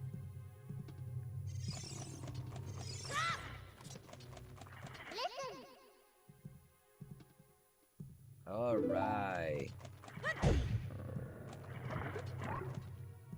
So, I just hope I still have... Oh, man! When you have, the Deku Nuts, you just need to throw, like, 1 or 2 of them. You only need to throw, like, 1 or 2 of them, and, they just pop them all. Come on! I listen to a lot of mystery stories, but every night when I wake up, like in the middle of the night, there's always this one YouTube channel on, and it's like a radio host that's like the Kraken. I don't know if you guys have ever seen this on YouTube. It's like a radio host, and he's like the Kraken, and I can't stand it. And for some reason, it's always on whenever I wake up. I think it's a curse. I think that gypsy cursed me. Earl Grey, what's going on, buddy? What's going on? I'm good. I'm doing good. I'm having a nice night with my friends, just hanging out, playing some Zelda. How are you? How are you?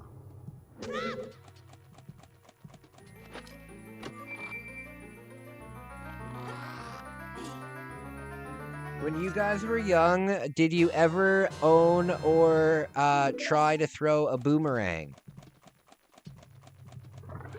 I have never thrown a boomerang that comes back to you. Not once.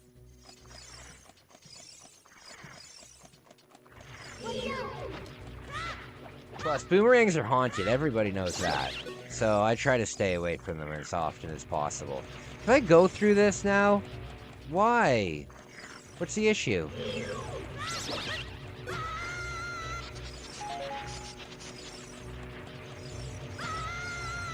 Oh, Lord. Can I go through here now? Ah, here we go. Earl Grey, where are you watching from, buddy?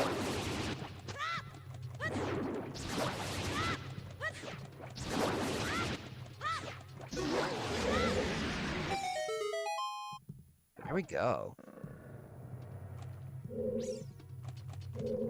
Yeah, where are you watching from? I I did, but learn later. I threw it the wrong way. It has to be vertical and not horizontal. Oh, you have thrown a boomerang? That's very cool. That's very... Did it come back to you? Did it come back to you? I like the idea, though, that you can use the boomerang as something that will hit something and come back to you. You know what I mean? Like, design-wise, I'm sure that you can, I'm sure that you can design something that you can throw that will come back to you, but it can't hit something and also come back to you. It's so funny.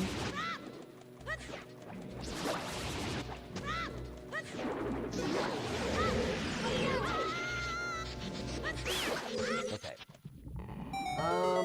The great state of California. Oh, cool. Cool. I've got a couple viewers in California. That's very cool. I hope you weren't affected by the wildfires that happened earlier. I hope that you and your family are safe and you didn't have any property damage or anything like that. Okay, so now, oh God.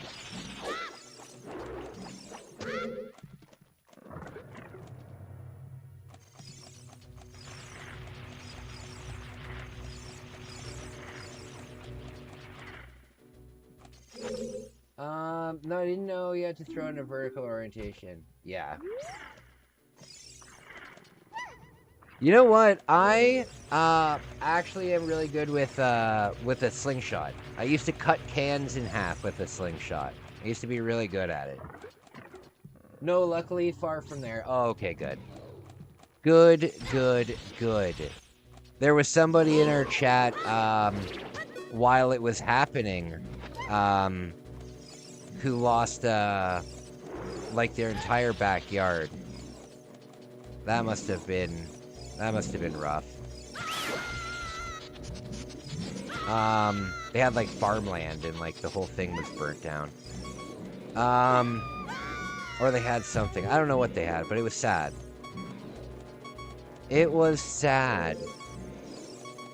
Oh God, I have no health. Oh, I do have a...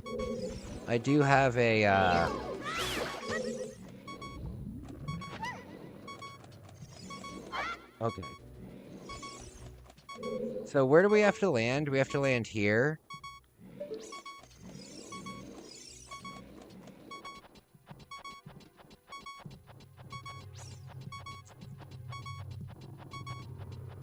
My man. How are you enjoying it out there? I am, on my channel, I would love to one day do a, oh, fudge. I would love to do a, cross-country road trip. Maybe get myself, like a truck that has a, like a sleeper cab on it. Or like a small RV that is built into the truck, kind of thing like that. I would love to do that and go from California across the states. I would really enjoy doing that. Which is the hole? Oh, is that the hole over there in the corner? Come on, pick it up, you wiener. Oh God, is this it? Ah, okay, perfect.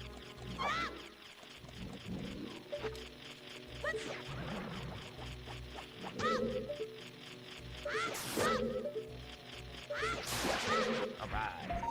Yeah, I just wanted to do San Francisco to New York, something like that. Yeah, that'd be really cool. Well, you know what, Earl Grey? Like, the thing is, for me, I've met so many cool people. I've met so many cool people here on YouTube. And we have such a great community. Like, we get together, like, every day and hang out. And, you're more than welcome to join the community, my man. But we have a great community here. And for me, I would really like to be able to have the opportunity to maybe meet, some of you guys one day. So there's certain cities where I have like little groups of fans. You know, I have fans in New York. There's places that I'd like to go, in Florida too, and it would be nice to be able to have the opportunity to be able to meet some of you guys. I think that'd be really cool. Another thing that I would love to do on the channel, if I meet somebody, I would have to do. I do a lot of travel on the channel, and I really don't mind traveling alone. But there is something that I would love to do, but it would require a lot of planning, and I wouldn't do it alone. I'd love to do at least some of the Appalachian Trail. I would love to do at least some of the Appalachian Trail, maybe like 500 miles kind of thing. I know that's a lot, but the whole trail is, I think, like 2,600 miles. But I would love to do that. But that's something that I would want to, meet somebody and become friends with them and do that kind of thing. It would be very cool, though. It would be very cool. One day. I want to find Bigfoot. I want to be the person who finds Bigfoot. Very important. Very important for my legacy.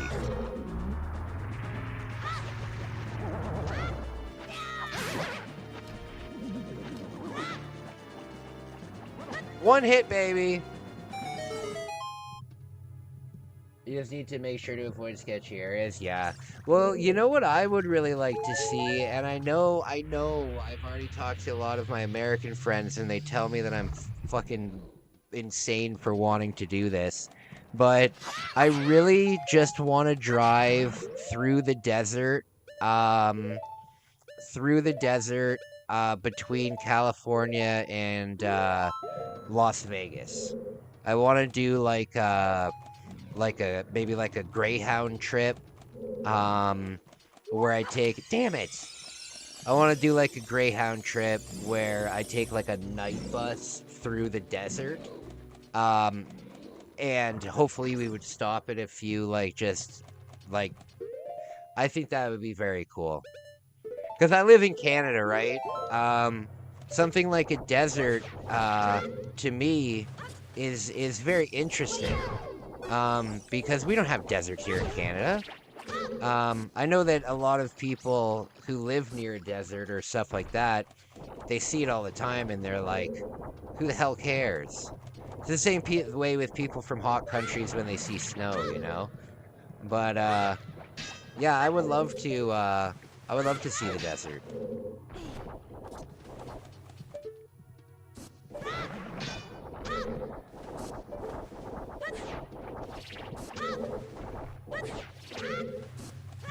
Hey, there. There we go. Where, I would definitely want to go to California, though. I don't know if I would want to go to LA again. I've been to LA.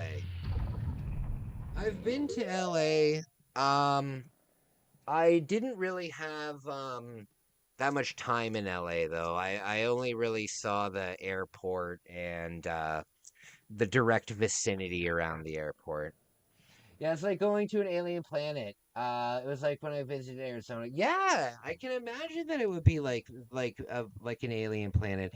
And the thing is, when I grew up on a lot of I grew up on like a lot of Western movies. My uncle really liked Western movies. So there was a lot of that, kind of canyon dusty like imagery and stuff like that when I was young.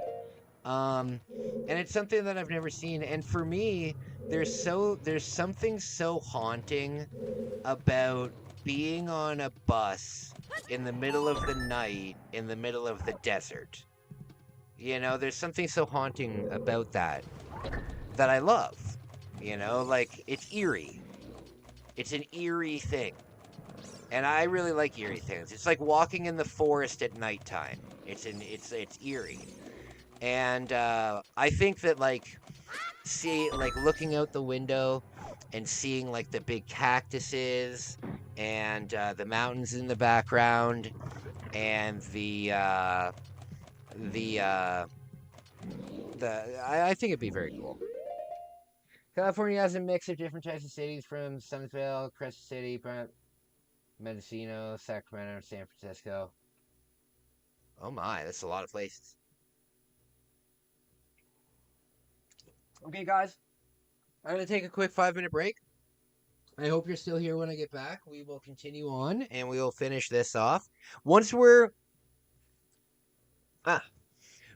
done, what we're going to do is we're going to collect all of the Skulltulas and the heart pieces and the I think we can probably get the other masks and the bottle. Basically, we'll collect all of the upgrades and stuff that we need, and then we'll turn into Adult Link. This is going to be a long live stream, by the way. This is going to be a good one. Solvang is another cool city. They based it on Denmark. Really? That's cool. That's cool. Guys, I will be back in 5 minutes. I'll be right back. Thursday, Friday, Saturday, Sunday comes again. Sunday, Monday, Tuesday, Wednesday, Thursday, Friday, Saturday, Sunday comes again. 綺麗な空気体には細長が気持ちいいんです日立のビッグフローウェルネス It's here. Batman, the video game. From Sunsoft. For the Nintendo Entertainment System.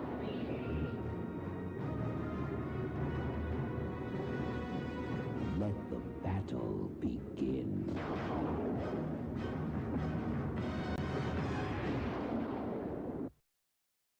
Where'd you get your hands on Konami's new video game?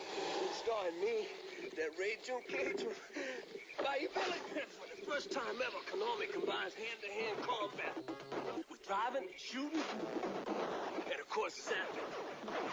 In one swamp, stomping adventure. The Adventures of Bayou Billy for Nintendo. It all starts when I get out this here swamp. You really get me riled now. Bigfoot. Feast on the national craze of monster trucks with wheels and suspensions big enough to literally drive over rows of cars and uncharted terrain. It's crunchin', munchin', crash and bash, off-road action that's guaranteed to be one of the most exciting video games ever.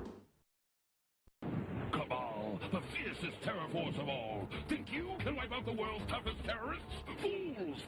They've got thugs, choppers, jet fighters, go it alone or get help. But if you fail, you'll end up like me.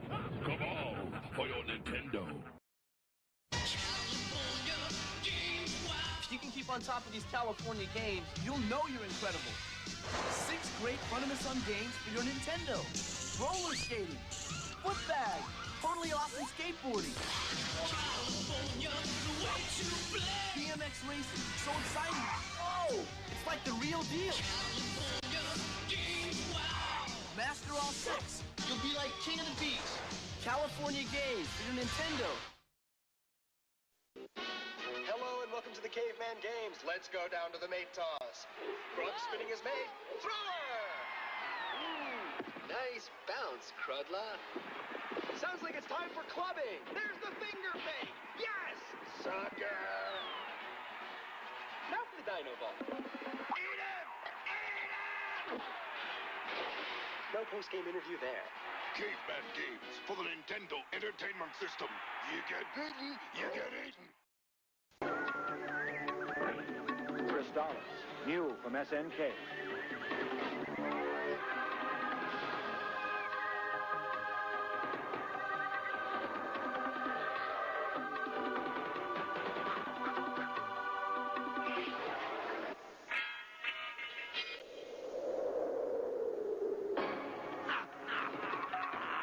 For play on the Nintendo Entertainment System. Are you up to the challenge? Double Dragon 2, The Revenge for your Nintendo Entertainment System.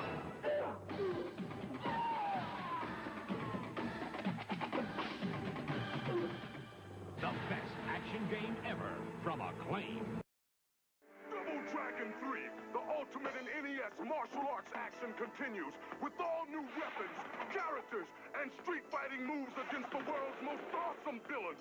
Double Dragon 3 from Acclaim. The action keeps coming.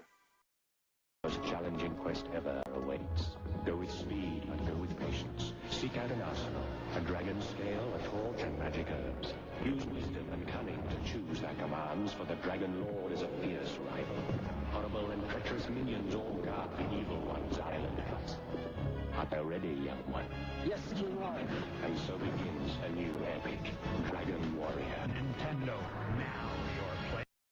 Wednesday, Thursday, Thursday, Friday, Saturday, Sunday comes again. 毎日 Sunday, 毎 Monday, 日 Tuesday, 日立の Wednesday, 細長 Thursday, Thursday, 静 Friday, か Saturday, サラサラ Sunday comes again. きれいな空気体には細長が気持ちいいんです日立のビッグフローウェルネス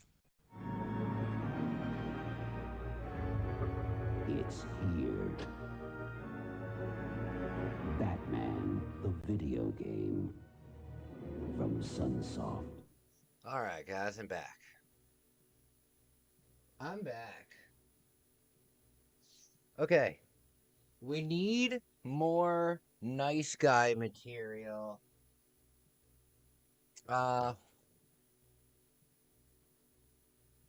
We need more nice guy material for Leon.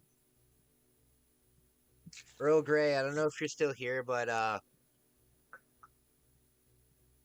right now I'm speedrunning Resident Evil 2, OG Resident Evil 2, and I have this ongoing joke that Leon is an absolute simp for Claire and Ada, especially Ada. He doesn't seem to like Claire that much, but he's obsessed with Ada. But he's a total nice guy, and I need more material, so we always make fun of him. In my story, you know how Ada always shows up and then runs away? The real reason that she shows up and then runs away is because Leon pays her to maybe smell her hair, but she always takes the money and runs. And then at the very end of the game, I think it's in Leon 2, where Ada gets shot by a net.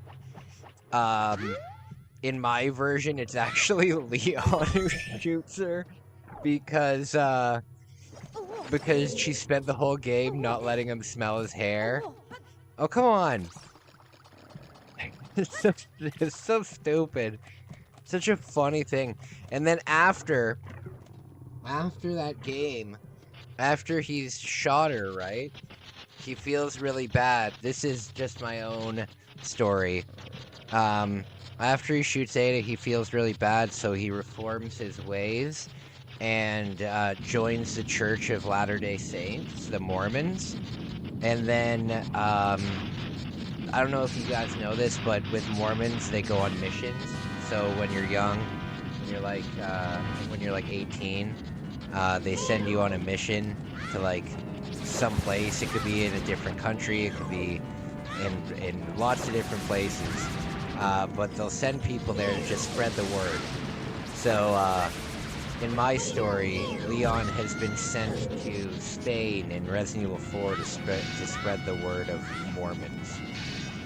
I have a wild imagination. We don't have Panera Bread here in Canada. I've heard about it. I heard that didn't it have like a lemonade that was killing everyone? Can I hit this thing now? Oh, okay.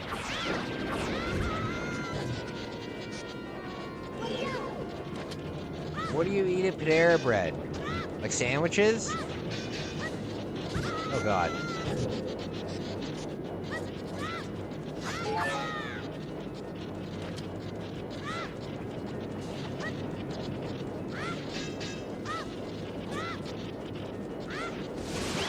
There we go. I gotta get this out.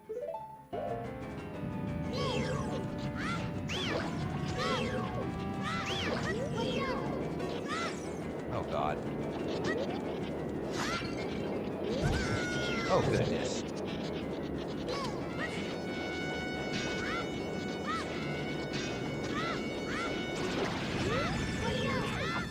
Dang it!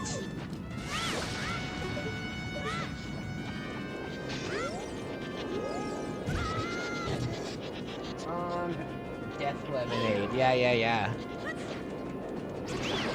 I want to try a place called Jersey Mike's.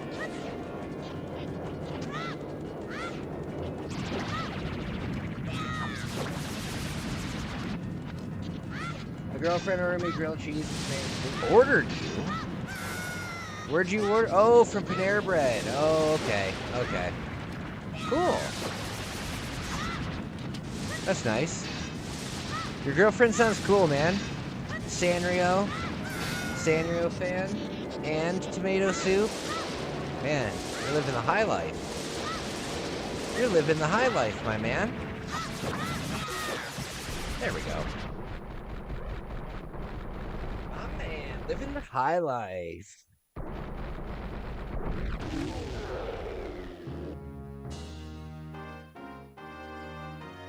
Jersey Mike's is so good. Just opened 1-2 minutes from me. Really? We don't have it. Well, we might have it here in Canada. Is there? Maybe the next time I go to Toronto, I'll try one.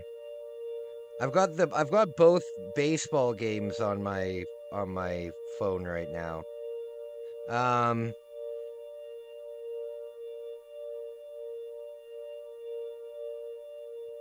The closest one to me is in Guelph. That's far away. It's like 45 minutes away.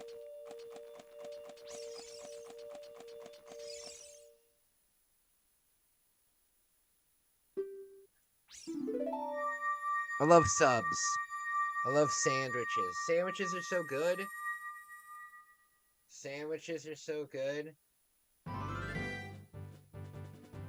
You want to hear the funniest thing ever? In England, they have something called a toast sandwich, where they heavily they toast the shit out of a piece of bread, and then they put it in between normal bread.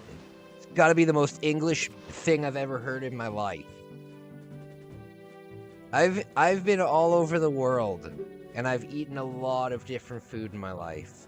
And I gotta tell you, I've never been to England, but I'm very nervous about when I go about the food. I can only eat so much fish.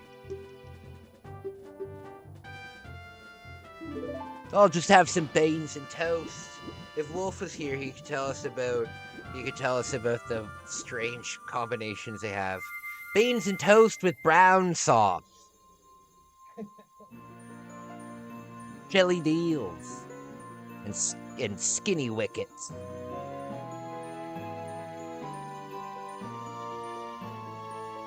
All right.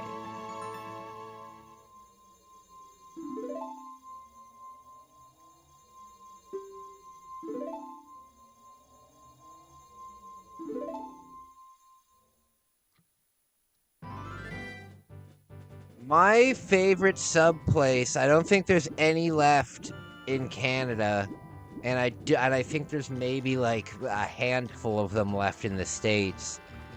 It was a really big chain at one point. Come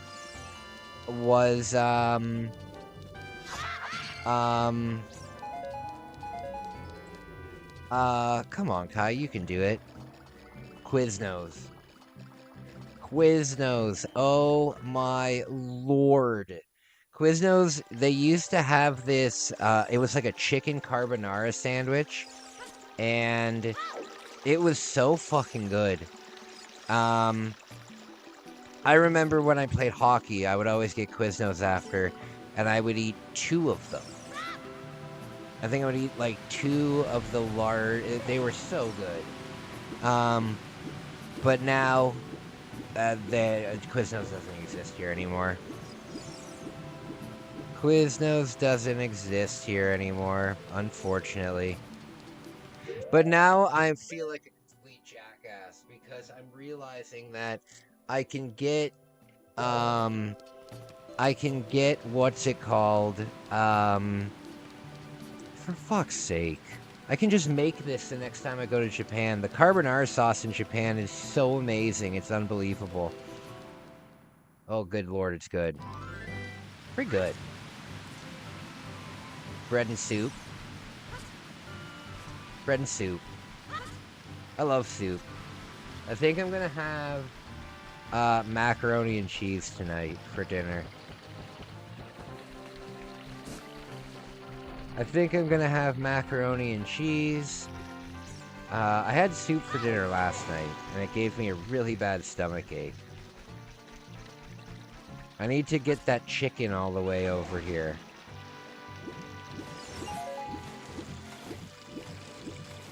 I need to get the chicken. Have you guys ever had a bread bowl where they bring you soup and it's in a bowl of bread?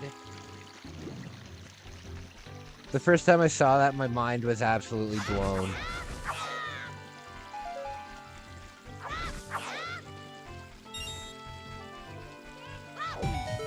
There we go.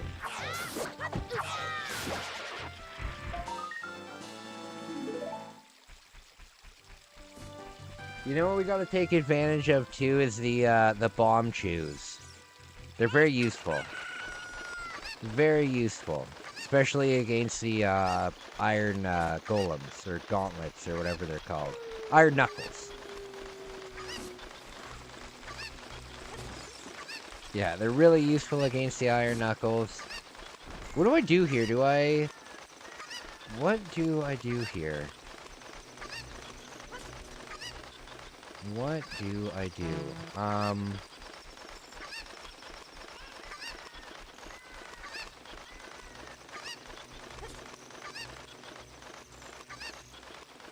do I get to that heart piece there? How do I get to... Do I have to use the scarecrow? Come here. Come here.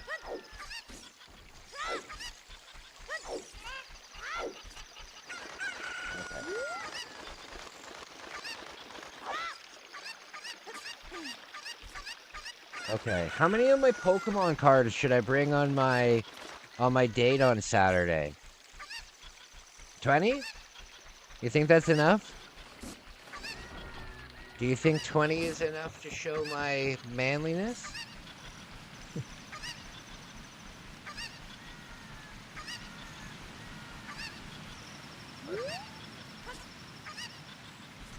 There we go.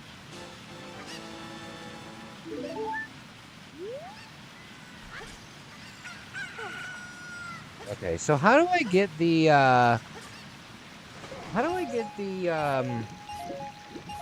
do you have to do it as Adult Link? I don't think so.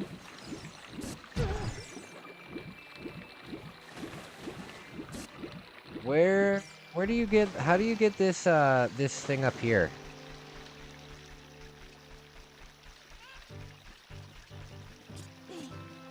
Uh-oh.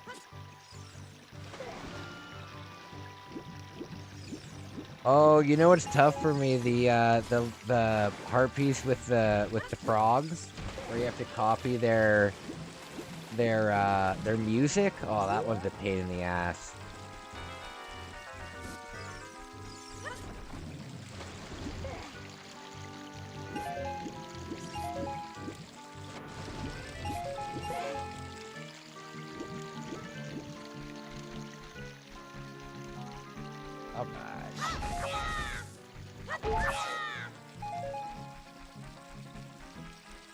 The chicken back?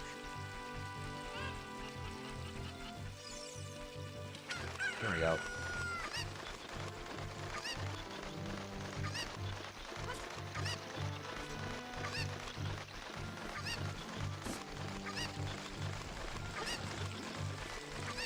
Okay. I don't know if this is the way you do it. I'm gonna guess that maybe it is. Maybe.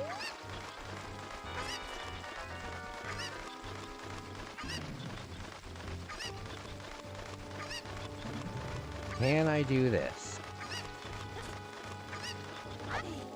Oh, you can! Okay. Okay. we go. Easier than I thought. Easier than I thought.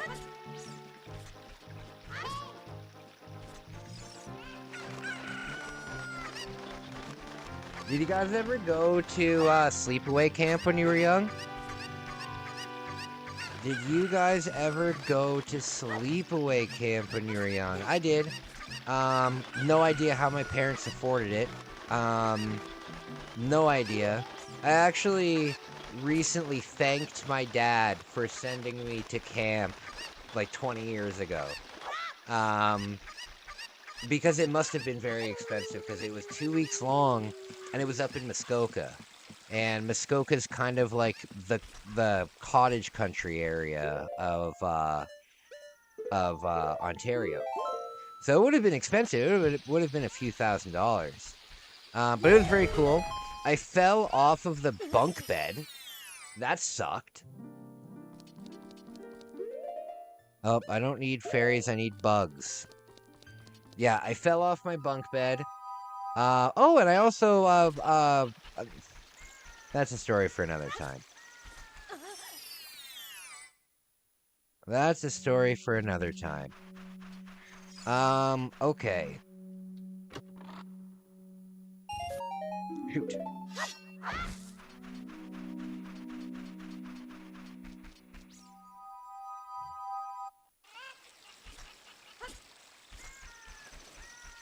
I guess you could probably use a chicken this way, too.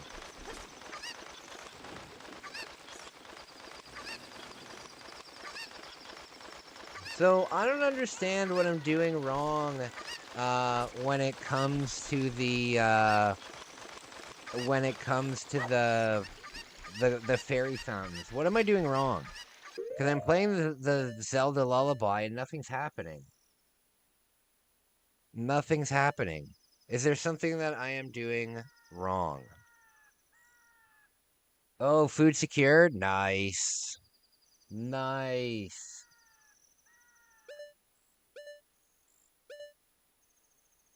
So we need, yes. You guys can always feel free to drop good meals in the Discord. If you ever have a nice meal that you're eating, feel free to post it.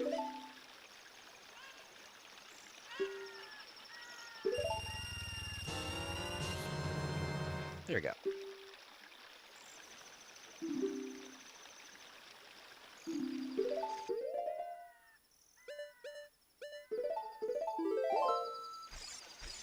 Okay. We got to drop bugs in all of these holes here. Why aren't they going in the hole? What is this?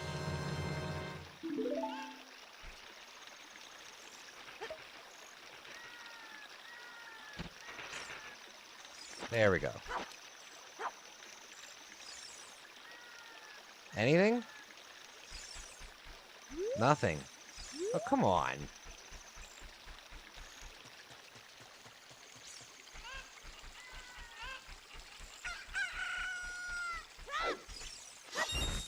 Spooky stuff. Oh, I'm looking forward to being able to catch the ghosts. I'm looking forward to being able to catch the ghosts. Oh, we gotta go do the mask. We gotta go and do the mask. So we gotta go to the Lost Woods.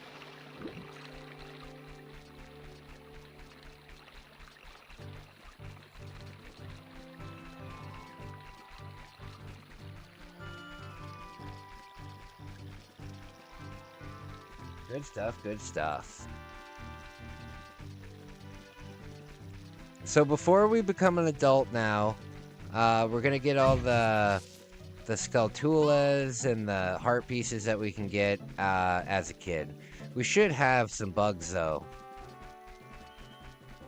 Maybe where the rock is rolling around, there's bugs.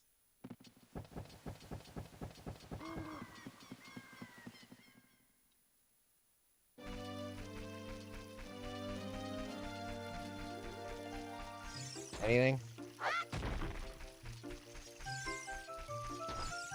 Great music in this game. Shoot.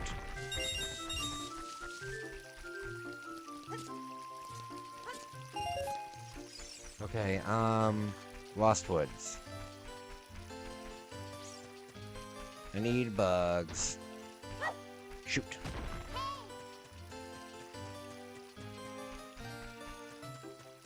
I think there are bugs in here, though.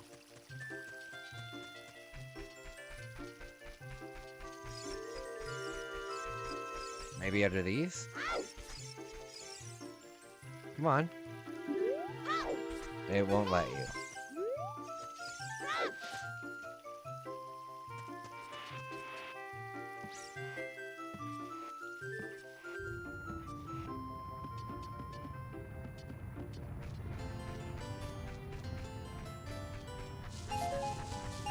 I think they're right here. Oh, come on.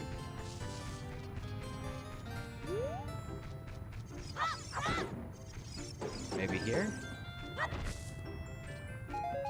Shoot. Shoot, shoot, shoot.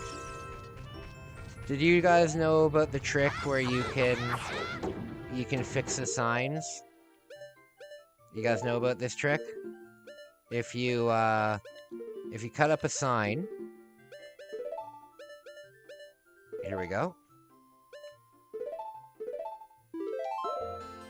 If you cut up a sign and then play Zelda's Lullaby, the sign should repair itself.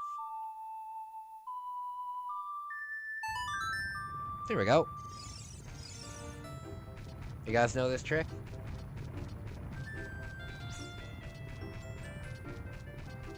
Oh, you know what? We gotta go to the Deku tree too, because there was that one. Yeah, there was that one place in the basement. There was that bomb wall in the basement. We gotta go grab that. Good stuff.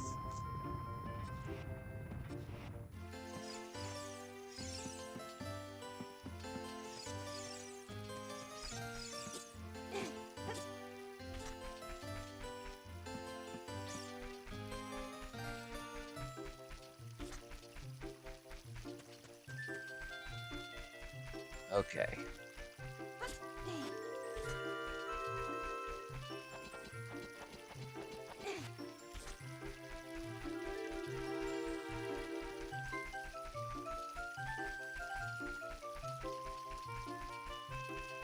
What do you guys think has a better sound track, this or Majora's Mask?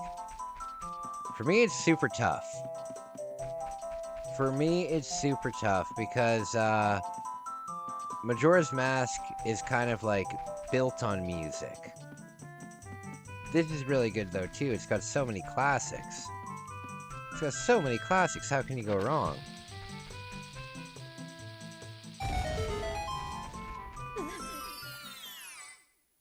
We gotta find the, oh, there's bugs in here, definitely.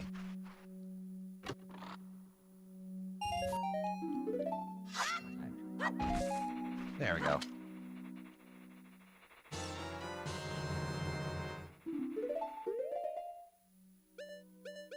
Okay. Come on. There we go.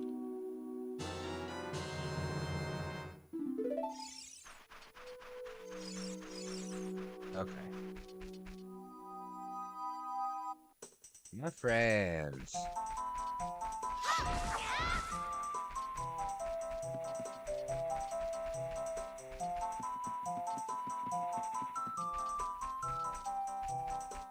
Where is...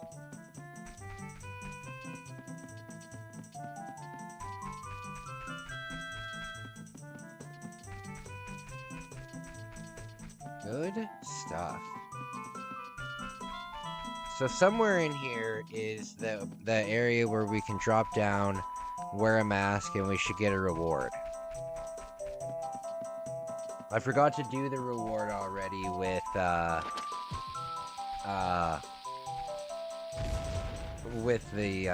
Keaton mask. When I mentioned about hey, if you want to post it, you're more than welcome to. the collections isn't just for video games, man. If you have a collection of anything, if you have a stamp collection that you want to show off, feel free to post it. For the soundtrack question, I cannot tell you. I'm not familiar enough. Oh, I feel ya. Is this it? No. Okay. Oh, wait, here.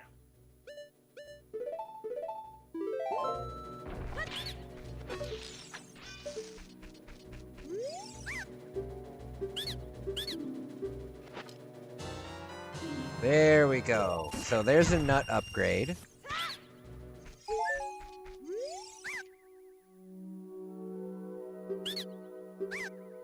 Shoot.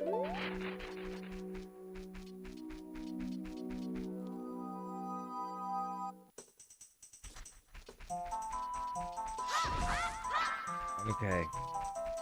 Do you guys remember remember in high school how when I was in high school the girlfriend, the way that people would show that they're dating is the girlfriend would always wear the guy's sweatshirt. Is that still a thing that happens? They just take the guy's sweatshirt and that's theirs now? Because that's how it was in high school. It was almost like a rite of passage. It was like, hey, we're dating, here's my sweater. Wear it so people know that you belong to me. High school was weird. High school was weird. Catholic high school was strange, I'll tell you that much. There was a lot of activities going on in Catholic high school. Especially because we lived out in the middle of nowhere. So it was very easy to just go out in the fields and hang out. Like out in the cornfields and stuff.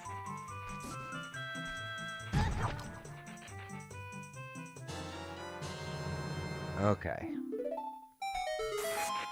Ah, there we go.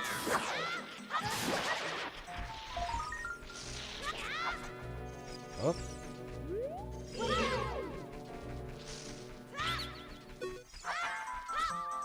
I like these Dekus. I don't know why they're trying to attack you. Shit. There we go. Here?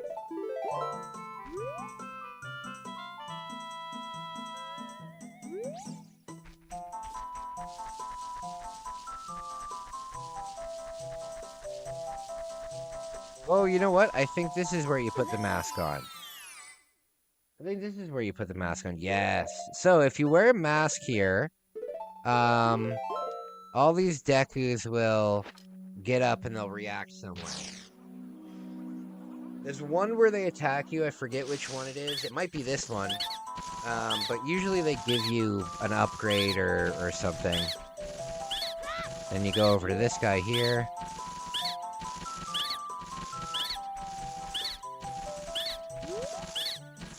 There we go.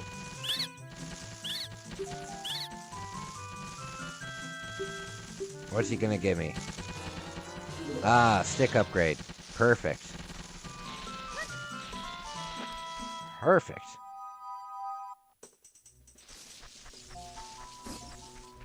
So we got the Deku upgrade, we got that upgrade. We can go give this mask away now.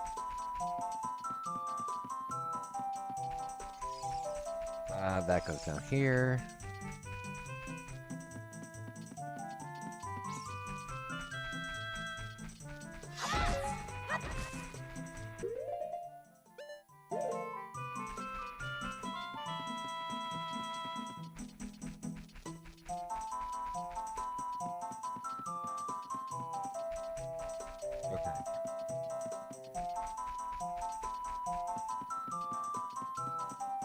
So is this the mask? Here you go.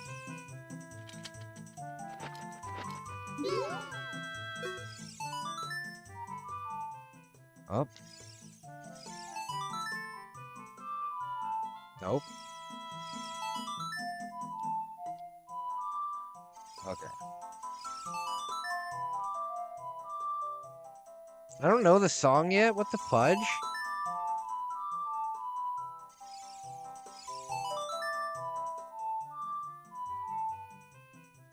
What is going on?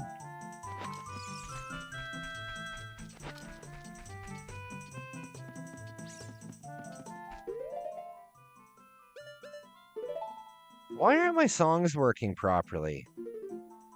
Why aren't my songs working properly? I am so confused.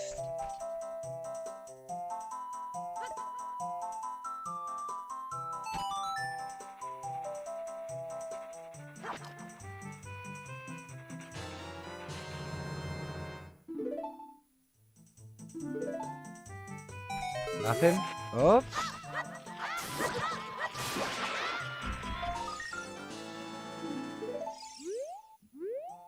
There we go. Oh, hold on.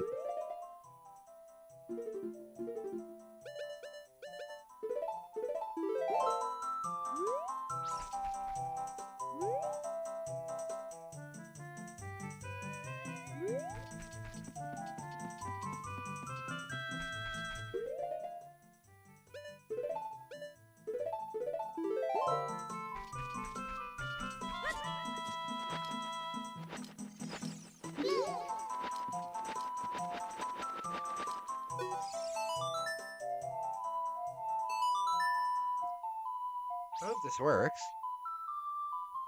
Or is it the other guy, the sad guy, that you give the mask to? I thought you give the mask to this guy. We got a thing there. Oh, you just have to do that first. Okay. Skull Kid's so cool.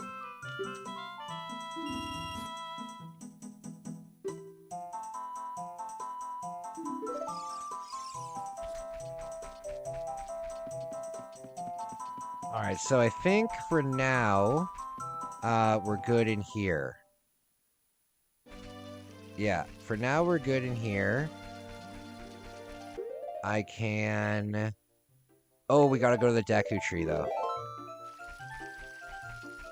Gotta go to the Deku tree. Get that bomb wall up.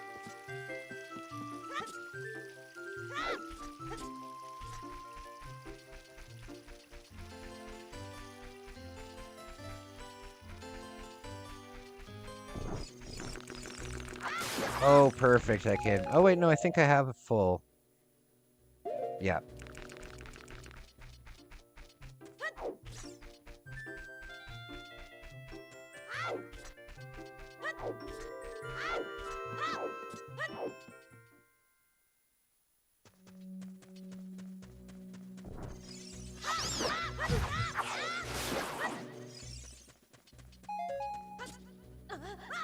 Here we go.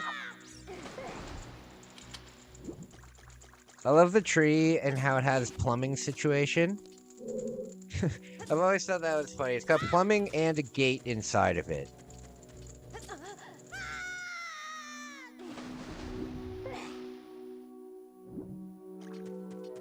Is it this room? Oh no, this is just the boss room.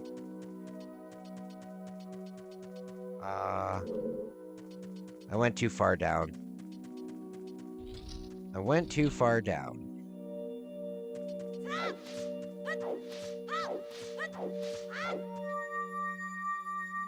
The video game store in my town has a fan-made ROM hack of Master Quest. And it's boxed, it has like a manual and everything.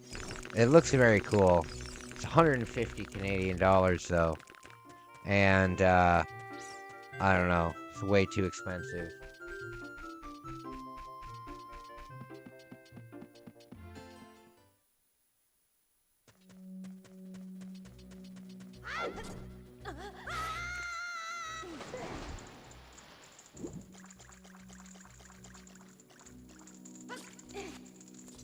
Okay. I guess I have to go through here.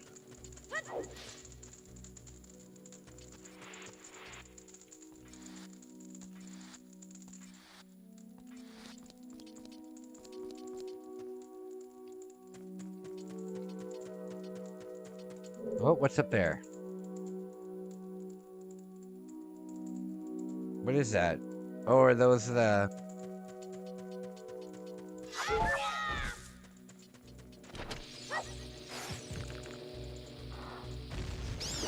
There we go.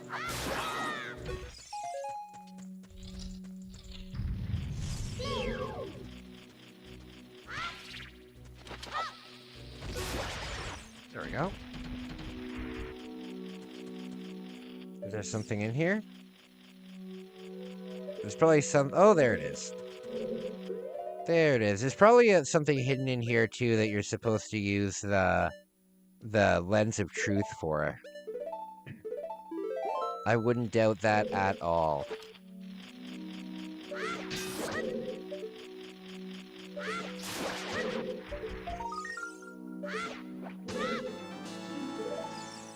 Alright, is there anything, if I press A all over the place, or just walking and I stop in midair? Nah, maybe not.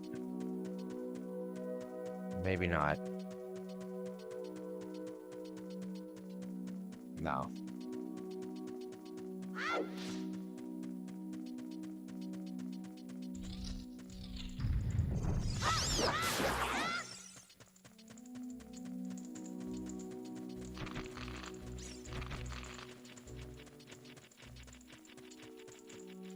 Right. Guys, I am going to make myself some food. I'm gonna take maybe half an hour break. I'll be back at 10:15. And we will continue on. I have to figure out what I'm doing wrong with the Great Fairy Fountains, because I'm playing the Zelda's Lullaby at them, and it's not doing anything. It even makes the sound that it did do something, but the fairy doesn't come out. I don't know what the problem is.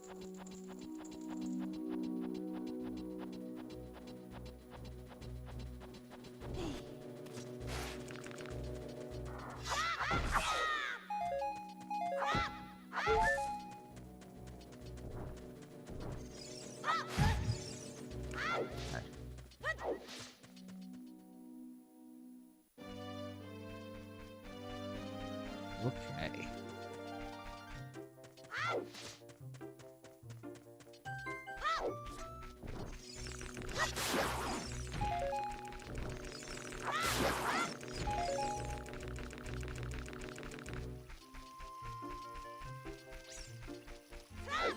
Alright, I'm just gonna get out to Hyrule Field, and we'll continue on. I'm gonna make noodles, though.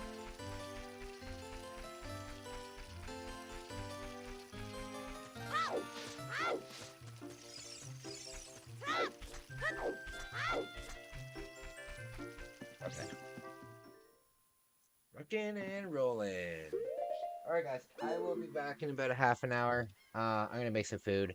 Talk to you soon.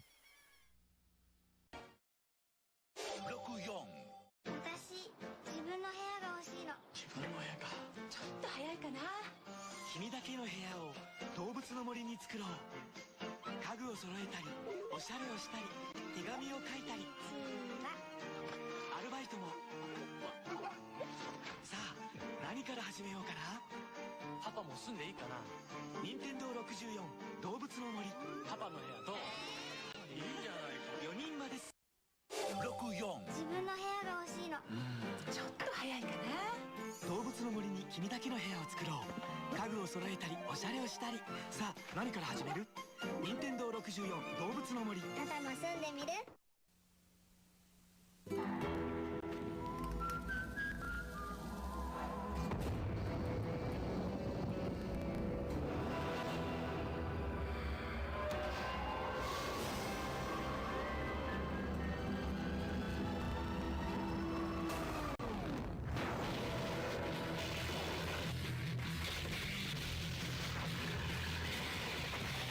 Duke Nukem 0 Hour for Nintendo 64. For mature audiences only.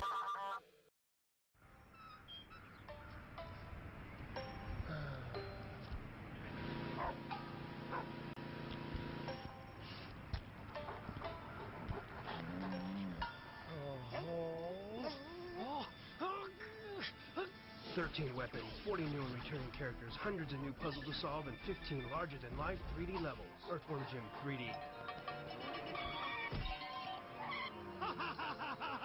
Get in, or get out.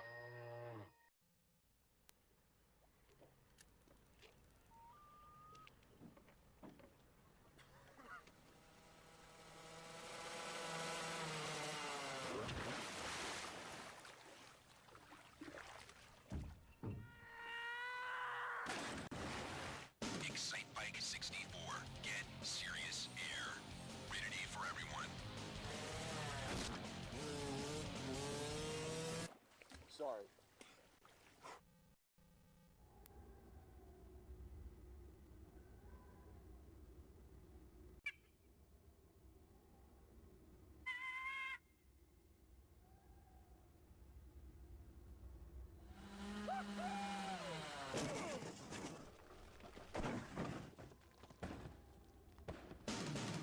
Excitebike 64. Get serious air. Rated E for everyone.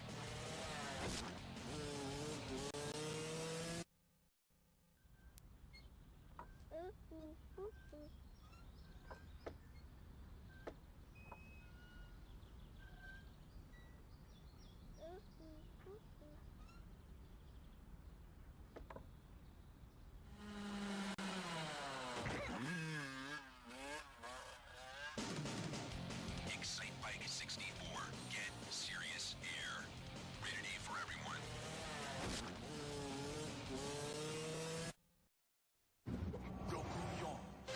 よーいと来てドーンと来ていてーって来て危ないなぶつかるってばこけてる姿もかっこいいねなんて言ってる場合じゃないよほらほら見て見てナイスジャンプナイスターン俺ってかっこいいねえどうなのよこの走りすっげえのやればできるもんだこれがこいつは手強いコースだぜ技を磨いて駆け抜けろ任天堂エキサイトバイク64F1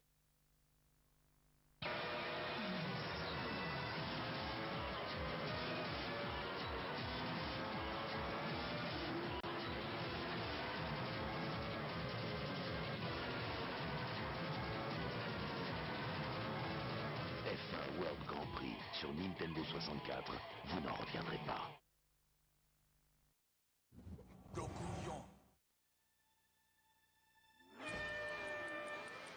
あの時あのコーナーさえクリアしていたら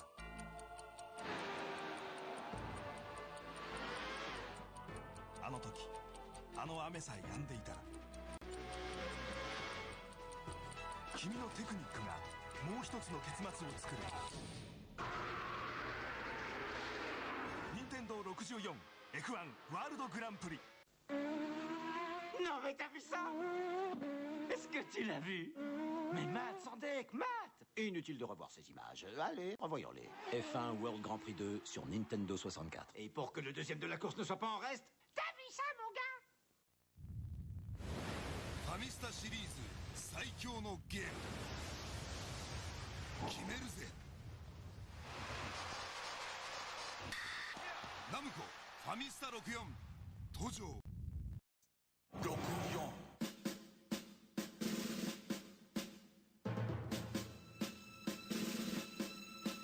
僕は強い武器を作りたい僕は何度も挑戦したい僕は頑丈な城を作りたい何度も挑戦何度も楽しい任天堂64風来の試練2鬼襲来試練場私、自分の部屋が欲しいの。自分の部屋かちょっと早いかな君だけの部屋を動物の森に作ろう家具を揃えたりおしゃれをしたり手紙を書いたりアルバイトもさあ何から始めようかなパパも住んでいいかな任天堂64動物の森パパの部屋どういいじゃないか4人まです64自分の部屋が欲しいの。ちょっと早いかな動物の森に君だけの部屋を作ろう家具を揃えたりおしゃれをしたりさあ何から始める任天堂64動物の森パパも住んでみる？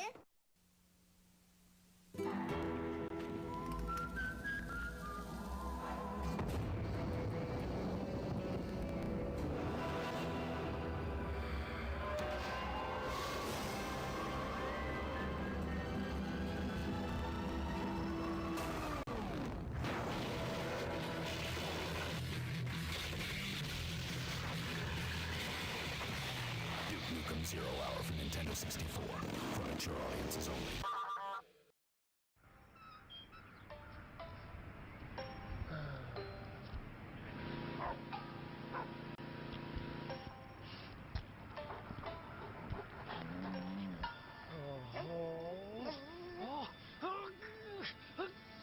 Weapons, 40 new and returning characters, hundreds of new puzzles to solve, and 15 larger-than-life 3D levels. Earthworm Jim 3D.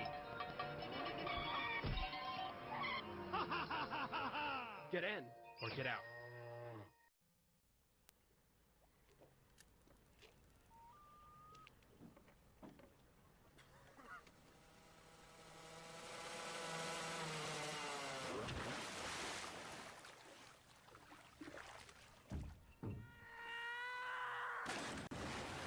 Excite Bike 64.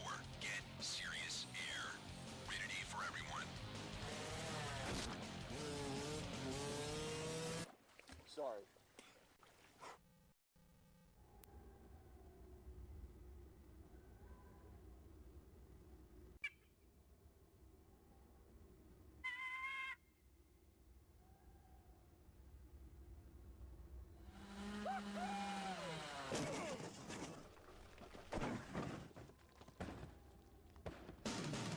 Excite Bike 64. Get serious air. Rated E for everyone.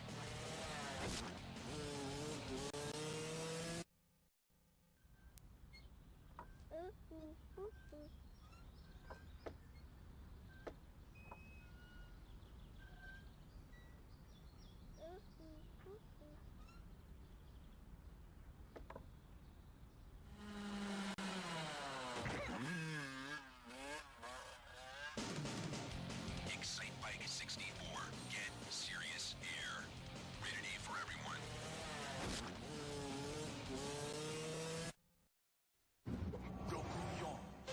よーいと来てドーンと来ていてーって来て危ないなぶつかるってばこけてる姿もかっこいいねなんて言ってる場合じゃないよほらほら見て見てナイスジャンプナイスターン俺ってかっこいいねえどうなのよこの走りすっげえのやればできるもんだこれがこいつは手強いコースだぜ技を磨いて駆け抜けろ任天堂エキサイトバイク64F1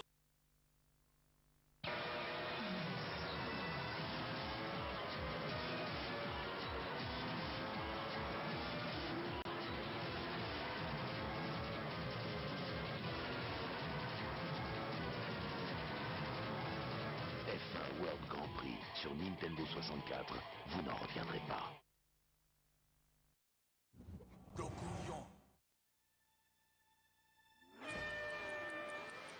あの時あのコーナーさえクリアしていたら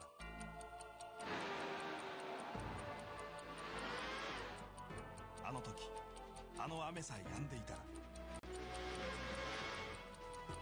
君のテクニックがもう一つの結末を作る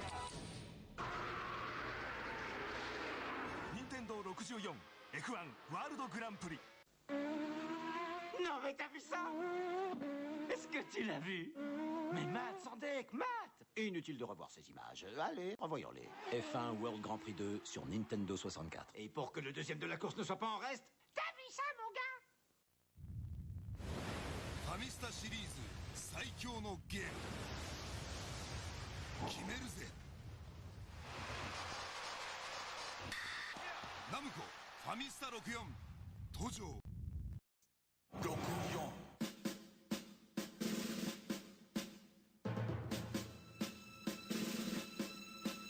僕は強い武器を作りたい僕は何度も挑戦したい僕は頑丈な城を作りたい何度も挑戦何度も楽しい任天堂64風来の試練2鬼襲来試練場私自分の部屋が欲しいの自分の部屋かちょっと早いかな君だけの部屋を動物の森に作ろう家具を揃えたりおしゃれをしたり手紙を書いたりアルバイトもさあ何から始めようかなパパも住んでいいかな。任天堂64動物の森。パパの部屋どう？いいじゃないか。4人まです。64。自分の部屋が欲しいの。ちょっと早いかな。動物の森に君だけの部屋を作ろう。家具を揃えたりおしゃれをしたり。さあ何から始める？任天堂64動物の森。パパも住んでみる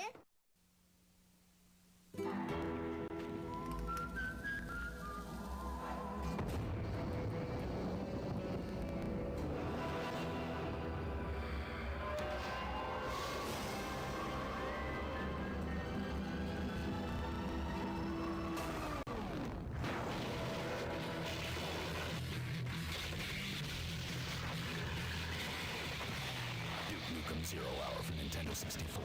For mature audiences only.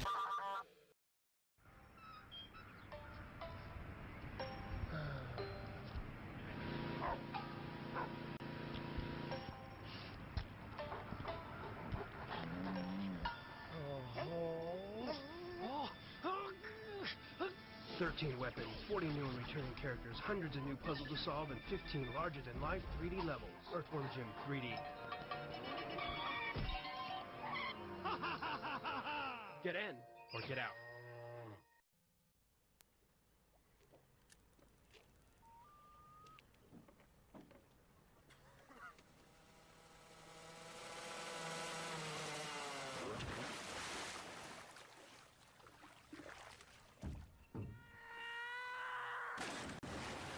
Excite Bike 64. Get serious air. Rated E for everyone. Sorry.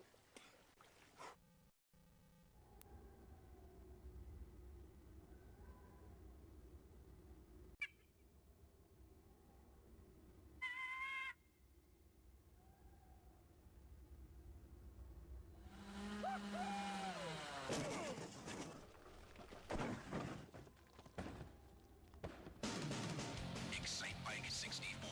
Get serious air. Rated E for everyone.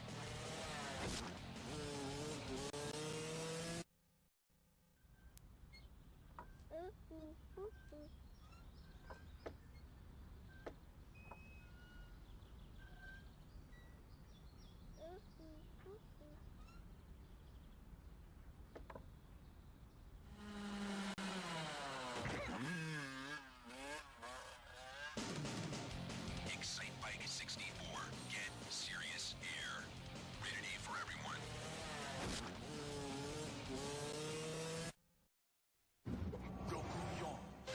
よーいと来てドーンと来ていてーって来て危ないな。ぶつかるってば。こけてる姿もかっこいいねなんて言ってる場合じゃないよ。ほらほら見て見て。ナイスジャンプナイスターン。俺ってかっこいいね。どうなのよこの走り。すっげーの。やればできるもんだこれが。こいつは手強いコースだぜ。技を磨いて駆け抜けろ。任天堂エキサイトバイク64。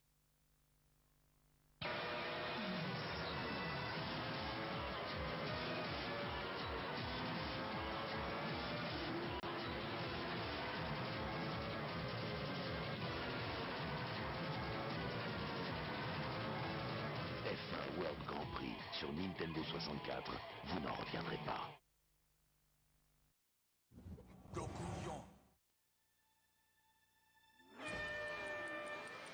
あの時あのコーナーさえクリアしていたら。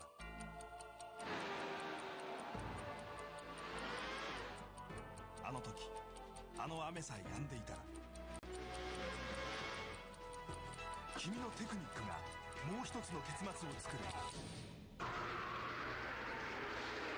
任天堂64 F1 ワールドグランプリ。 Non mais t'as vu ça? Est-ce que tu l'as vu? Mais Matt, sans deck, Matt! Inutile de revoir ces images. Allez, revoyons-les. F1 World Grand Prix 2 sur Nintendo 64. Et pour que le deuxième de la course ne soit pas en reste, t'as vu ça, mon gars? ファミスタシリーズ最強のゲーム決めるぜ。ナムコファミスタ64登場。64。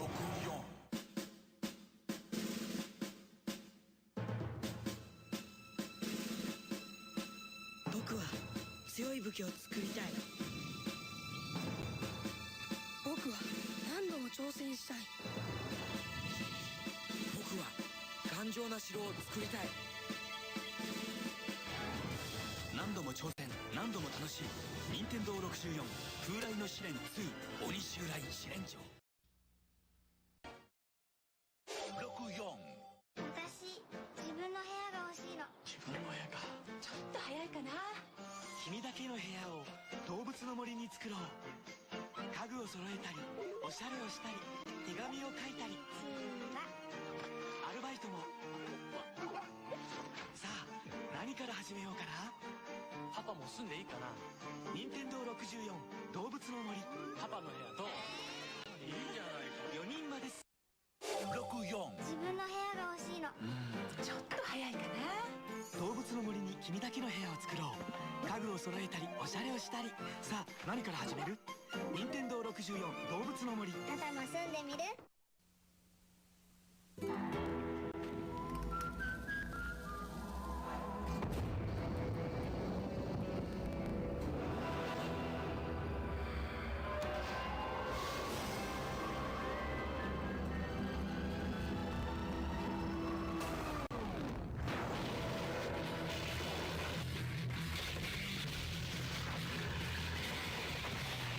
？Nukem 0 Hour for Nintendo 64. For mature audiences only.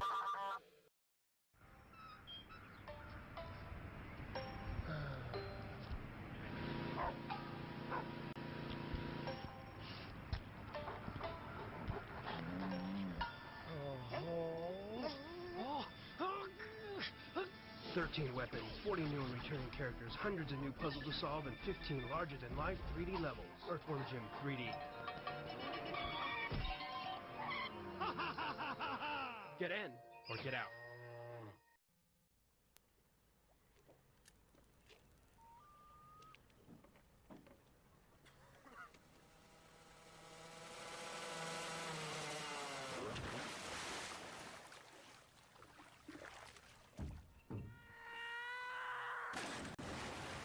Excite Bike 64. Get serious air. Rated E for everyone. Sorry.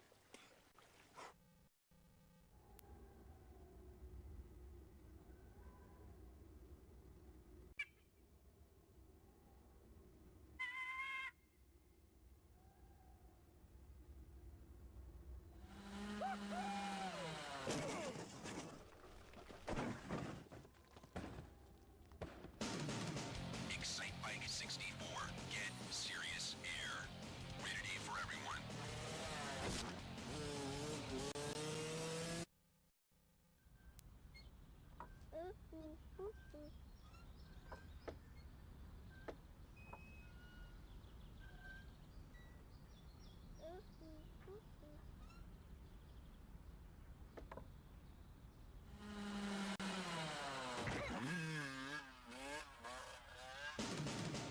Excite Bike 64.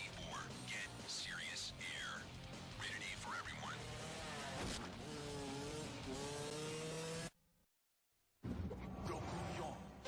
よーいと来てドーンと来ていてーって来て危ないな。ぶつかるってば。こけてる姿もかっこいいねなんて言ってる場合じゃないよ。ほらほら見て見て。ナイスジャンプナイスターン。俺ってかっこいいね。どうなのよこの走り。すっげーの。やればできるもんだこれが。こいつは手強いコースだぜ。技を磨いて駆け抜けろ。任天堂エキサイトバイク64。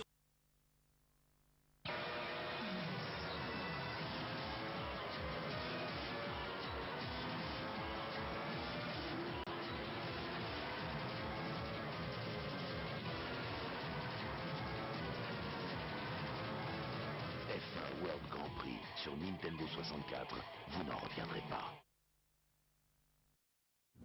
64。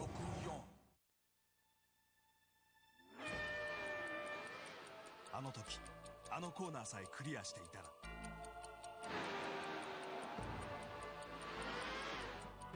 あの時、あの雨さえ止んでいたら。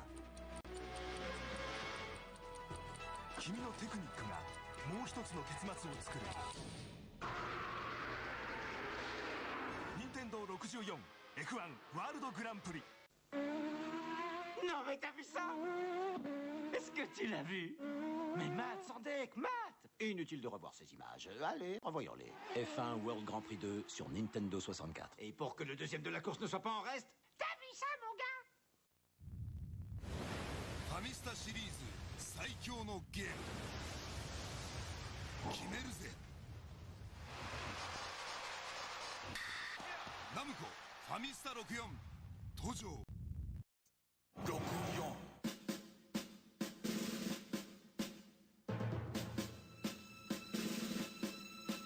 僕は強い武器を作りたい。僕は何度も挑戦したい。僕は頑丈な城を作りたい。何度も挑戦、何度も楽しい。任天堂64風来の試練2鬼襲来試練場。私、自分の部屋が欲しいの。自分の部屋か。ちょっと早いかな。君だけの部屋を動物の森に作ろう。All right. All right. I am back. I got my noodles. I need my hot sauce, so.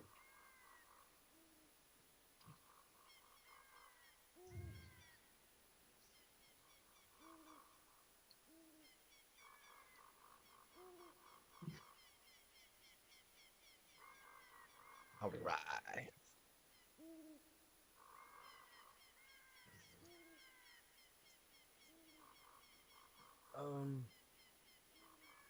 All right.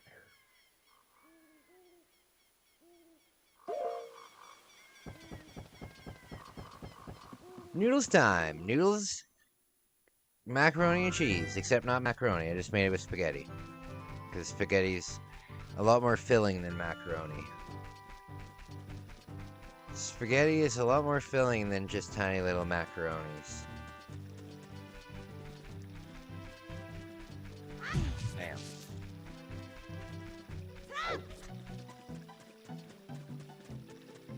Okay, so, we gotta go back to the town and get the, spooky mask, and then go talk to the kid.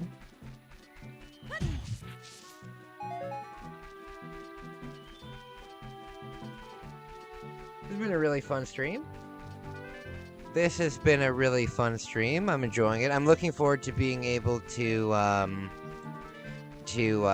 ghost hunt. I'm a big fan of the ghost hunting. Uh-oh, spooky. Spooky. Oh my.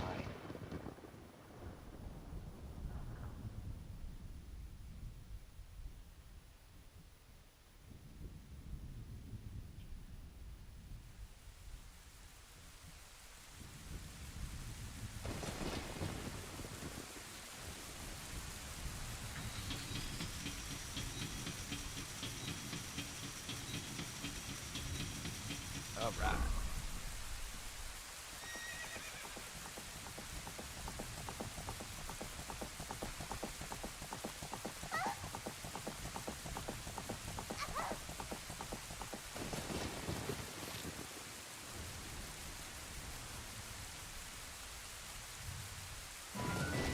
Uh-oh. Uh-oh.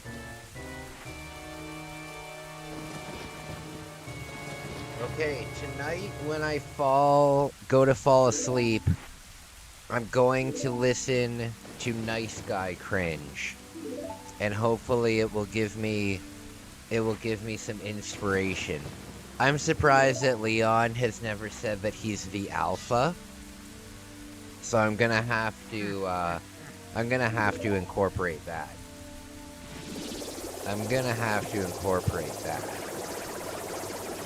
Uh-oh, look at his ears.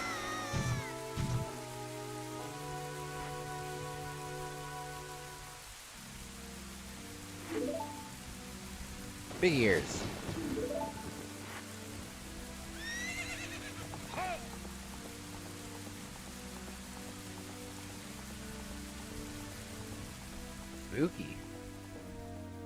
Spooky.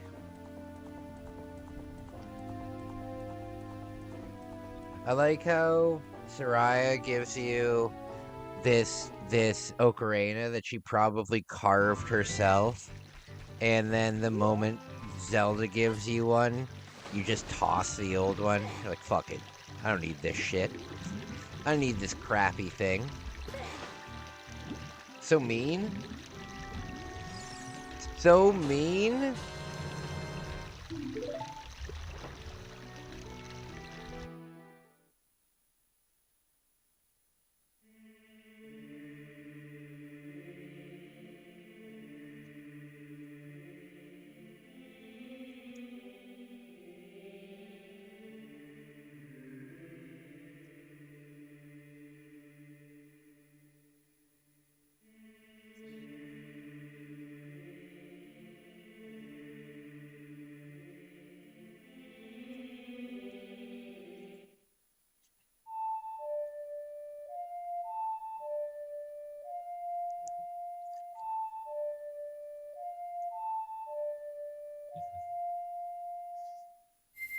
Maybe this is the song that I have to play at the... Maybe... No, this is the Song of Time, isn't it?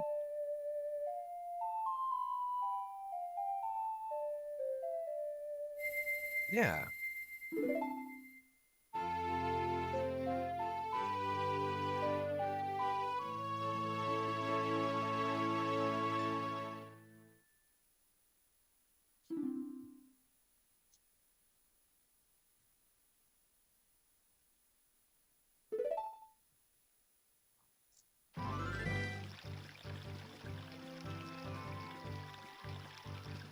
All right. We haven't done the opponent thing either. We need to do that. We need to do that. Oh, I was getting the mask.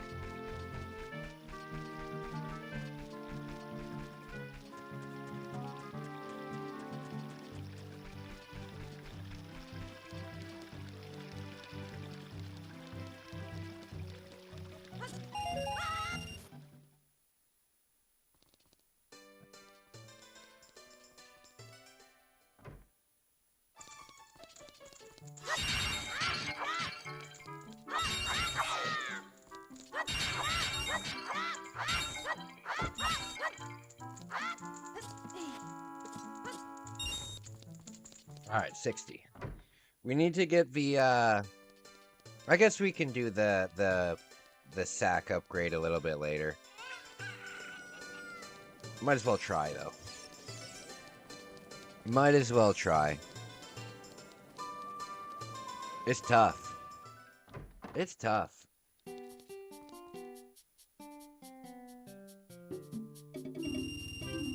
we go. Hey, Kataro! Kataro, my man.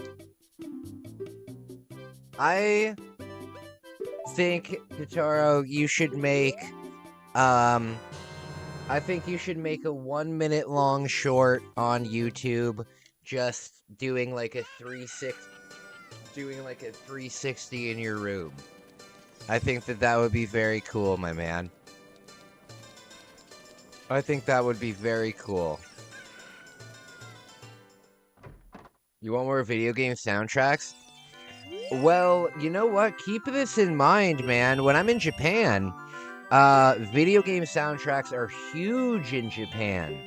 And a lot of even like Famicom games, like all of the Mega Man games got soundtracks. There's a lot of video game soundtracks, even game soundtracks on vinyl and stuff. If you want something like that, let me know, and I'll definitely keep an eye out for it.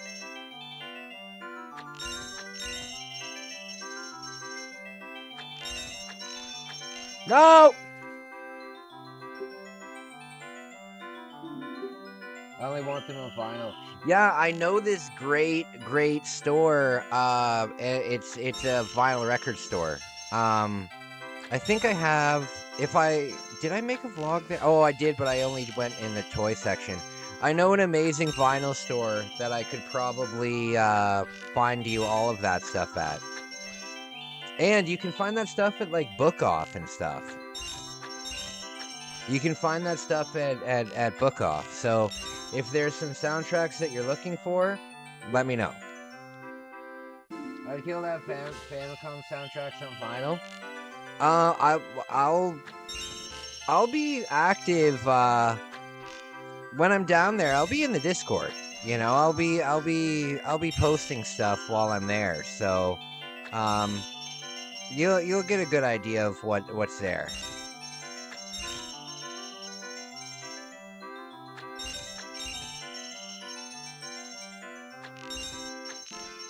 No!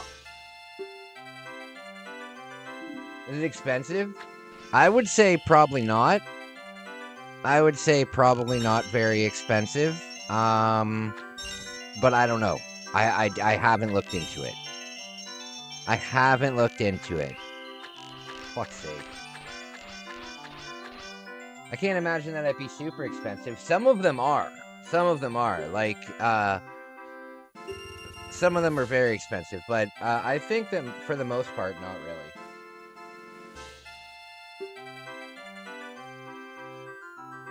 Plus, they were incredibly popular, so it's not like they're rare. It's not like they're a rare find, especially if you're looking for like a Dragon Ball soundtrack or something. But I'll look into it. I know this one website. I think you'll love it. It was one of the stores that I went to down there. And I do think they ship worldwide. I will. I'll send it to you on Discord. What's nice about this store is it doesn't just sell video games, but it also sells figures. It sells model kits. It sells just pop culture stuff. Just pop culture stuff. So it might even sell that. Jab Dragon Ball soundtracks? Yeah, that wouldn't be a problem at all. I've seen Dragon Quest soundtracks. I've seen the Galaga soundtracks. I've even seen like Pac-Man vinyls. You like vinyl, eh? Vinyl's cool. Vinyl sounds great.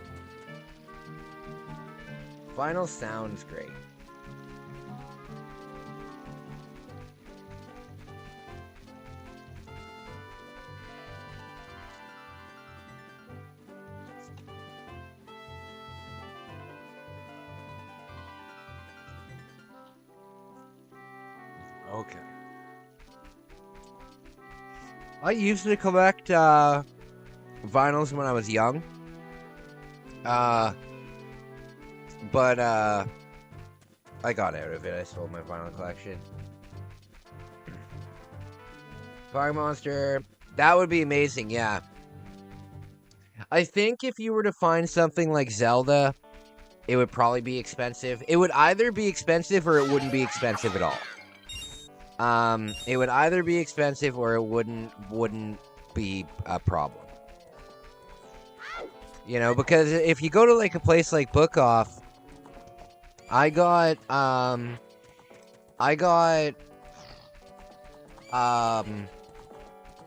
awesome stuff from Book Off. Like I got the guide for Ocarina of Time for I think $4. You know, so you can find really, really good deals down there. Like, you said you're looking for, like, Dragon Ball games and stuff, and I bet you if you were to give me... if you were to give me, like... let's say 50 American dollars, I could probably get, like, 10 of them. I could probably pick up, like, 10 of them. Dragon Ball games are super, super common.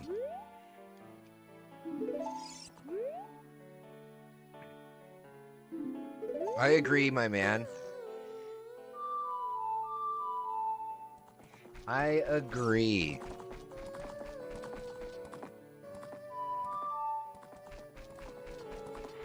What am I supposed to do?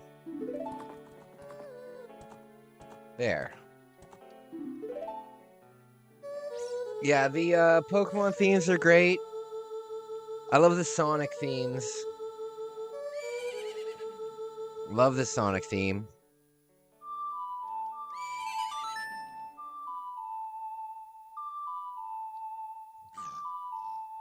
Oh god, I have a lot of food here.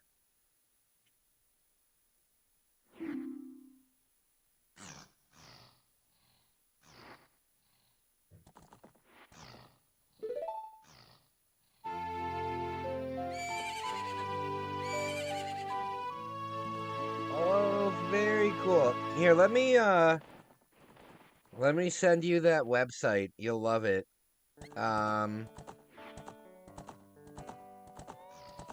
Okay.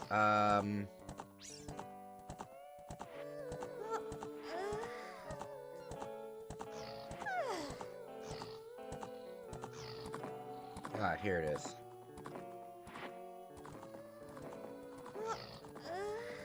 Okay. Just give me 1 sec, guys. I just want to send this out. Actually, I'll put this in the Discord for everybody. If you are looking for a place to import games and figures and all of that kind of fun stuff, gachapon stuff too. That's a great place to go. Great place to go. Yeah, no problem. The shipping might be expensive, but it's one of only a few places I know that will actually ship out of Japan. Most places won't ship out of Japan. Okay.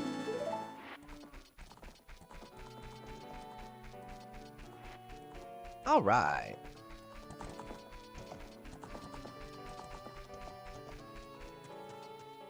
Yeah, I love that. That's one of the stores that I go to pretty regularly in Akihabara.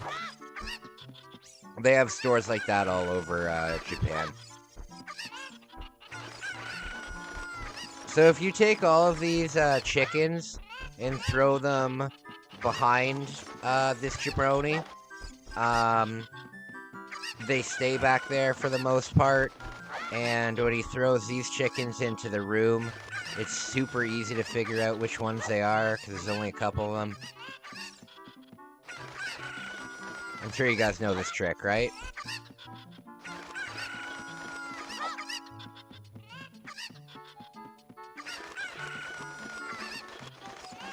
Okay, there we go.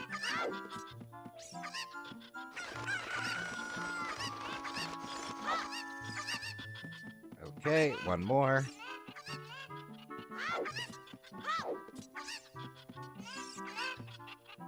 Okay. So, now he's gonna throw these in.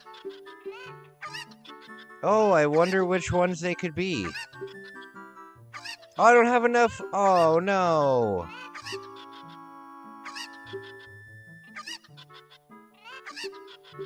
Oh, I don't have enough rupees. Damn it. I did all that for nothing. The American, they're not good? I've never seen them. I don't know.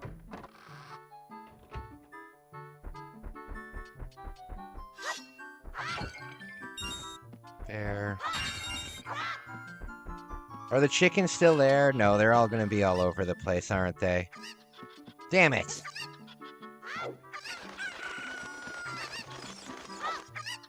Whatever. Okay.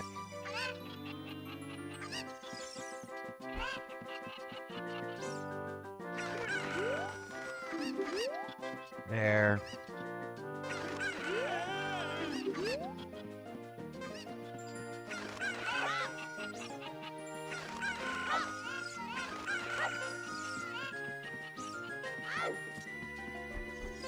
Come on.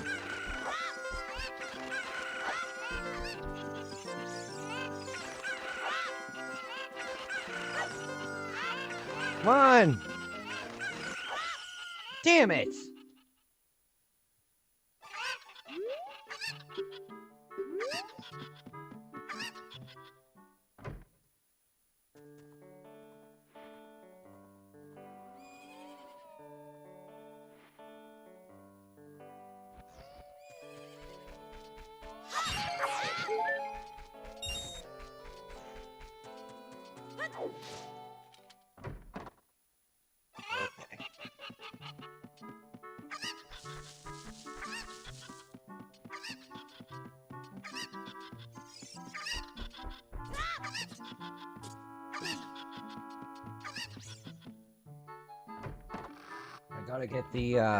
Gotta get the heart piece.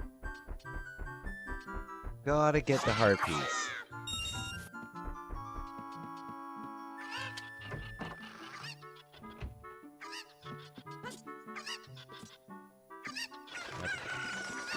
Sorry, Mario. People genuinely get mad that I call Mario Mario. I've had people comment on like my Japan video game hunting videos. By the way, members of the channel have, I believe, 36 different 36 different what's it called? Video game hunting videos. 36 of them. Sign up today. Yeah, people will comment and they'll be like, "You're not a real gamer at all." And I'll be like, "Why?" And they'll say, "You say Mario." I'm like, "Yeah? So?" They're like, "Nah, we don't trust you." What the fuck, man? Like, I'm just Canadian. That's how everybody that I know says it.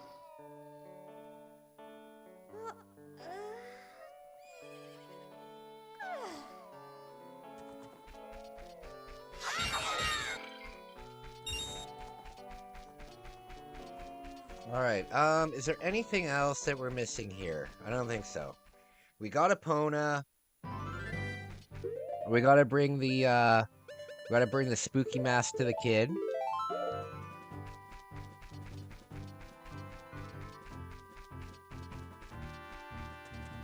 There's a couple figures I want to get the next time I'm in Japan.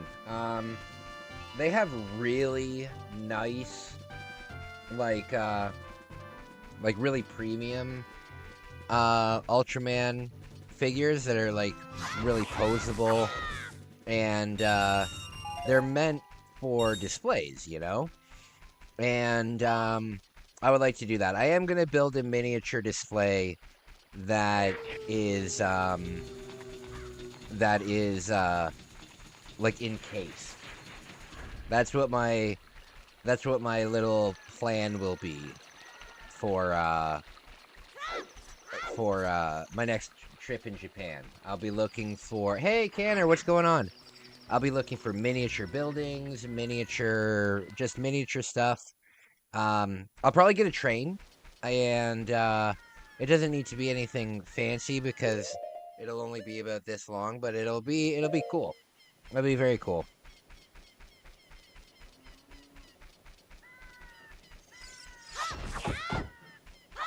How are you doing, Canner? How are you doing? Hope you're well. Alright, let's just make sure that I've got all the Skulltulas here.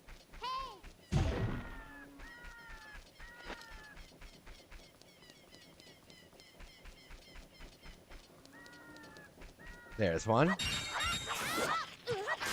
You're sleeping?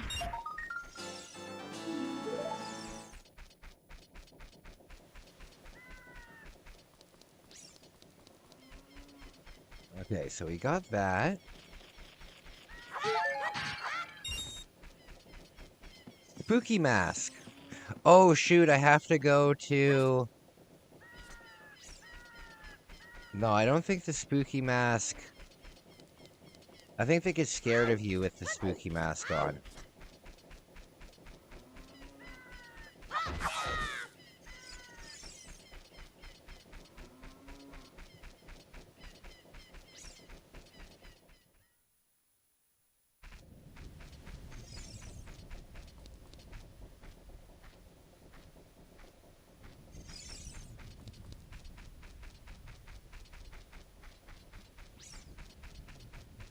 God, I'm a pig.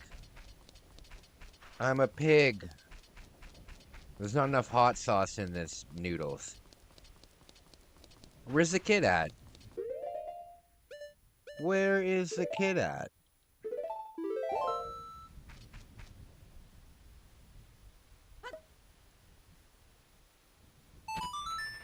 There we go. Hey, Tyler, it's really good to see you, man. Really good to see ya. Oh, there we go.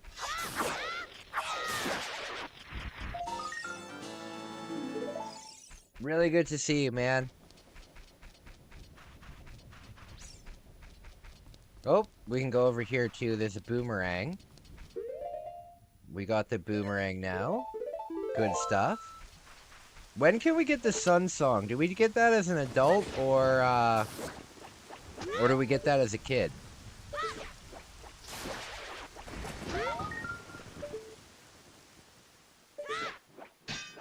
Come on.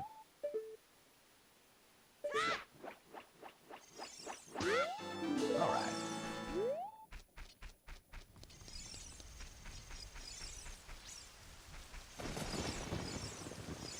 Okay.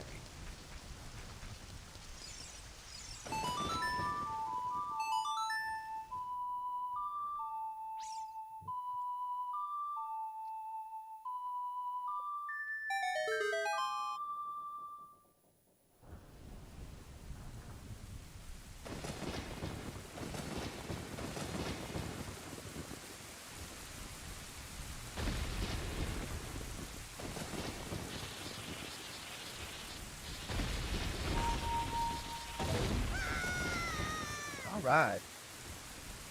So this is a good stream. Long stream. Long stream, but fun. Very fun. Oh, spooky. Spooky.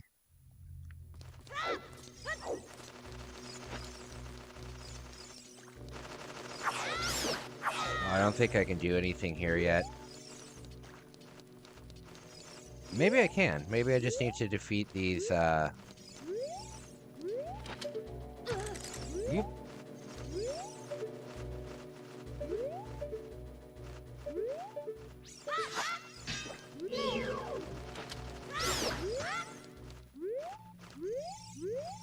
Okay.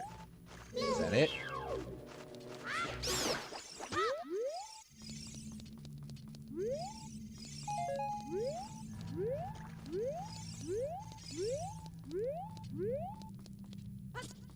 Okay.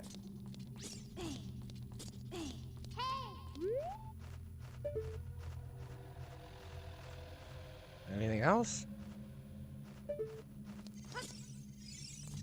I guess not. I guess not. Very spooky.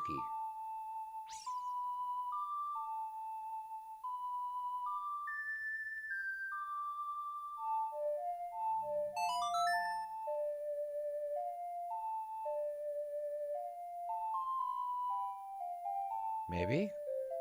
No. I don't know. I don't know.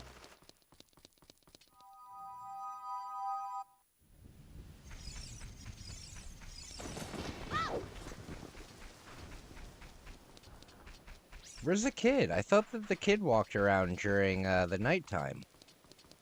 Maybe it's during the day? I thought it was during the night. I don't know. I don't know.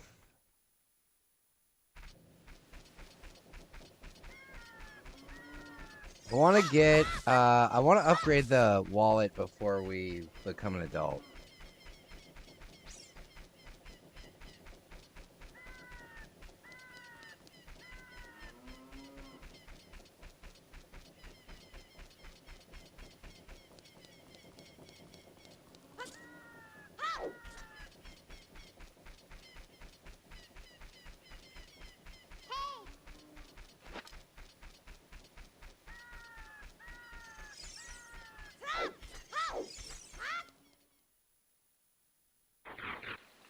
This would be such a cool place to live in, Hyrule. living on the farm. Be very cool. Living in Clocktown would be awesome.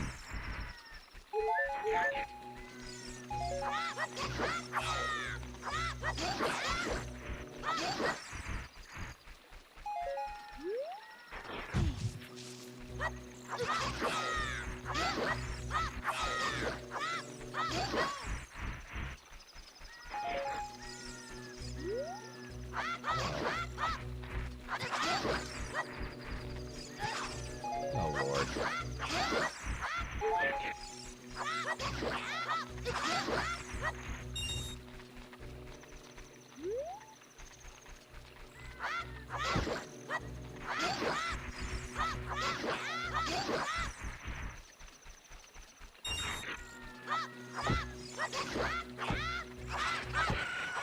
There we go. There we go. Yeah, I don't want to give the rabbit hat to the guy until we have enough rupees, or that bigger wallet, so we can get more rupees. I think he's here during the day. And we got to go into the windmill as well.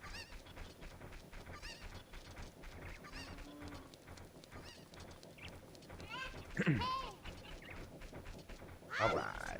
All right.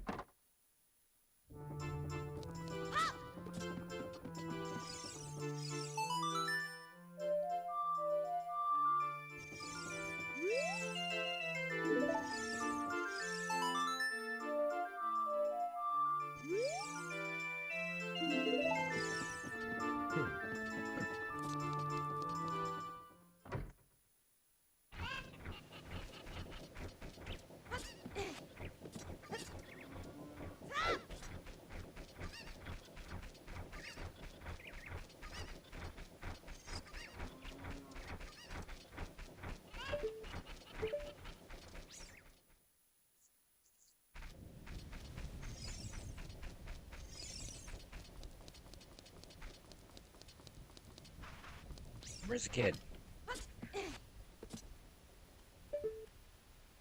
There he is. There he is.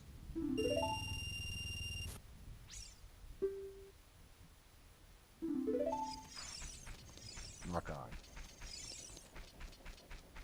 Rock on.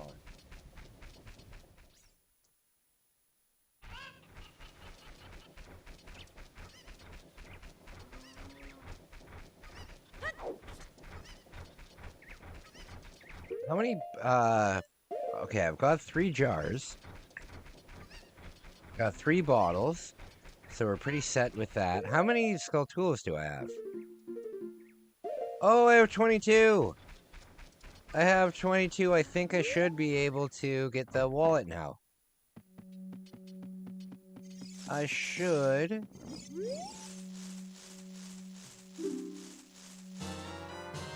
Okay, that's good. I can go get my Stone of Agony over here. There we go.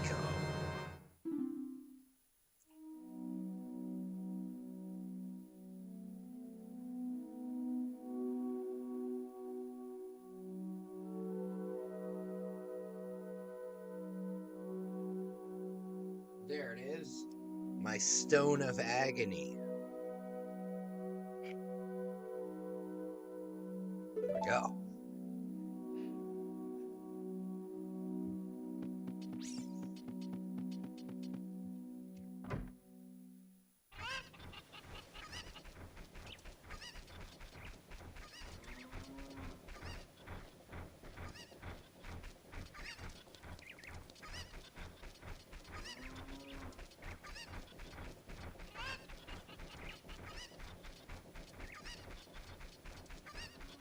All right.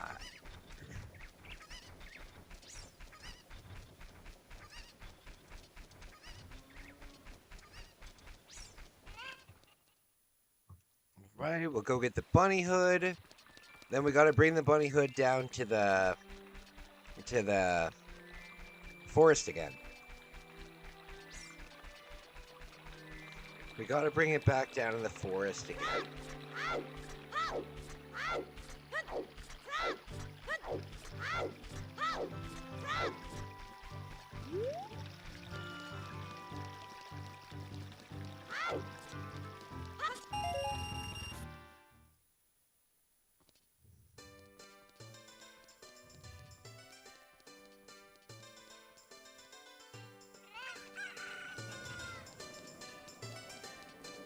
Okay, okay.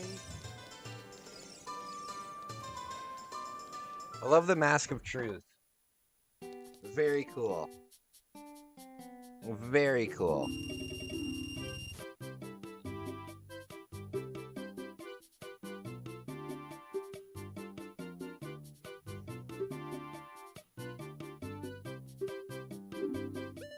Okay. It's a shame that the bunny hood doesn't increase your speed like it does in Majora's Mask.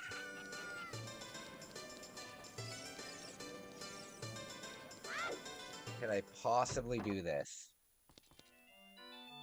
Still playing. Absolutely. Absolutely.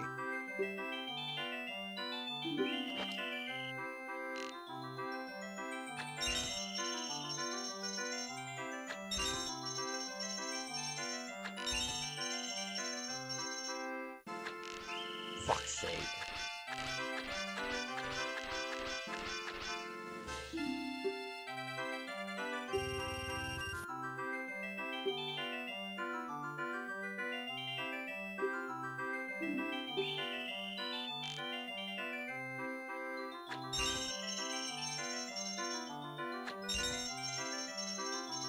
Come on.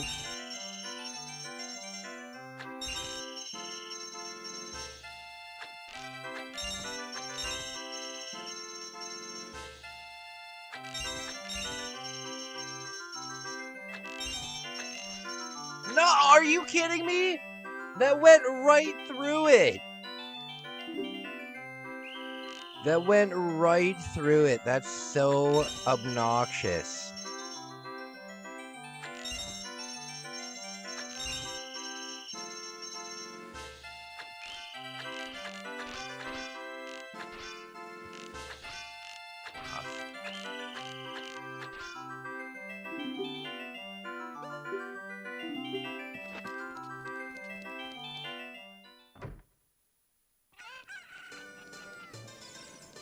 I don't trust this lady. I don't trust her.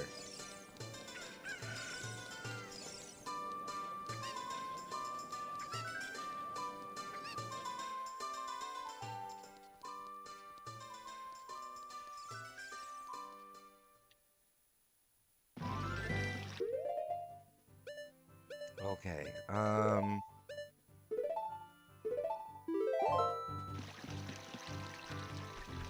how was that?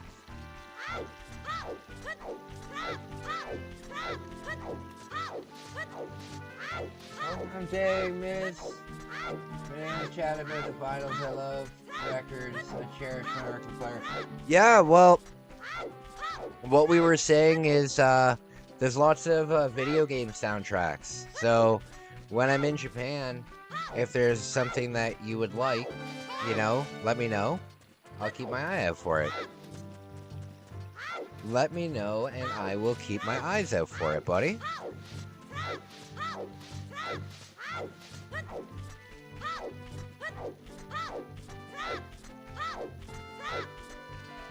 All right.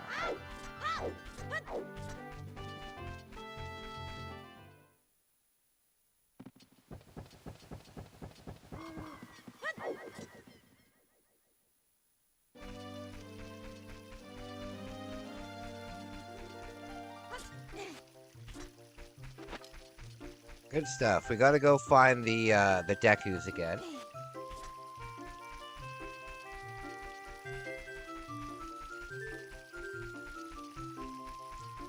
I found a Pac-Man vinyl record when I was in Japan. and there was actually like 4 or 5 of them, like different volumes of it, and I'm sure you can look this up, but it was actually like stories. Like, it was stories about Pac-Man doing things. It was very silly. It was very silly. Seen the God of War Ragnarok? Really? That's really cool. That's really cool.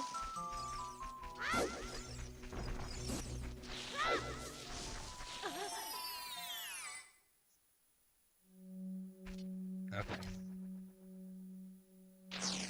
What is Walmart? Walmart is it's a big general store. It's a big general store. It sells household. It's like a big supermarket, yeah. It sells clothing and furniture and groceries and stuff like that. Oh, I just get coins here.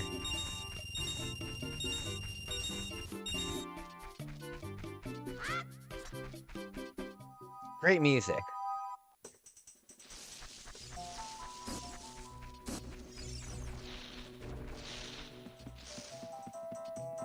I just realized I haven't had a shield for a really long time. So now I need to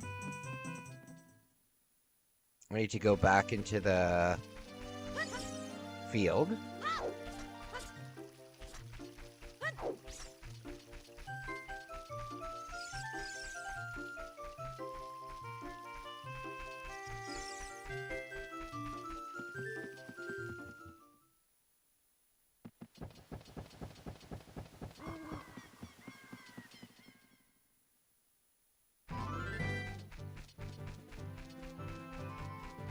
Biggest Asian supermarket in Orlando open today. Oh, that's cool.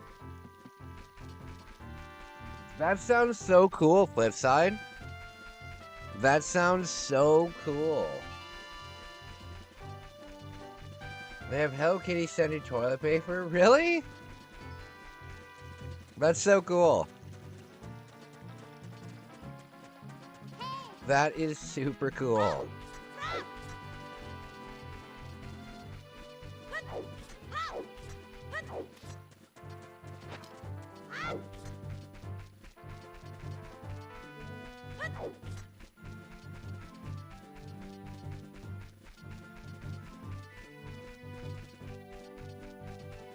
Okay.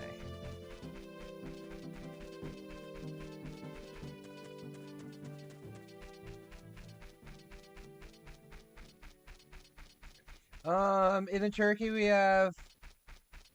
Oh my, I don't know how to even begin to pronounce that.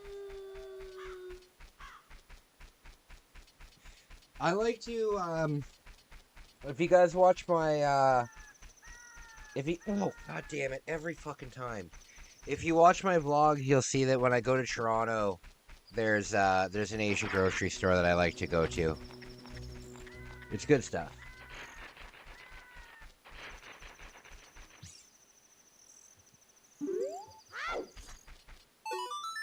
There we go.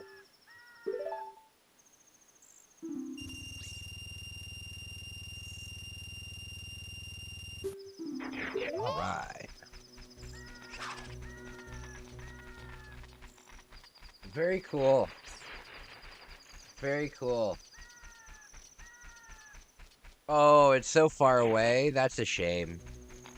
That's a shame.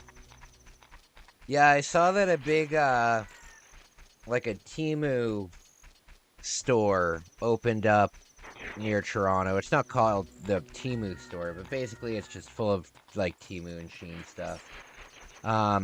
Forget what it's called, though. But the first one in Canada opened up recently.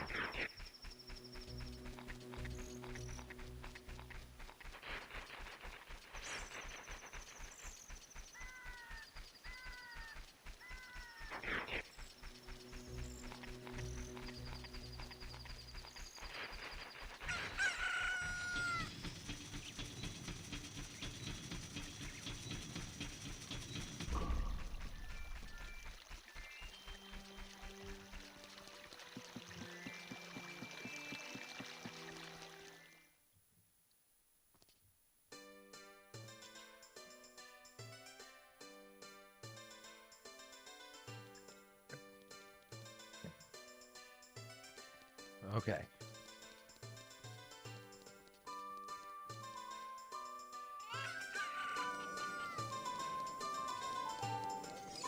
Okay.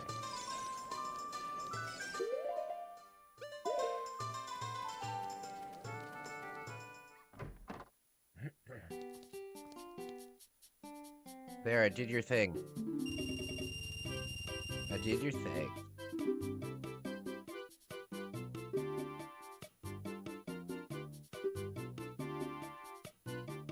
Okay.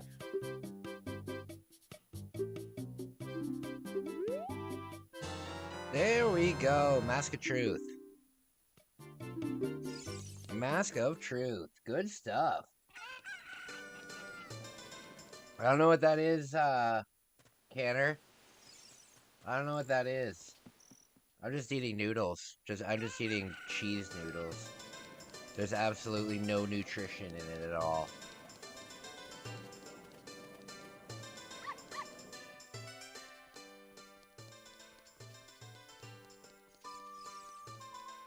Okay.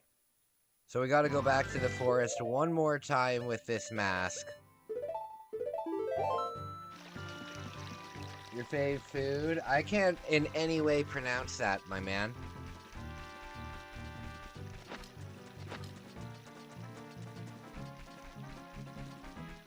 Yeah, I don't know what that is, buddy.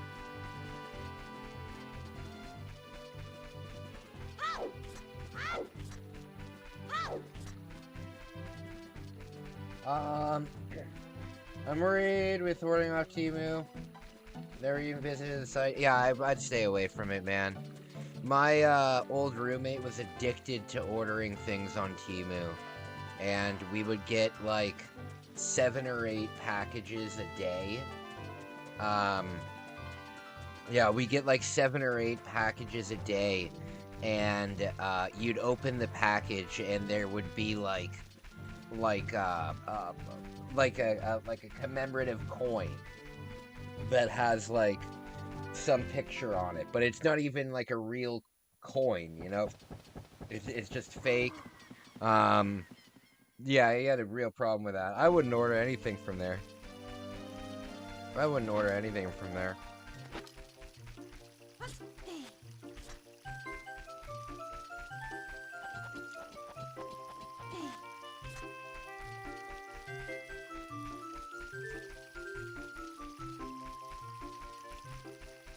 I don't know, the working conditions in a lot of these places, like, they use essentially like slave labor.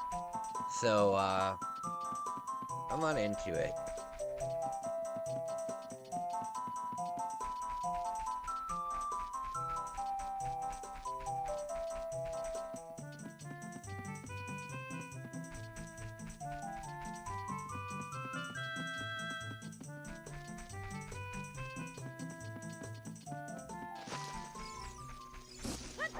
Alright.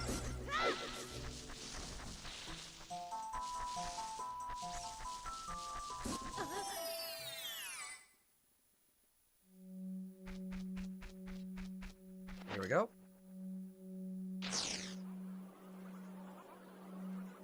What's he gonna give us?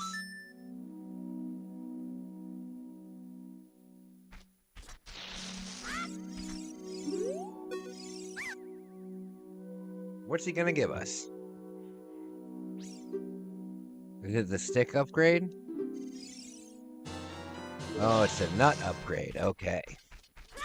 We are set.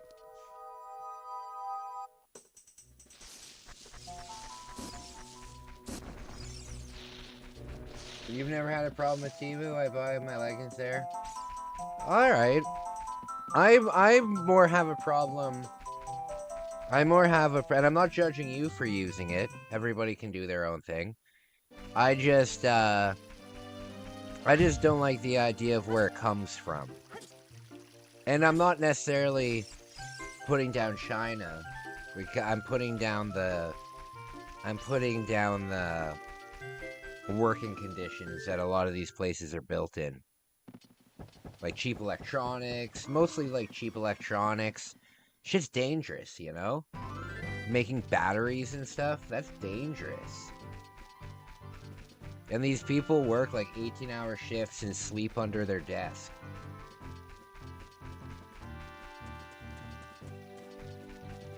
I feel ya.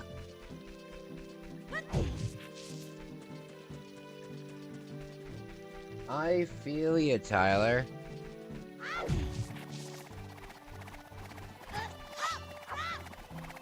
Okay.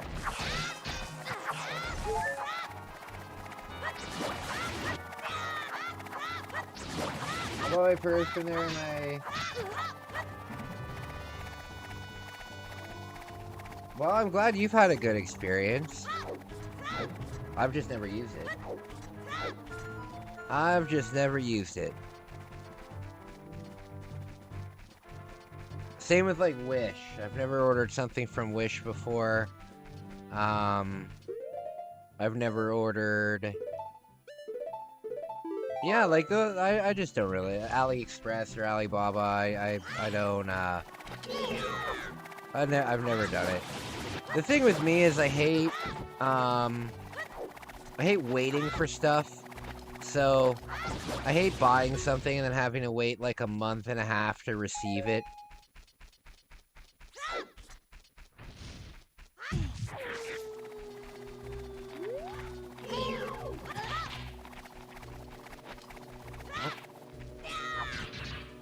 Oh, there we go.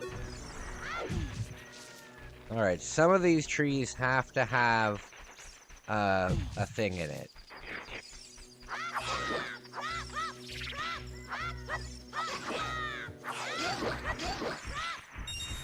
Yeah, I've just never had the use for it. I get it because I was thinking of using it for some camping gear, but then I realized that, you know, when you go camping in Canada, you got to take it seriously. And going out in the wild in Canada with really cheap gear is not, it's dangerous. You know, it's dangerous to do something like that. So I avoided it.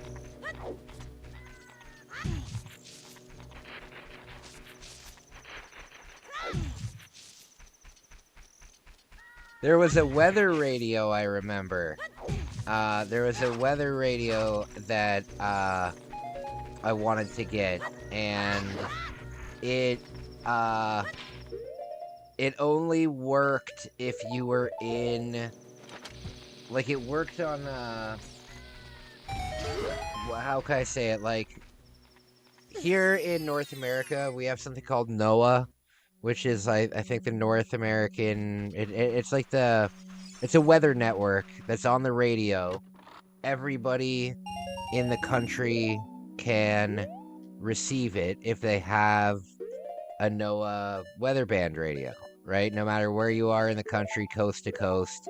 And it's just a weather channel that updates you with the weather like every 15 minutes, you know? So it'll say, hey, the weather currently is this, and in the next 20 minutes we expect, it's a very on-time weather detail, right? So that's a very good thing to have when you're camping, because rain can come out of nowhere when you're camping. Like, there's a lot of things that can come up. But this one in particular, it was advertised as working in North America, and it was actually only supposed to be used in, like, Vietnam.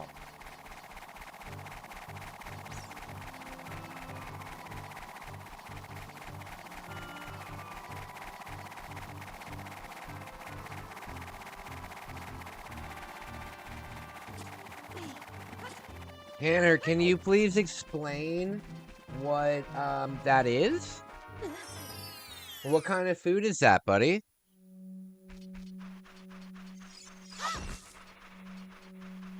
Tanner, do you like Turkish Delight?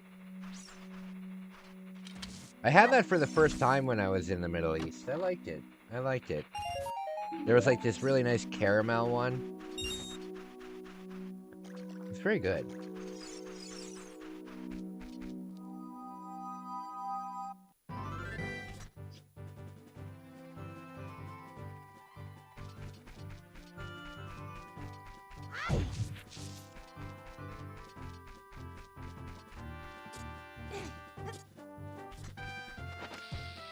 Alright.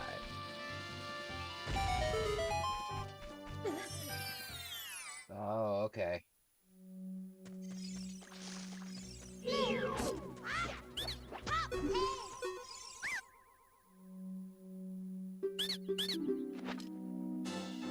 There we go. There we go. It's not an animal?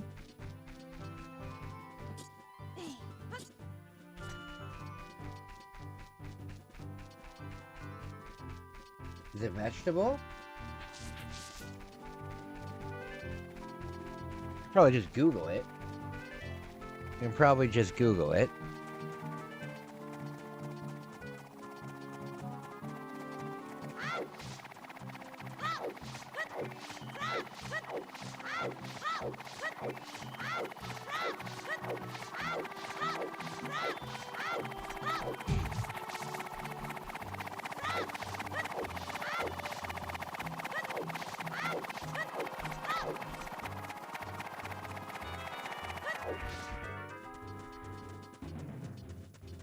Okay.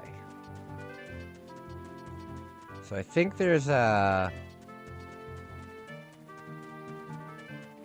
My Stone of Agony should start rumbling sometime.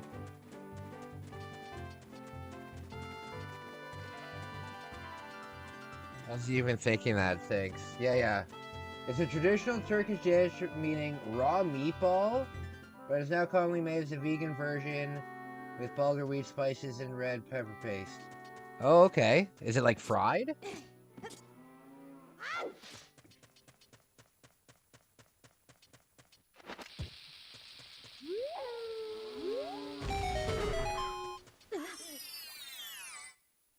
Flipside, my man. Oh, I need the fire for this. Shoot. I need fire for this.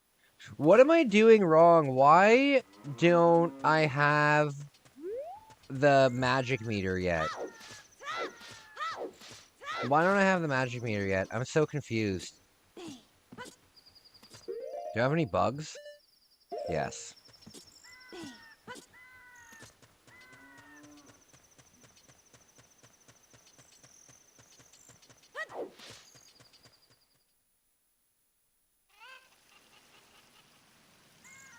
Okay.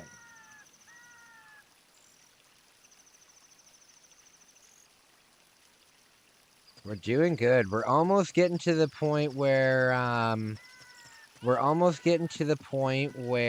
we can, turn into adult Link.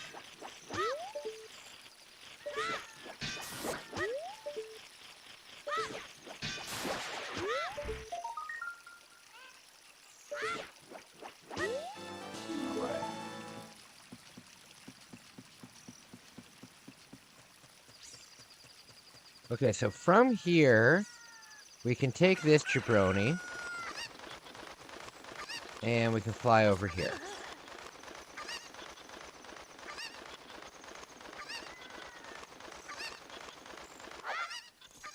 There we go. Good stuff. No, no, come back! Dang it!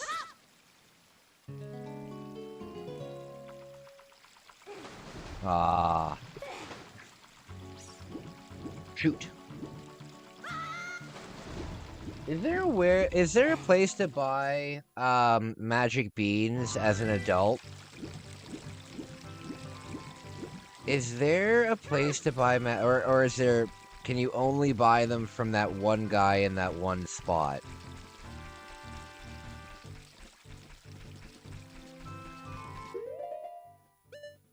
Okay, we don't need the fish anymore. Kai, could you beat Link in a fist fight? Dude, Link is a twink, and he's like 5'2". I would absolutely demolish Link in a fist fight. Also, he's a child.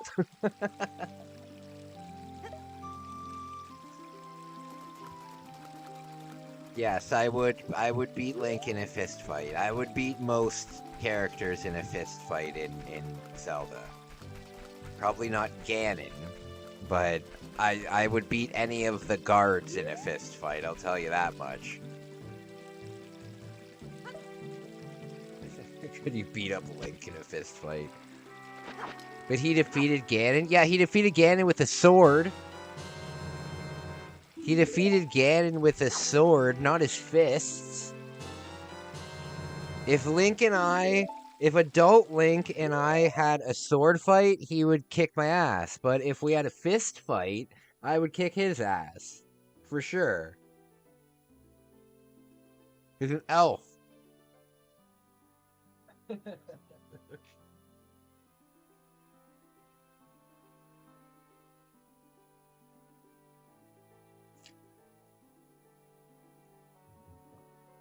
How much do you think the Master Sword weighs? To be honest with you, I don't know how much swords weigh. I've never held like a legitimate sword. I've held replicas of a sword, and I've held a cutlass. But cutlasses are small, you know. So I don't know. I don't know what it's made out of.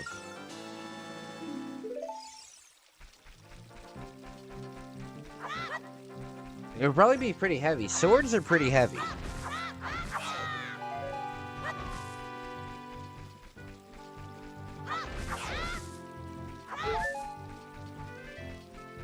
I don't know. I think I would beat Link in a fight. I think Impa would kick my ass, though. I think Impa would kick my ass. Probably not, but Impa would maybe give me a run for my money.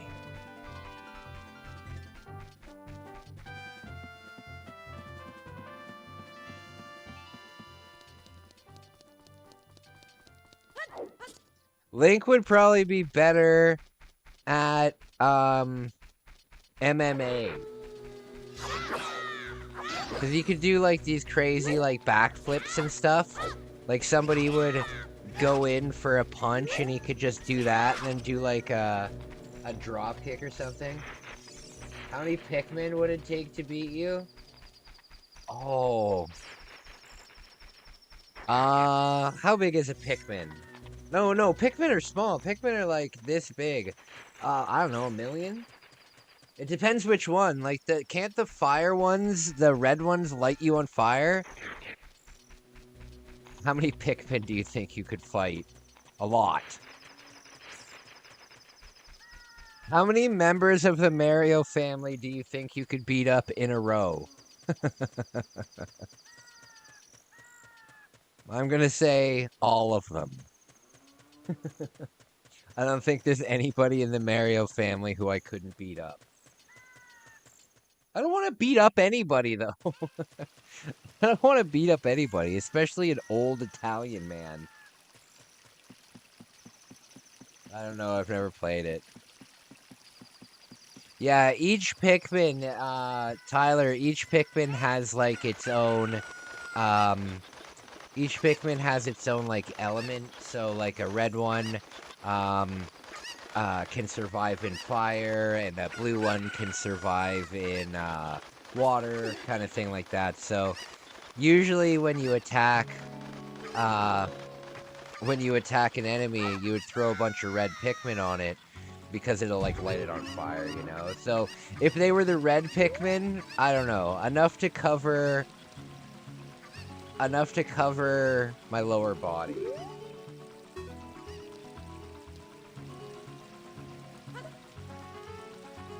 I thought they were all the same, like, minions. No. So, they have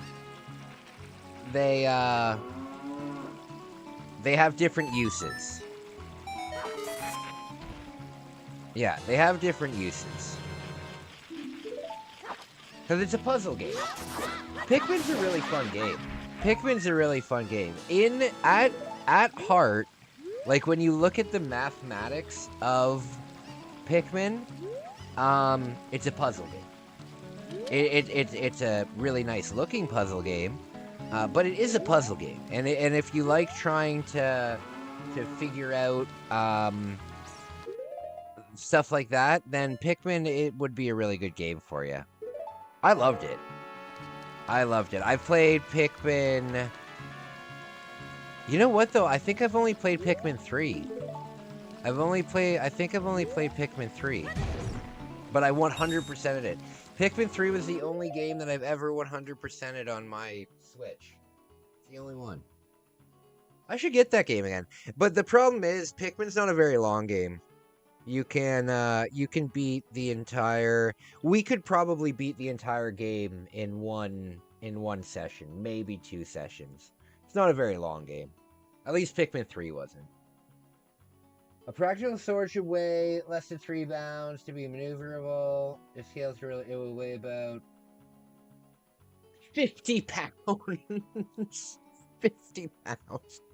Link is swinging around a bag of cement.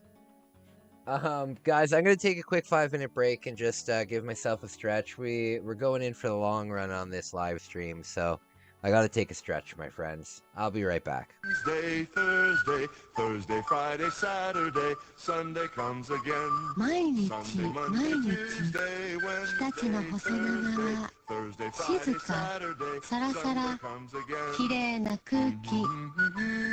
体には細長が気持ちいいんです。日立のビッグフロー、ウェルネス。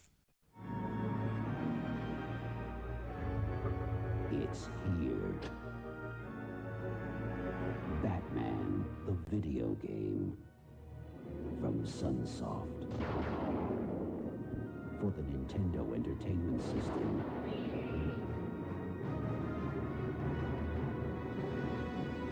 Let the battle begin.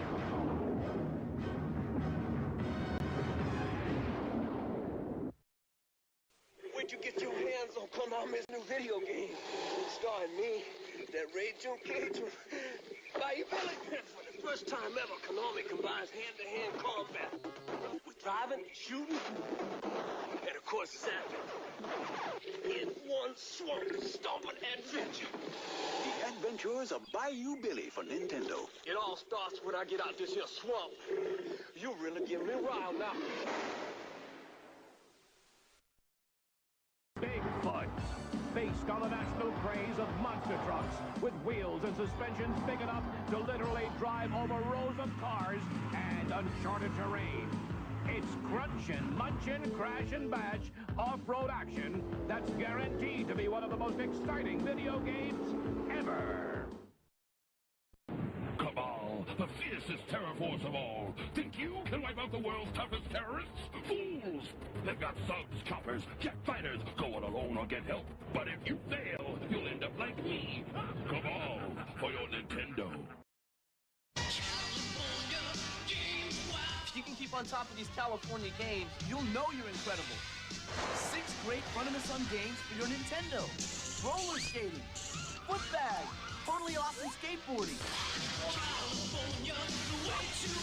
BMX racing, so exciting. Oh, it's like the real deal.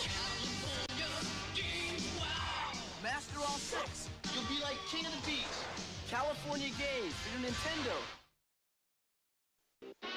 Hello and welcome to the Caveman Games. Let's go down to the mate toss. Crud spinning his mate. Thrower! Nice bounce, Crudla. Sounds like it's time for clubbing. There's the finger bait. Yes! Sucker! Now for the dino ball. Eat him! Eat him! No post-game interview there. Caveman Games for the Nintendo Entertainment System. You get bitten, you get eaten. Crystallis, new from SNK.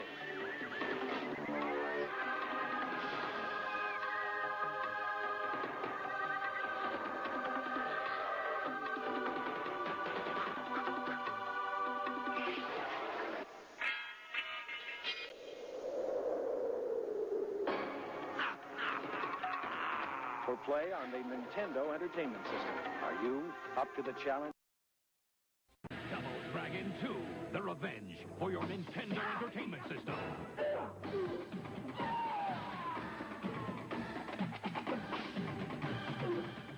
The best from Acclaim. Double Dragon 3, the ultimate in NES martial arts action continues with all new weapons, characters, and street fighting moves against the world's most awesome villains. Double Dragon 3 from Acclaim. The action keeps coming. Most challenging quest ever awaits. Go with speed and go with patience. Seek out an arsenal, a dragon scale, a torch, and magic herbs. Use wisdom and cunning to choose their commands, for the Dragon Lord is a fierce rival. Horrible and treacherous minions all guard the evil one's island house. Are you ready, young one? Yes, King Lion. And so begins a new epic, Dragon Warrior. Nintendo, now you're playing. Wednesday, Thursday, Thursday, Friday, Saturday, Sunday comes again. 毎日 Sunday, 毎 Monday, 日 Tuesday, 日立の Wednesday, 細長は Thursday, 静 Friday, か Saturday, サラサ Sunday ラ comes again. きれいな空気体には細長が気持ちいいんです日立のビッグフローウェルネス It's here. Batman, the video game. From Sunsoft.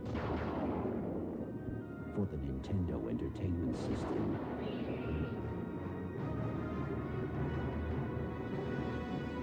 Let the battle begin.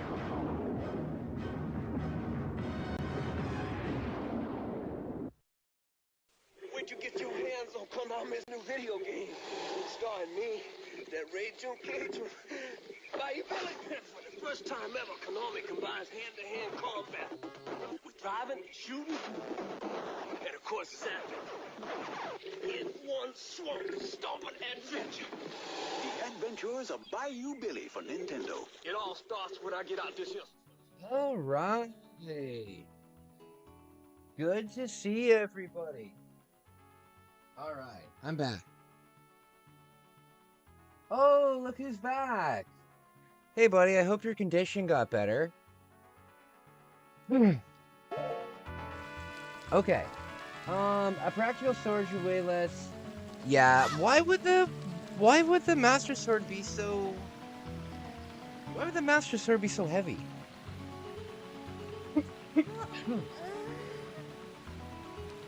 Okay, so we got that Skulltula.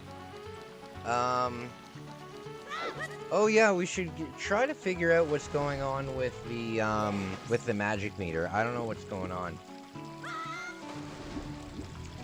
So guys, the next time I go and do a Toronto vlog, I'm very, very excited because there is this, there's like this dead mall.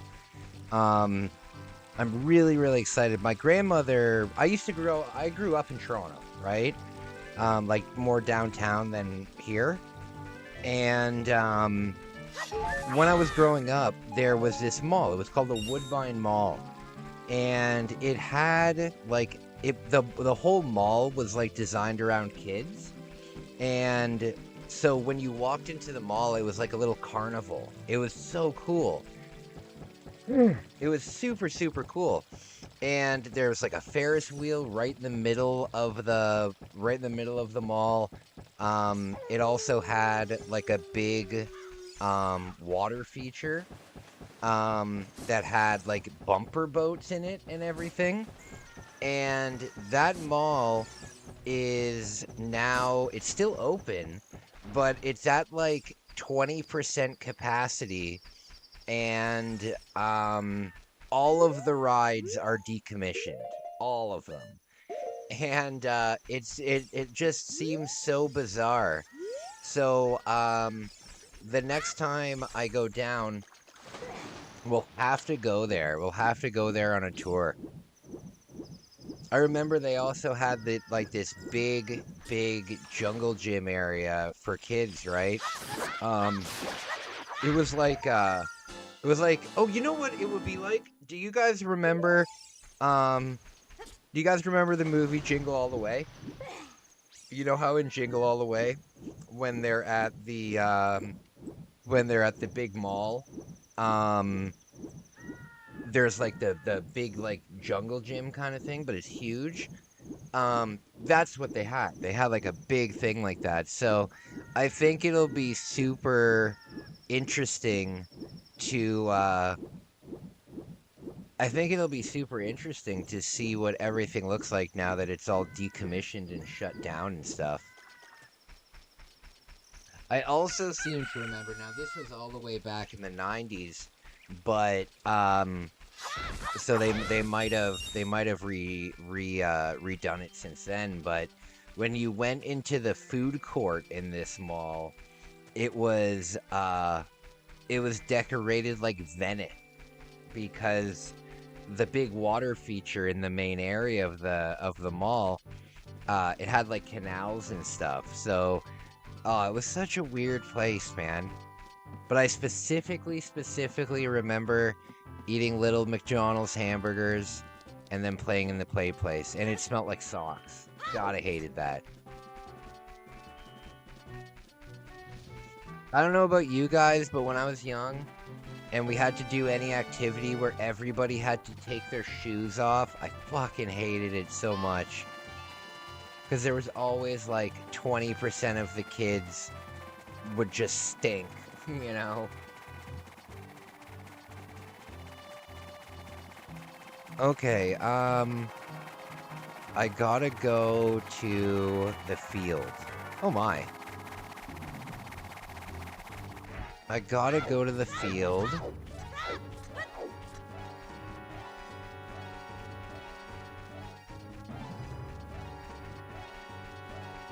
Alright. Yes, I need to study Nice Guy Cringe. 100%. Oh, look at him. Look how happy he is. I'm gonna really take a look at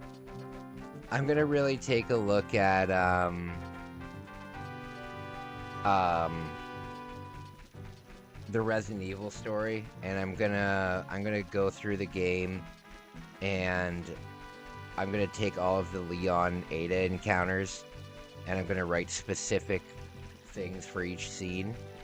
It's gonna be fun. It's gonna be fun. Before I become an adult, what I should definitely do, I gotta wait until nighttime. But I gotta get some bomb shoes. Gotta get some bomb shoes.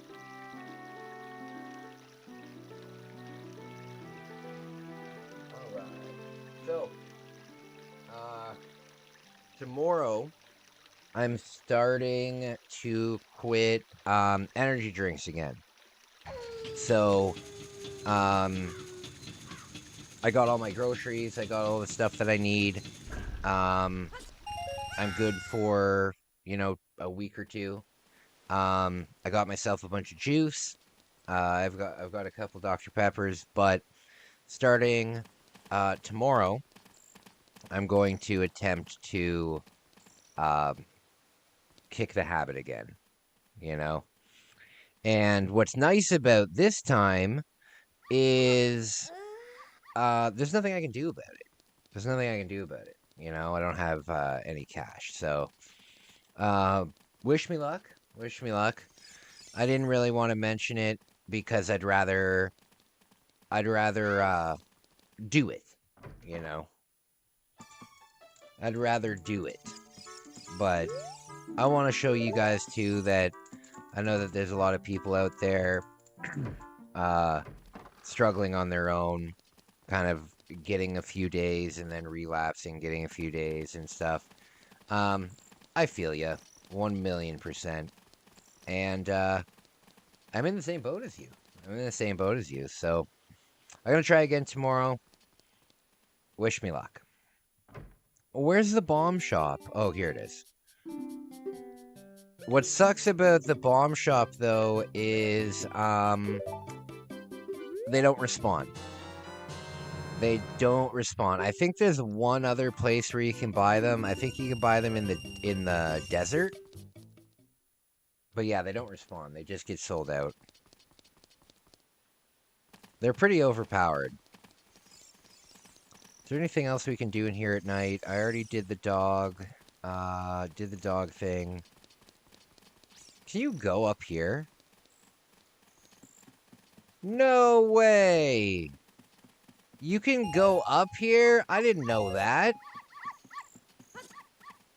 That's so cool. I didn't know that. I still have the Red Bull GameStop gave me for free when I bought my Switch 2. I don't think I'll ever drink it. Oh, why did GameStop give you a Red Bull? Were you like at like a midnight launch kind of thing?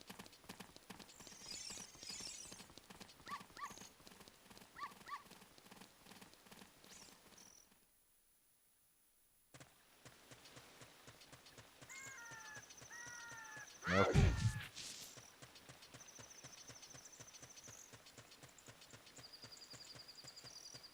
Yeah, I want to stop drinking them. It's not good for me. I don't want to get diabetes when I grow up. Well, not when I grow up. I'm a grown man, but I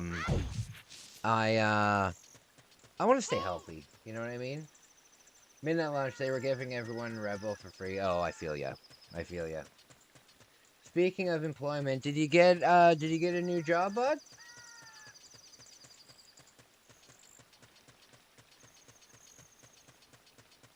Did he get a new job, my friend? I'm hoping, if the people don't get in contact with me, like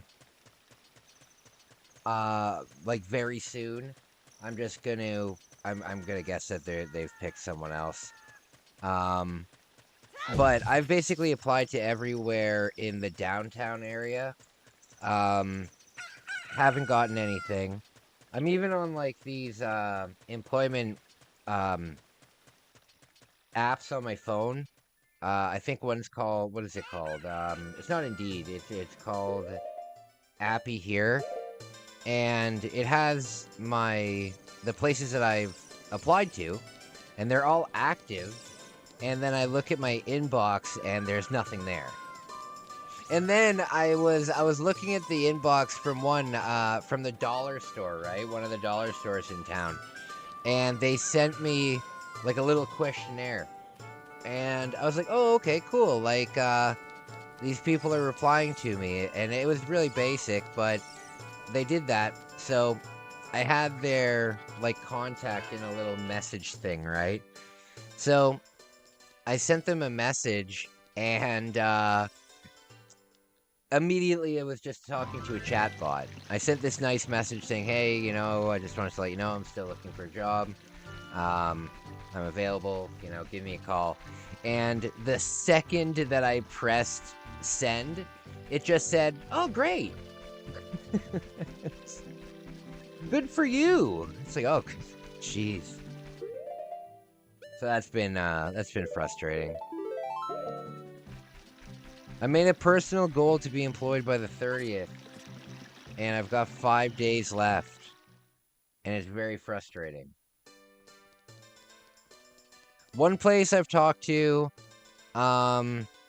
said they're doing their winter hiring soon, but I need a job now, not soon. Yeah. Yeah.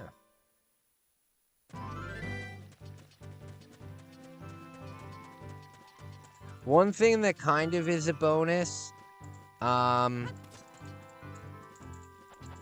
live in the suburbs now. So once the snow falls, I'm probably just gonna print up like 30 or 40 business cards, and I can do snow removal and stuff in the neighborhood. But no, I can't do that. I need that. That would just be 100% for just extra money. But I need to save up for my Japan trip. So it's very important that I get good employment. So I don't understand what I'm doing wrong. I play the song, right? I play the song. What is happening? Why isn't she coming out of the thing?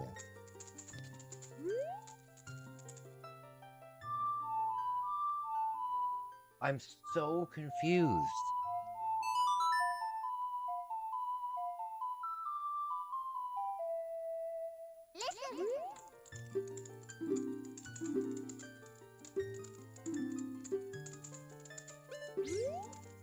Okay.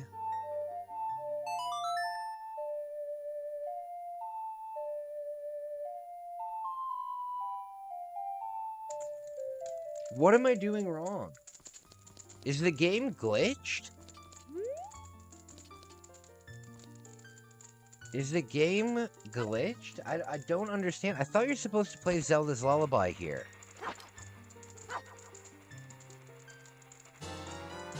My mind is blown.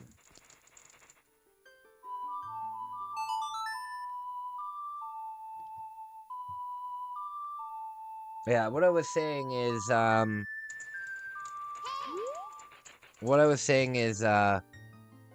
applied to a lot of the places in, the downtown. So, next part is doing all of the places in the uptown. And then if I can't find something there, then, fast food. Yikes. Oh, you know what I just remembered?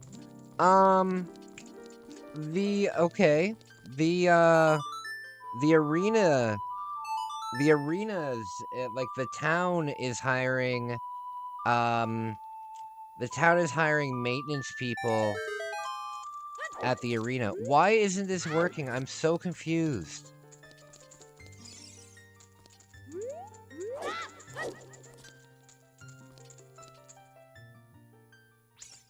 This is so bizarre. Is this a glitch? I have to look this up. I've never encountered this before.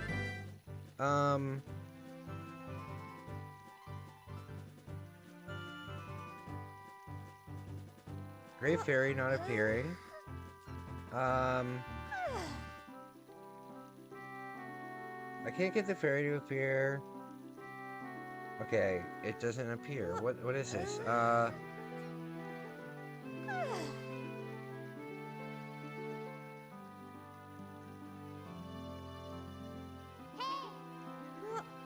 Oh.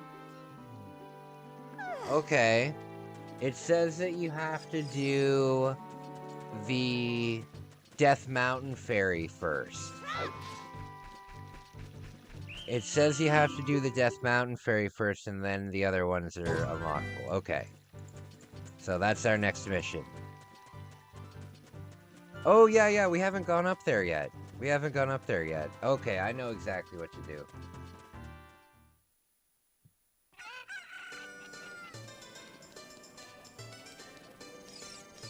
I hope people are digging the live stream. It's a good one.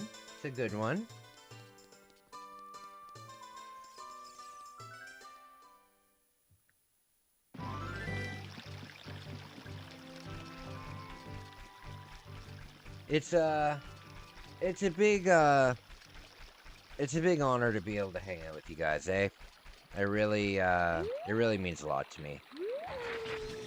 Oh my god, look how big!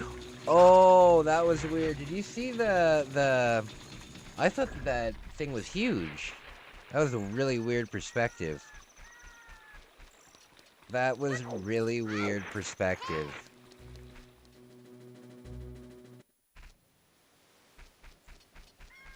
Sleepy guy? I feel ya. I'm pretty sleepy too.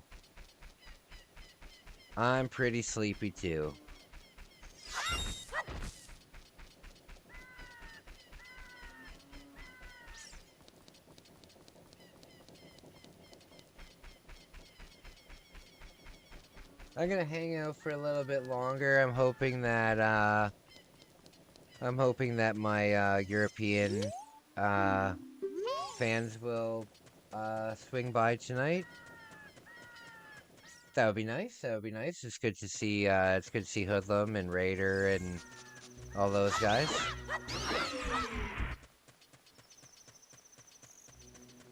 It's good to see all you guys.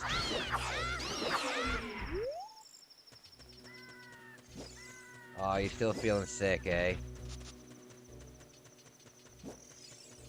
You should have gotten chicken noodle soup, man.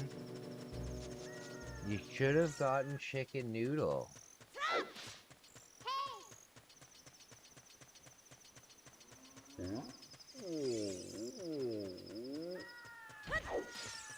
Okay. Can you guys believe it? 4 years of sobriety. I'm so glad that you guys didn't know me when I drank. I'm so glad that you guys didn't know me when I drank. I was not the same person I am now, you know, not at all. But I am very, very...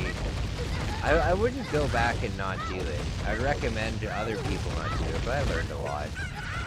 I learned a lot about life doing that kind of stuff. And you know what? It's probably prevented tons of things in the future, you know? But, I can't believe that it's been 4 years. Here in Canada, you go to high school for 4 years. So, it's almost like I look at... Because I can remember walking into rehab when I went. I can remember my first few days. I can remember them pretty damn well. And, it's just like that was the day I walked into, like, high school. And I also remember my first day of high school. Which is very surprising. By the way, guys, one of the medications that I've been taking, I've been trying to get off of it for a long time because it's been really affecting my memory loss. And now I take I take 1/3 of what I used to take. And my memory is a lot better. I'm actually starting to remember these older things in my life, and it's pretty wonderful. It's pretty wonderful.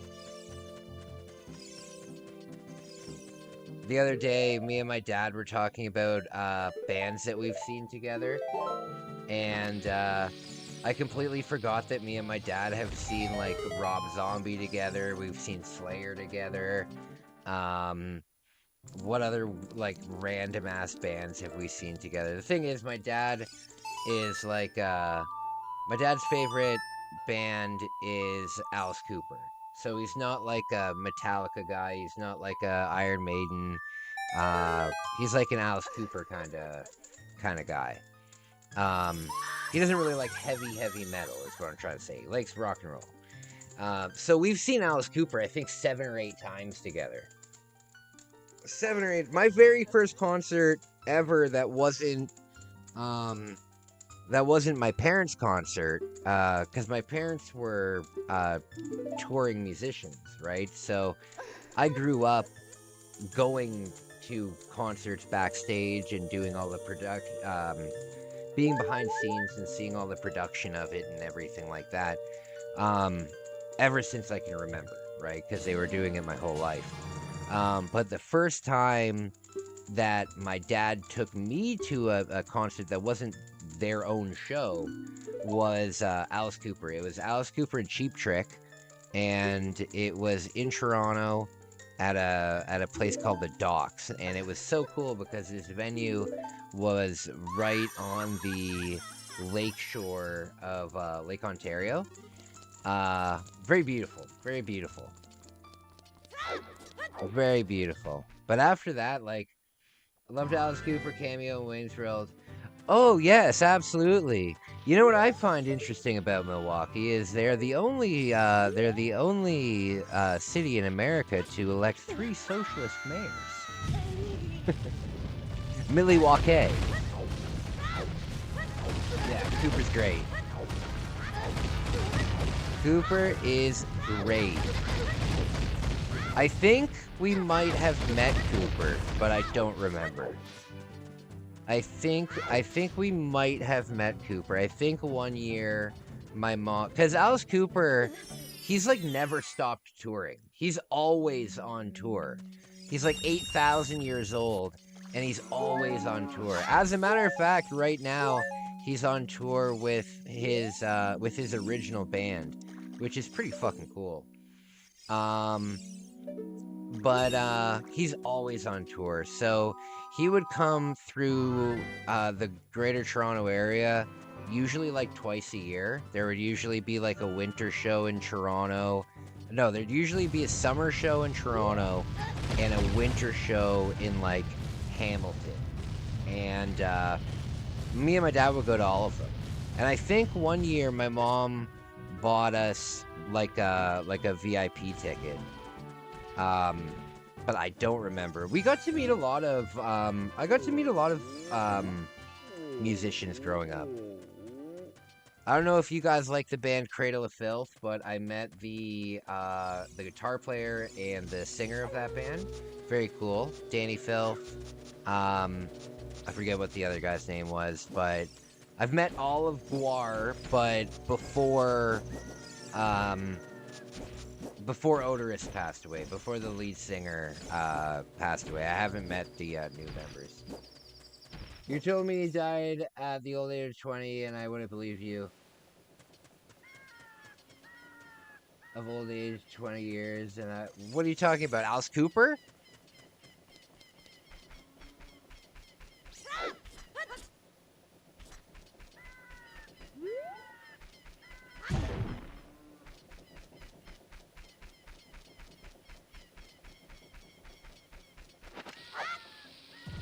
I was astonished looking back at my life.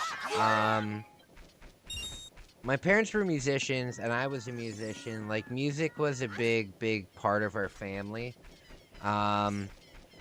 Music was a very big part of our family. So when I was young, I was actually allowed... Oh, Alice Cooper's so old, I didn't even think he was still alive. True, I feel ya. My parents actually let me go to a lot of concerts that that I probably shouldn't have been going to as like a 13-year-old and a 14-year-old. Like, even though a lot of these places were all ages, I saw Guar when I was like 14, and it was the first time that I was ever crowd surfing. First time I ever crowd surfed, I was like 14 years old. I was at a Guar show, and when they were passing me around, I guess they eventually just stopped passing me around, and I fell. And I fell basically from shoulder length where people are holding you up. I fell directly down, and I smoked the back of my head on the concrete floor. And I was with my one buddy, and there was nothing I could do about it, really. I definitely had a concussion, but I just carried on with it. I just carried on with it. But yeah, rough. I've seen so many bands, though. I used to go to music festivals a lot, too. But you know what? Now, going to see a live band is not on my list of things to do at all. Like, even if there was a festival going on in Toronto that featured all of my favorite bands, I probably wouldn't go because I'm just over it. I'm just over it. I was a touring musician for 4 years. I grew up with it with my family. I'm just so over it. It seems like such a chore. I would much rather, like, if they have a live album, I would much rather just listen with these headphones on and enjoy the live album in my house where I can chill, or like in my backyard in front of like a bonfire or something. There's a few artists that I would see if the opportunity came up, but not many. Maybe 5 or less. I would love to see Rammstein. I've never seen Rammstein. I would love to see them, but their stage show isn't legal in Ontario, where I live. So whenever they come to Canada, they can only play in Quebec because, for whatever reason, Quebec has more lenient firework laws, you know, pyrotechnic laws and stuff like that. So I'd like to see Rammstein. I would like to see Weird Al Yankovic. I know that he came to Toronto just a few months ago, actually. I'd go to a Weird Al show. Oh, I'd see Eminem if Eminem came to like the Rogers Center. Like if Eminem did like a stadium tour, I would go to that. And yeah, I don't know. I like spectacle. You've never been to a concert, really? Well, you know, I'm sure you will at some point in your life. I'm sure you will at some point in your life. Concerts are a lot of fun. It's just when they're exhausted. You know, I've probably been in my life to maybe, I'd say probably 500 concerts. Because I went to probably 15 to 20 of them when I was young with my parents, but traveling with them, going to their concerts. And then I'd probably see, yeah, it would usually be like once a month, all through high school. So there's 12, 24, there's 48. And then, yeah, I'd say I've probably been to like maybe 500 shows in my life. And that's a lot of fucking live music, you know? Eminem's your dream person to see live? Yeah, I would think that would be very cool. Eminem would be very cool. I've liked Eminem since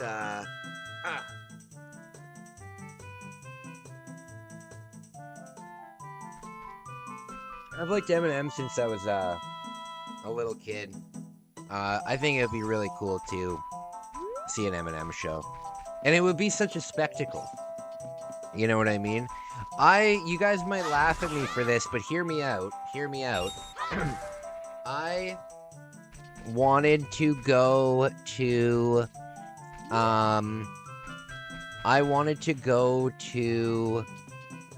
the Taylor Swift tour. I know. But no, I don't care at all about Taylor Swift whatsoever. What I cared about was it was the largest tour to ever happen in like music history. It was the biggest tour. And it was all stadium tours, right? So you're not seeing this in an arena. You're seeing this in a fucking stadium. So the things that they can do with the stage show is just wild, you know? So I wanted to go to the show just to see what the stage production was like.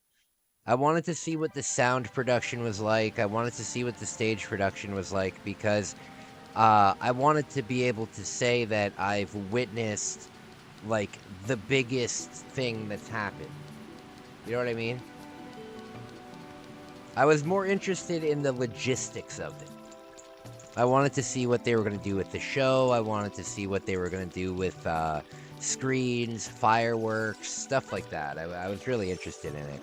But the cheapest ticket that I could find was $625, which was actually pretty cheap compared to like what things were going for. But I wasn't gonna do that.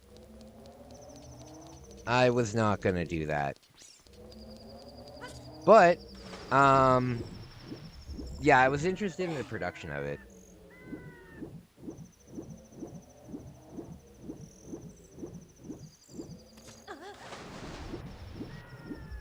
I've seen some cool bands, though. I've seen, she has some great songs, but only a few. I only know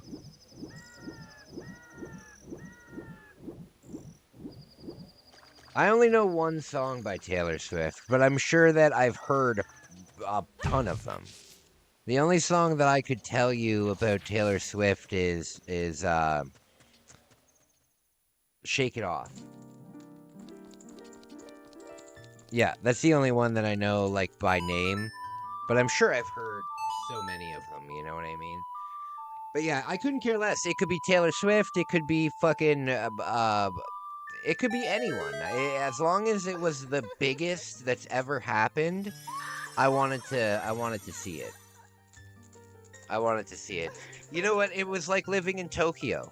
You know, I've lived, but it kind of sucks too, though. But I, I lived in Tokyo, right? And Tokyo is the largest city on Earth. So when I went to New York City, right, it felt small to me. When I'm in Toronto, it feels small. Because I've been to the largest city on Earth. So I wanted to experience that kind of stuff. You hate that song? You hate Shake It Off? Uh-oh. You Belong With Me is so good? Oh, that sounds creepy. You imagine if a man said that to a woman instead of a woman saying it to a man? Listen, you belong with me, okay? Ada! You belong... Ada, you belong with me. Don't fight it. Drink this water. Drink all of it. Hey, Ada, you look thirsty. Drink this water. Every last drop.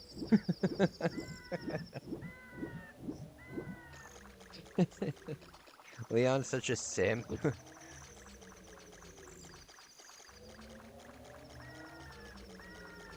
She's probably gonna go for a guy like fucking. What's the bad guy's name in Resident Evil 1? Not Spencer.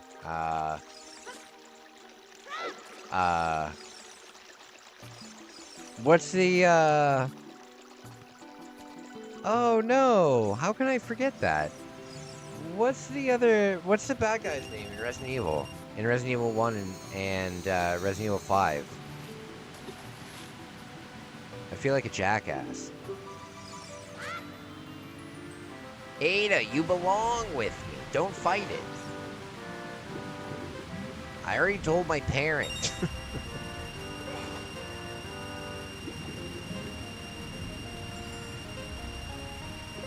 Good lord.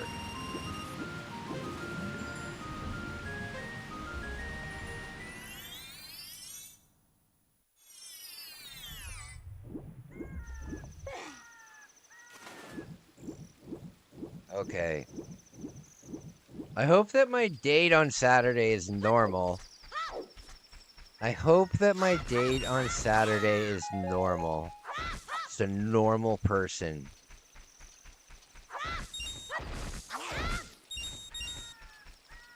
Just a normal person. I do a lot of,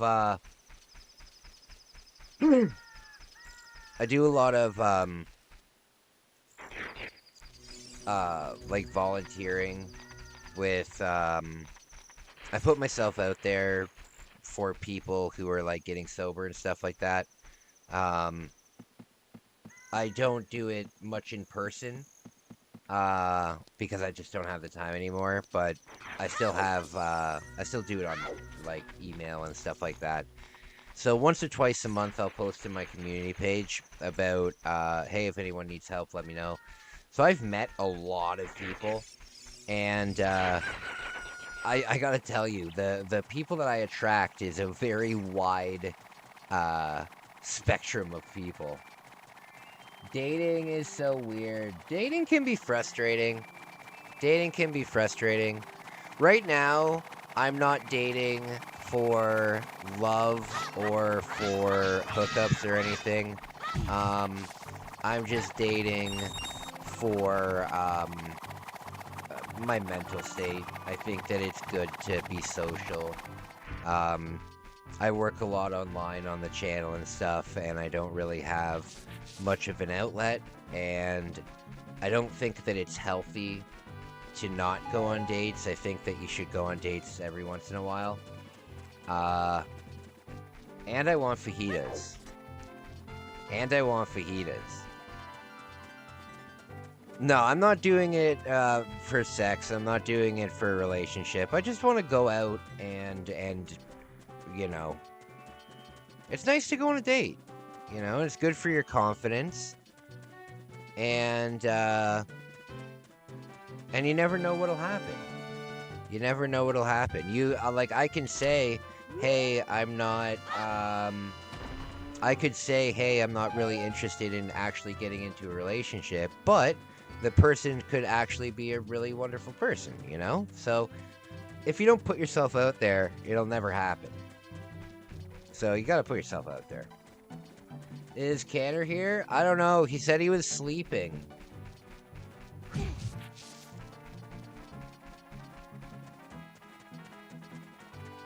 He said that he was sleeping. Okay, so...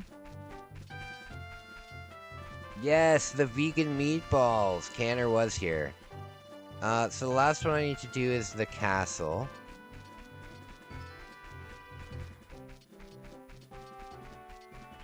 Is there anything else that I'm missing? From the Great Fairies? Sometimes people just want companionship, and there's nothing wrong with that. Yeah. Yeah, no, there's nothing wrong with that. There's nothing wrong with that. Plus, you know, if you watched any of my vlogs when I was in Japan and I was in my relationship with my fiance down there, you would have seen that I bought her flowers every time I went out. I made dinner all the time for her when she came back late at night and stuff like that. Like from work and everything like that. Like, I am kind of like a little romantic guy. I like to be romantic. And even when you're not in a relationship, if you go on a date once or twice a month, you can at least have a little bit of time to be romantic without necessarily having like a huge commitment attached to it. You know what I mean? Like, I like the idea of going out and doing nice things. Like, it's nice. It's nice. It's a nice feeling.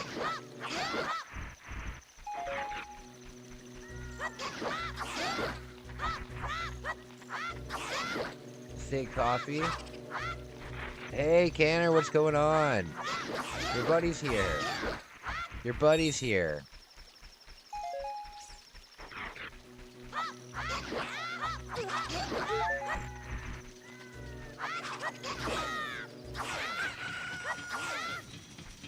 Managed to get lost, buddy, enough. What's the matter, buddy?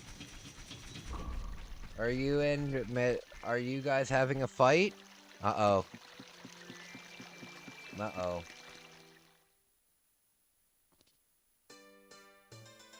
What happened?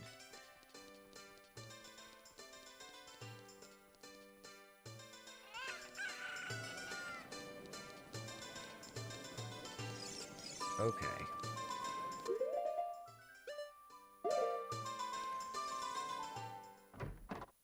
Yeah, what's the matter? Nothing? What?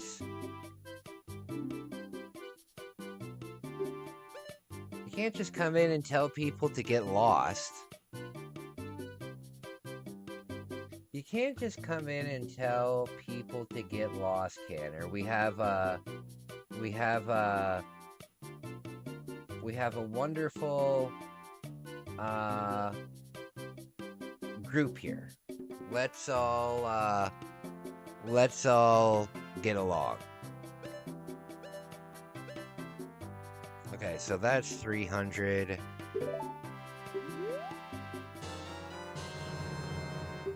Is this the astronomer? No, it's not the astronomer. Who are you? Answer me in English, please. Yeah, I think you should settle this in Mortal Kombat. Absolutely.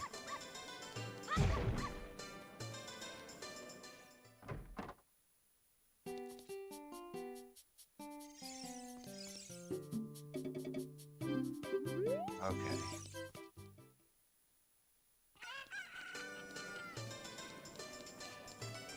Is there any other... Where are the other Great Fairy Fountains?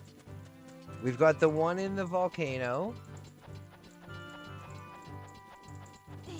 I've now become moderator. Bans everyone. Villain arc time. Uh-oh, he's turned heel.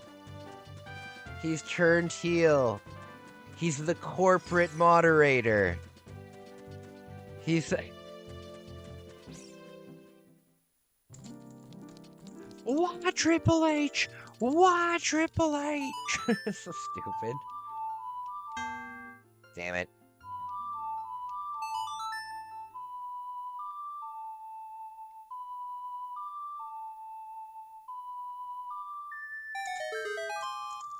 Are there any other fairy fountains?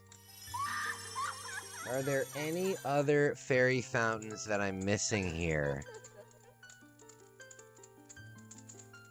This thing used to scare the crap out of me when I was young. Banner, I'm sorry, bro. Well, that sounds nice. What must one do to receive moderator status? It's a secret. Shut up.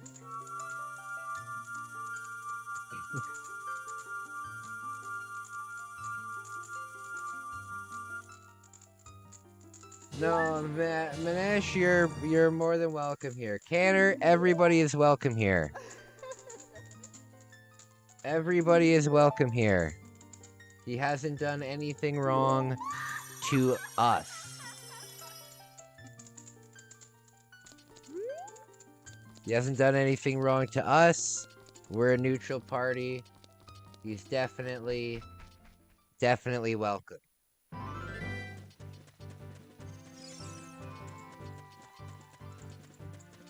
It involves a black couch.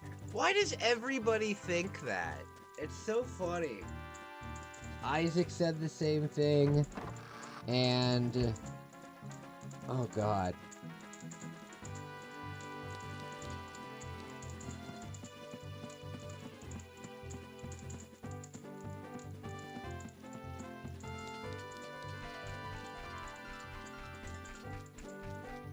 Okay, so I got the thing. I know that there's one in the desert. We can't do that yet.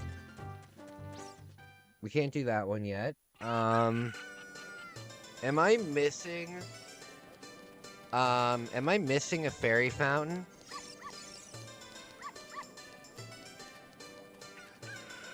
Am I missing a fairy fountain?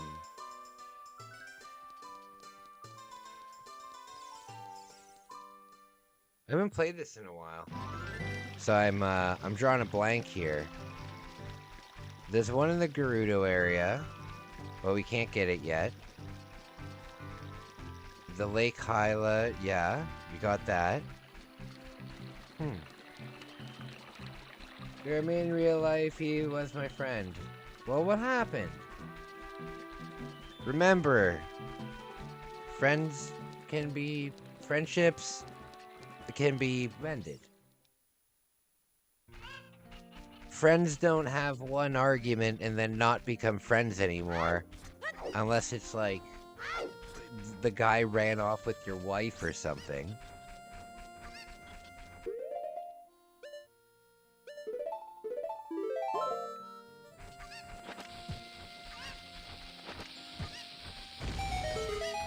Oh, there we go.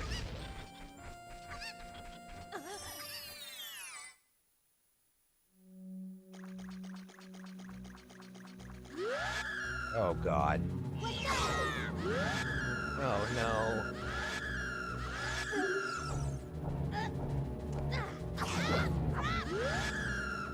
A woman got between them?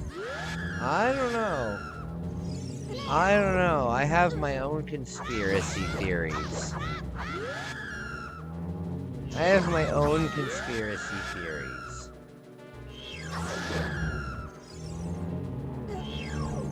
Oh, come on.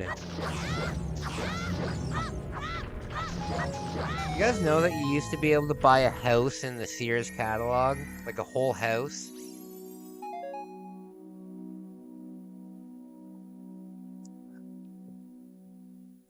That's pretty insane. They found one of the 1%. Oh, the green card? They're both battling over a green card? It's ridiculous. Have you ever seen the show 90 Day Fiancé? Canner? That's the kind of person you're gonna find if you only search for somebody for a green card. That's the kind of person you're gonna find. You're gonna end up with one of those insane women. God. Okay, graveyard. I never got... No, Manish, you're always welcome here. You're always welcome here. You are always welcome here. I will not accept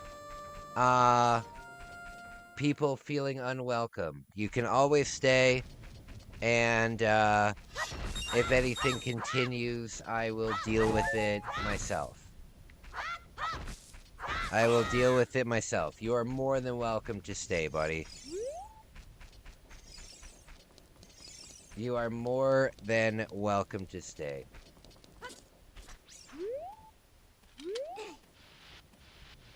If there's any more problems, I will deal with it myself. Okay, buddy? You're more than welcome to stay. Canner, everybody is welcome here.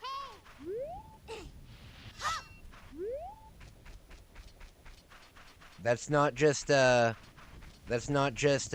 thing that I say. Everybody's welcome here.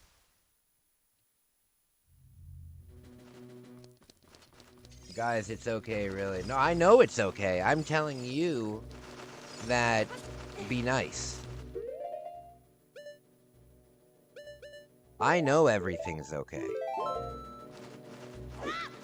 Just be nice.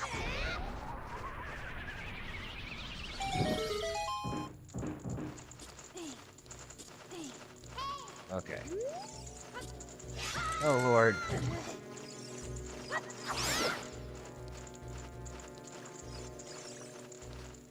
Canner, you never know what people are going through in life. As I said earlier, somebody could be homeless right now, watching this in a bus station, and they're charging their phone. You know what I mean? You never know what people are going through. So, if I can be here to offer anybody a place to hang out for a bit and feel welcome, that's what it's about. That's what it's about. Turkey leg. I love turkey. This Thanksgiving, no, they're not gonna have turkeys at the food bank. They might have turkey, I doubt it very much. We'll see, though. Alright, so what do I learn here? Is this a Sun song?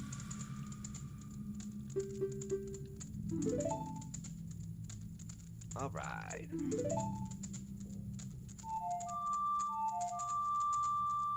Good stuff.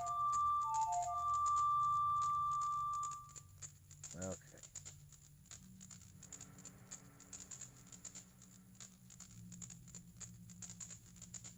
Okay.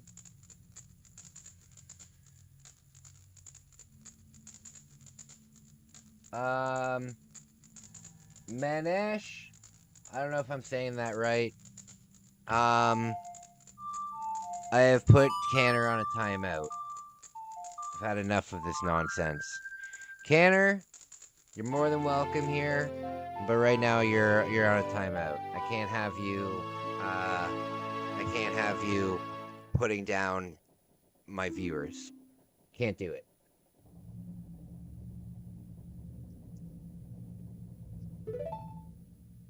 Can't do it. You're welcome to watch, my man. You're welcome to watch. But no. It's not gonna happen. Not gonna happen.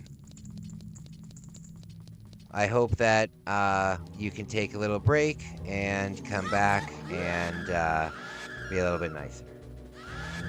Okay.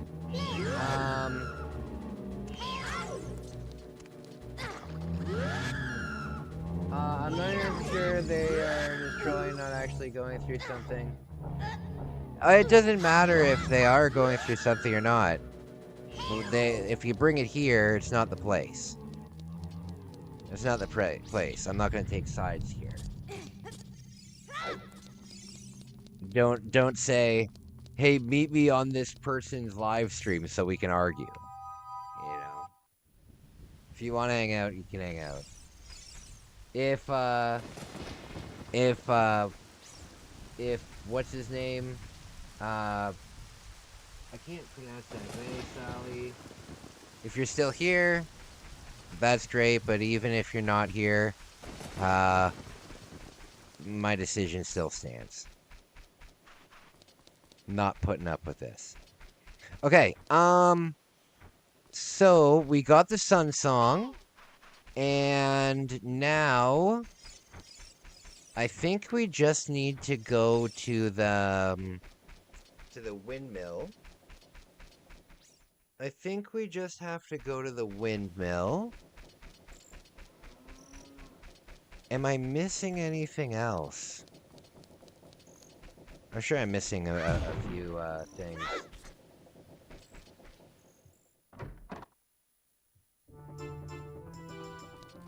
Tanner, I told you. I told you to be nice. I told you to be nice, Tanner. As I said, you are more than welcome. But respect my authority. I'm not gonna stand for it. Why isn't it working?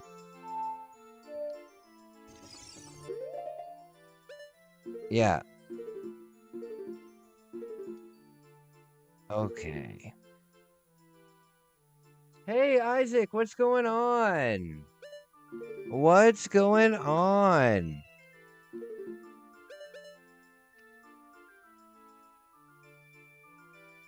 Okay.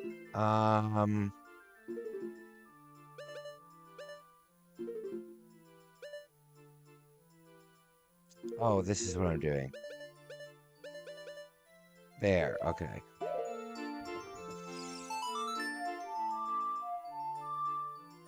What the hell?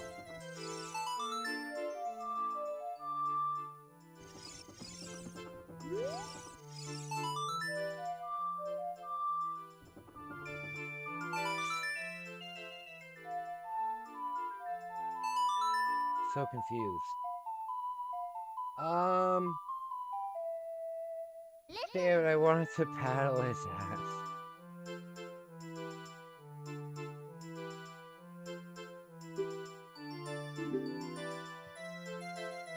Tanner, I'm telling you, I've been nothing but nice to you, okay? Please don't test me.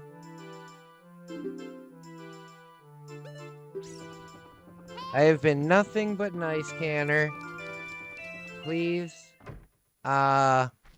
please respect that, you're on a timeout. You know what I mean? I'm happy to have you as a viewer, and you're welcome to be here as long as you are nice to people. You know what I mean? But I'm not going to stand for it. It would be the exact same thing, Canner, if somebody was saying these things about you. If somebody was telling you to get out of the stream and telling you to shut up, I would do the same thing. I would do the same thing if anybody was telling anybody. Even if Kataro and Tyler got into a thing, I would do it to them too. You know? Because here, it's about chilling time. It's about chilling time. You know what I mean? So please, take a break. And, I didn't ban you or anything. I just put you on a timeout. But, yeah. That's how it's gonna be. So, please respect that. Okay, I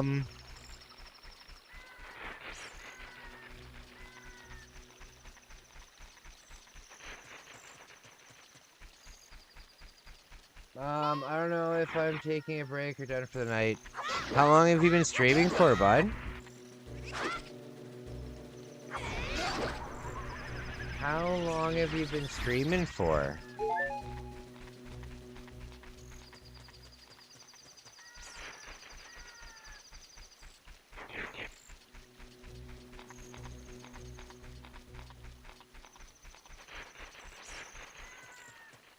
Okay, I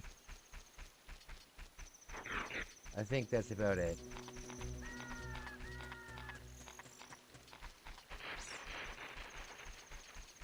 Okay.